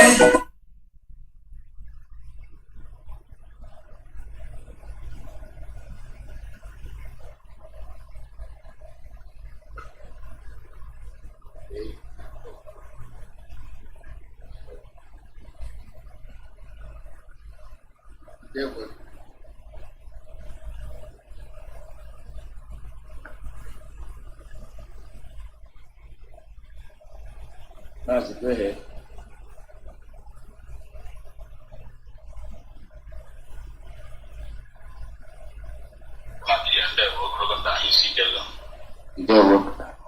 There is a noise coming. Yeah, and there.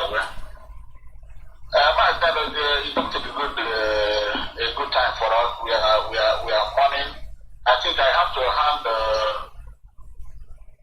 the hot TV. Let us do the needful and give to honor his due before we proceed. As in the hot, please come up now. Let us do the needful. Yes. Good morning, good afternoon, good evening, fellow Biafrans, wonderful people, lovers of freedom, of friends of Biafra. This morning, this afternoon, this evening, depending on your location, we are live and ready on the only platform where truth is spoken, on the only platform where humanity listens and those that doesn't have sense receive sense. The only platform where Chukwuemeka have used our leader, great leader, Martin Nnamdi Kanu, to bring together all the people of Biafra from across the globe.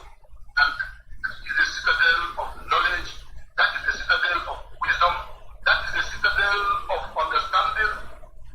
We are here to educate our people once again because Radio Biafra is a place where we worship in truth and honesty.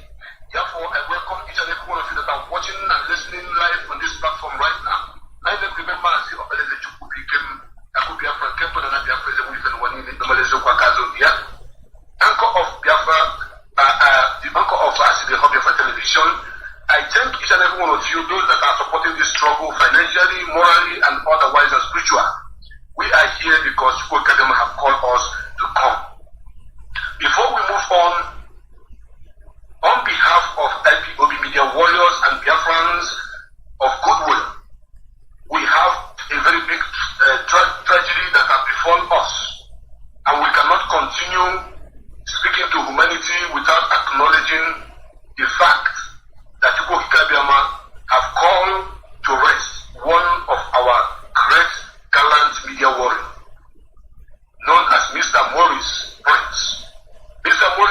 is known as Austrian Page. This is a gallant man, a man of enormous wisdom, knowledge.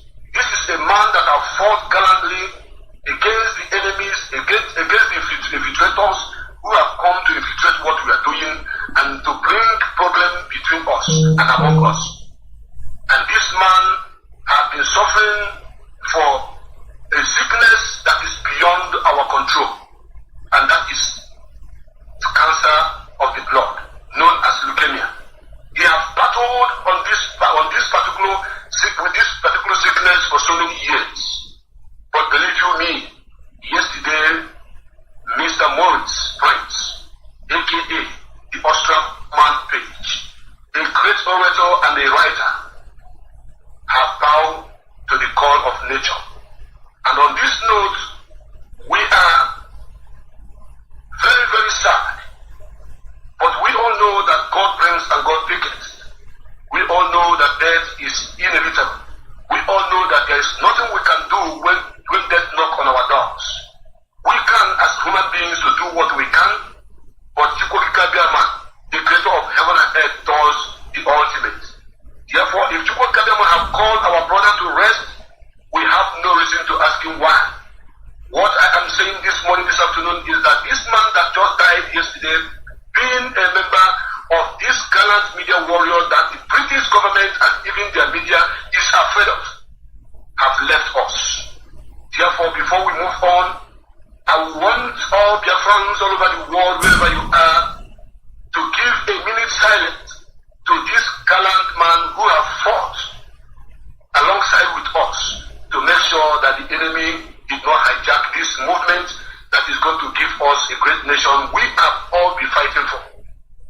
I want each and every one of you that are watching and listening on this platform to know that we love Mr. Maurice Prince so much from the bottom of our hearts. He meant a lot to us. He is a great man. In life and death, we love him. But if God woke up him and called him to rest, we have no reason to ask him why. Please, fellow Biafrans, our brother Madabuchi, the fearless evangelist, also lost his wife years ago. But yesterday, the traditional right of this beautiful woman was also, done according to our tradition. She had finally been put to rest, and the burial was done yesterday on behalf of this woman. She died while giving birth to our gallant daughter in Biafra land, or son in Biafra land. And we are IPOB, we remember our people whenever they are in pain. We cry with you when you are crying. We celebrate with you when you are celebrating.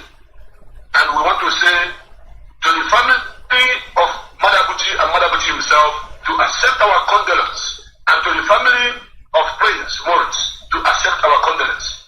Please, fellow Biafrans, let us kindly give them this man and this woman that have left us just 2 minutes silence. After that, which this great program this morning will commence. This afternoon or this evening, depending on your time zone. The time starts now. Thank you.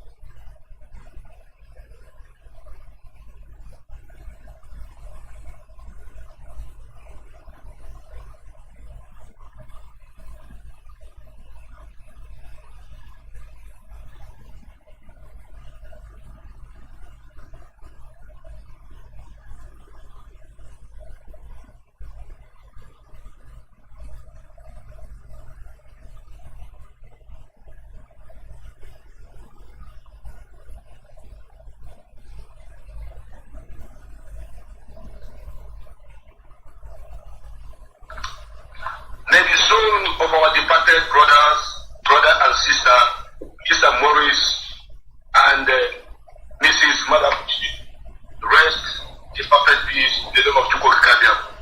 He said, over to you, Mazi Okefori. Over to you. Thank you. Yeah, thank you, my brother, for doing the need for Biafrans all over the world. We say good afternoon to all of you. Today is Tuesday, and of course, you know the tradition all over the world. If you're in Biafra, today is our Tweet Tuesday. Lovers of freedom, follow us. And don't forget the campaign to call. The numbers that are available in all platforms. Continue to make the calls. And we have to appreciate our leader, Mazin Nandi Okuchukan, and members of Chukupeza and the United Zoo, or Memory Zoo. We love you. We appreciate you. Be on court through this time. And we're hoping for better. And all his true friends that are doing wonderfully well, men and women of all radicals all over the world, we appreciate all of you. I remain okay for Nusinwa from Maka, from Poland here. And today, the panel is here again to educate our people, favorable or unfavorable.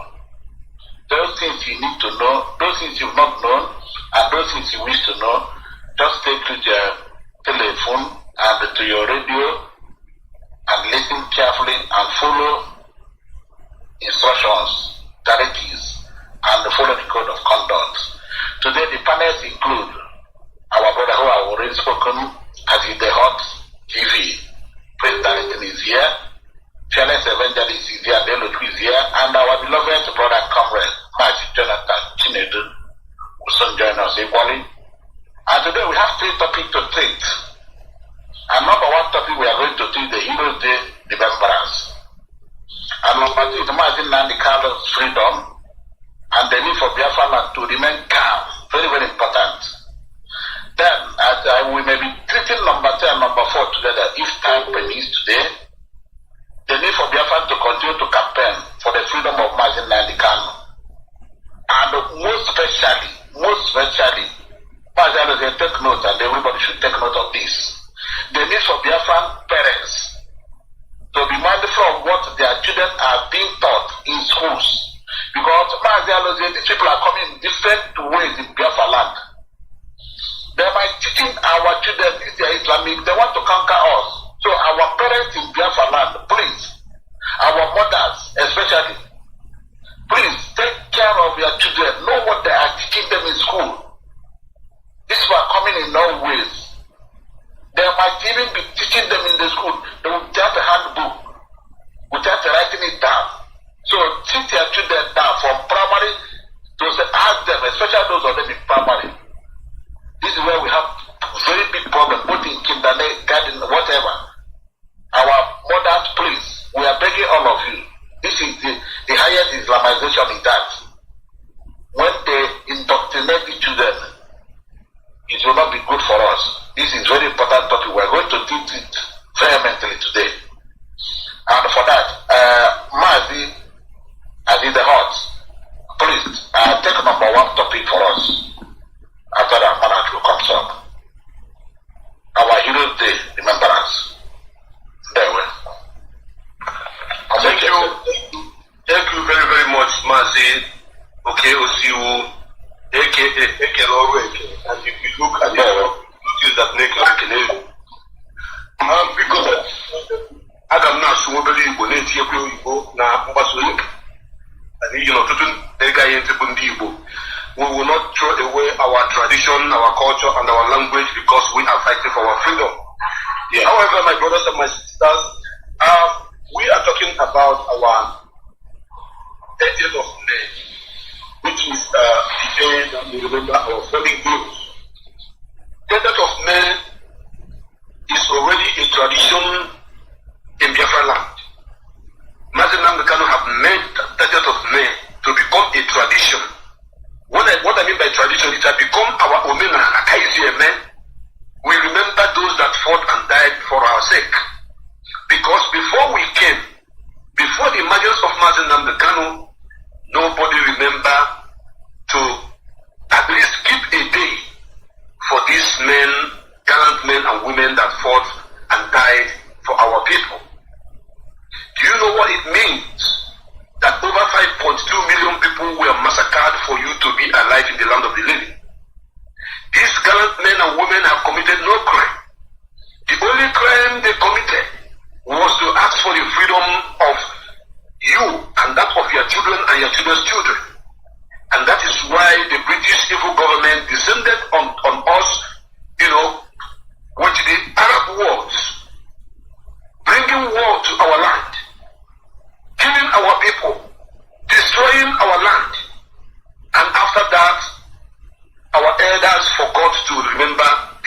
these people. When you look at American as a country, America set out a day which they used to remember all their fallen heroes. Germans set out a day which they used to remember their fallen heroes.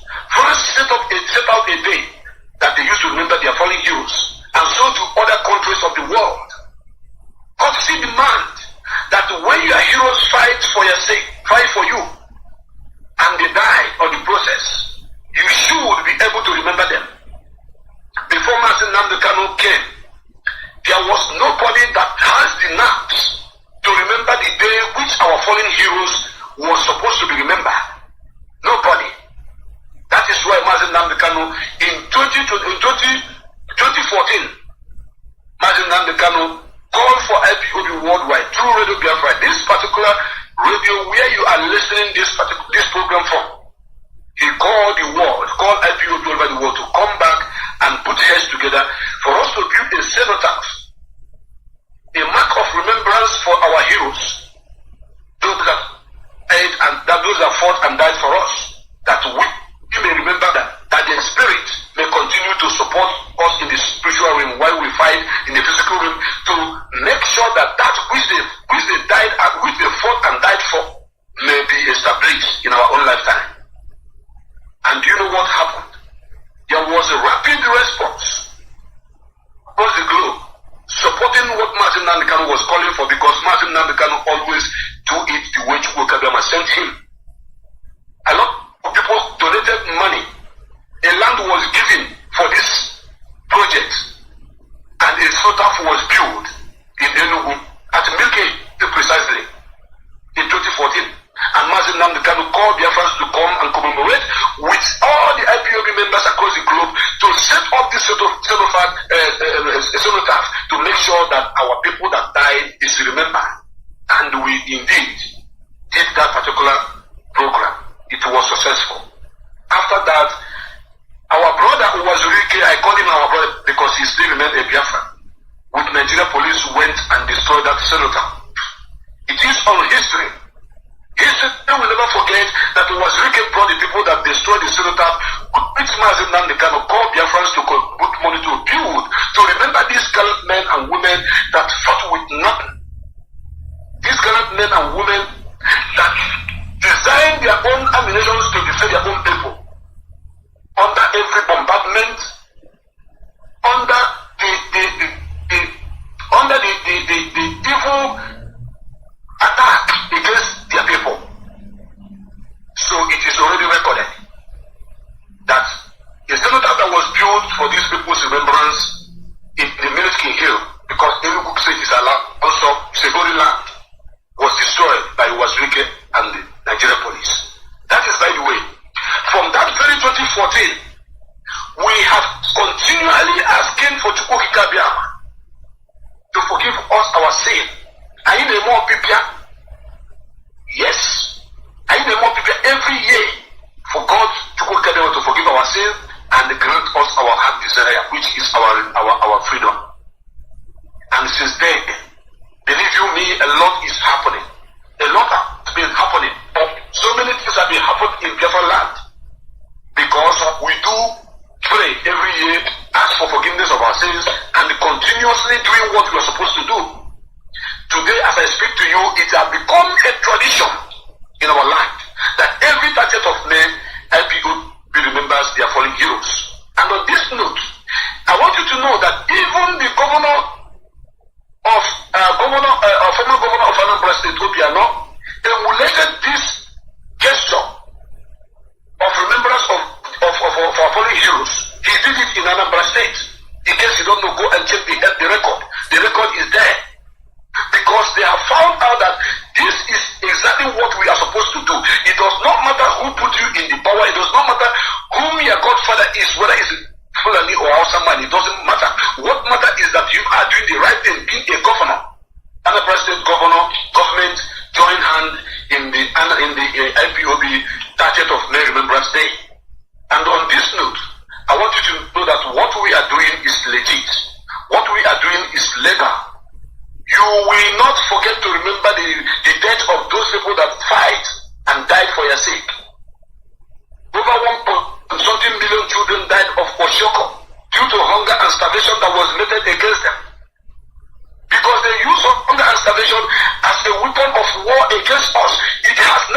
anywhere in the world. It is only in Biafran land that hunger and starvation was used as a weapon of war, and the whole international community, the United Nations, is still watching. They have not called to those people who have committed this pogrom against us to justice. And on this note, I want to tell you that today we are calling for every member of IPOB to remember that on 30th of May, we must remember those that fight, those that died because of us. Because on the process of them fighting to defend our land, necessity became the mother of invention. Ogbunigwe was invented. Ogbunigwe was they call it a Chukwu bucket, which they used to fight the enemies. Our engineers, they assembled in Enugu, in University of Enugu. Do you know that during the war, it was sent to University of Biafra?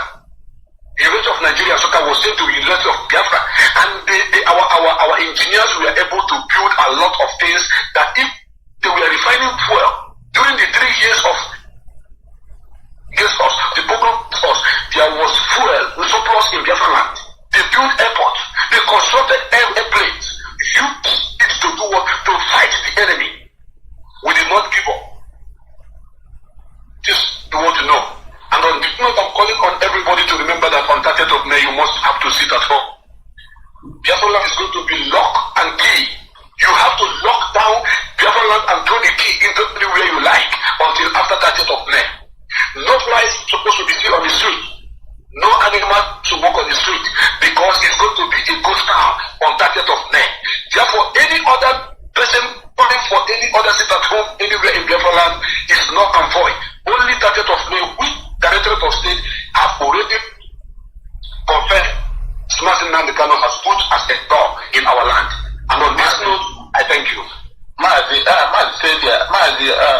respect of that, you know, there is a jingle for that is playing everywhere, and we are urging our media all over the world to continue to play that jingle and continue to share that jingle. All of you, if you don't have it, you can call in platforms. People should start to play that jingle of that post of no sit at home is very important. And about what you just said about Wazirike, you see, when we say we don't forget, neither forgive, people think we are playing. What Wazirike has just played exactly the same thing Gowon did to Biafra. After the war, Gowon destroyed the manuscripts of Biafra engineers. Now, Oyendu erected this, and the same Wazirike come and destroyed it. How do you compare these two now? You think we forgive these people? It's not our brother. That Ralph Wazirike is not our it's not the grabber. Go and see what he's doing everywhere. We cannot forgive that man. Just like we cannot forgive Gowon, who have not even come up to apologize. Have never made any statement of this how we are. At this age, Tomati. That's okay. At this age, I'm hearing I'm going to go off and conclude. Yes, okay. I want to say something here. In life, you have reality and you have fiction. The reality is that Wazirike is an Igbo man. The reality is that Wazirike is supposed to be a Biafra. The reality is that Wazirike started this struggle after Ojukwu have fought and they surrendered to the power that be. The reality is that we must remember that Wazirike happened to be the man that brought the issue of Biafra restoration back to limelight. But another truth is that despite all his effort, everything he has done, he messed it up. Because of this crime, we may not forgive him because of this crime. But we will not deny that Wazirike is not our brother. This is mistake. Because why I like Radio Biafra is that we say it the way it is. I hasten to add, in so many occasions, Mazi will say something which is his own opinion, someone else will call and say his own opinion. And that is why Radio Biafra is a citadel of knowledge. You come here, you say the truth the way it is. Wazirike committed atrocity that is not supposed to be forgiven. We know this. But it's not Mazi, Ojuzokala, Hopuzodima, or why, or devil mind, by better by inclination, they are Biafras, but are not my brother. I have taken they are Biafras, but are not my brother. I like it when you say they are not your brother. like the whole world to understand that these people are of the same race with you, but they are doing the other things which they are not supposed to do. And history will remember them in the dustbin of those who have fought against their own people. That is the point I am trying to drive here. Because if I say they are not my brother, some people somewhere will think that they are from another region, that they are from another clan, that they are from the north or from the west. So I am calling them my brother so that they will understand that they speak the same language with us. When you look at what Wazirike said in his last video, he was calling for Mazi Nnamdi Kanu release. And I will not use because he's calling for Mazi Nnamdi Kanu release to forget about the evil he has committed in the land against Biafrans. I will not do that. If you like, let him call for his release. I will still maintain that you have destroyed the cenotaphs which Mazi Nnamdi Kanu and Biafrans put together to make sure that our people have a symbol of remembrance to the death of those that died for our sake. It is the truth. So I respect your opinion, and I want my own opinion to be respected. And Wazirike, who is listening, should also feel more guilty when you call him your brother, who destroy what you are doing, than when you say he's not your brother. This is my own opinion, and I want to stand up now. Thank you very much, and God bless you. Thank you, my brother. Thank you. Fearless Evangelist, I know you are sober. Can you speak? Fearless Evangelist, please. Yeah, thank you. Thank you, man. Good afternoon, dear friends all over the world, wherever you are. I remain Fearless Evangelist, Master Madam. We thank you all, and I accept the condolence from all of you. We remain strong because we are Biafrans who continue to fight until Biafra is restored. And on the first topic, as we move Biafra Heroes Day, it is one of the best things that IPOB have established. It is a weapon against Gowon denial of the genocide. It is also reminding the world of what they did to us. No, they tried to hide it, but we came and resurrected it to the sin of the world. These are part of the things that Nnamdi Kanu established that have become a serious wound on a wound that can never be healed on the body of those that killed us. If you see anybody from the east praising Obasanjo, remember that death made to that person, and the person will know what is happening. Anybody you see from the east praising Gowon, praising Buhari, just remind the person about that death made, then you have shot the person on the two legs. And that is a great weapon. You may not be in this very struggle front line, or anyhow, or IPOB family member, as a Biafran, if you are not in Biafra land, if you respect Biafra Heroes Day, you are part of us in this battle. Everybody must not be so active, but our leader said, we will carry everybody along. That is to say, in times like this, you are supposed to participate. Then your own duty, if you are in Biafra land, is shut down. And why we always call our people is that those abroad, in different parts of the world, they are also in a position to control their people at home, because our people also respect them. So even if you are not at home, you call your people, say this is the meaning, and when they hear you are from abroad or somebody, or you are like there, you are reminding this thing, they will value it much. So you remember in Biafra that children was forced into the war. Ojukwu said they forced us into the war, and they financed us, and they lied against us, and they said we are rebels, and they said Ojukwu started the war. But they cannot mention a single place in the north where Ojukwu a gun, where we shot a single bullet in the north. We didn't shoot a bullet in the west. They brought war to our home. So we have to remember those they massacred. Our people that they starved to death means that in the battlefield we are greater than them. But they will use that policy to destroy us. And today we are not destroyed because we are living. And that is why we are calling our people. IPOB did not start with it at home. We started with open celebration of our Heroes Day, which shall be so when Biafra comes. But we started 2014, 2015 in Aba. We did in Enugu 2014, Aba 2015. 2016, Anambra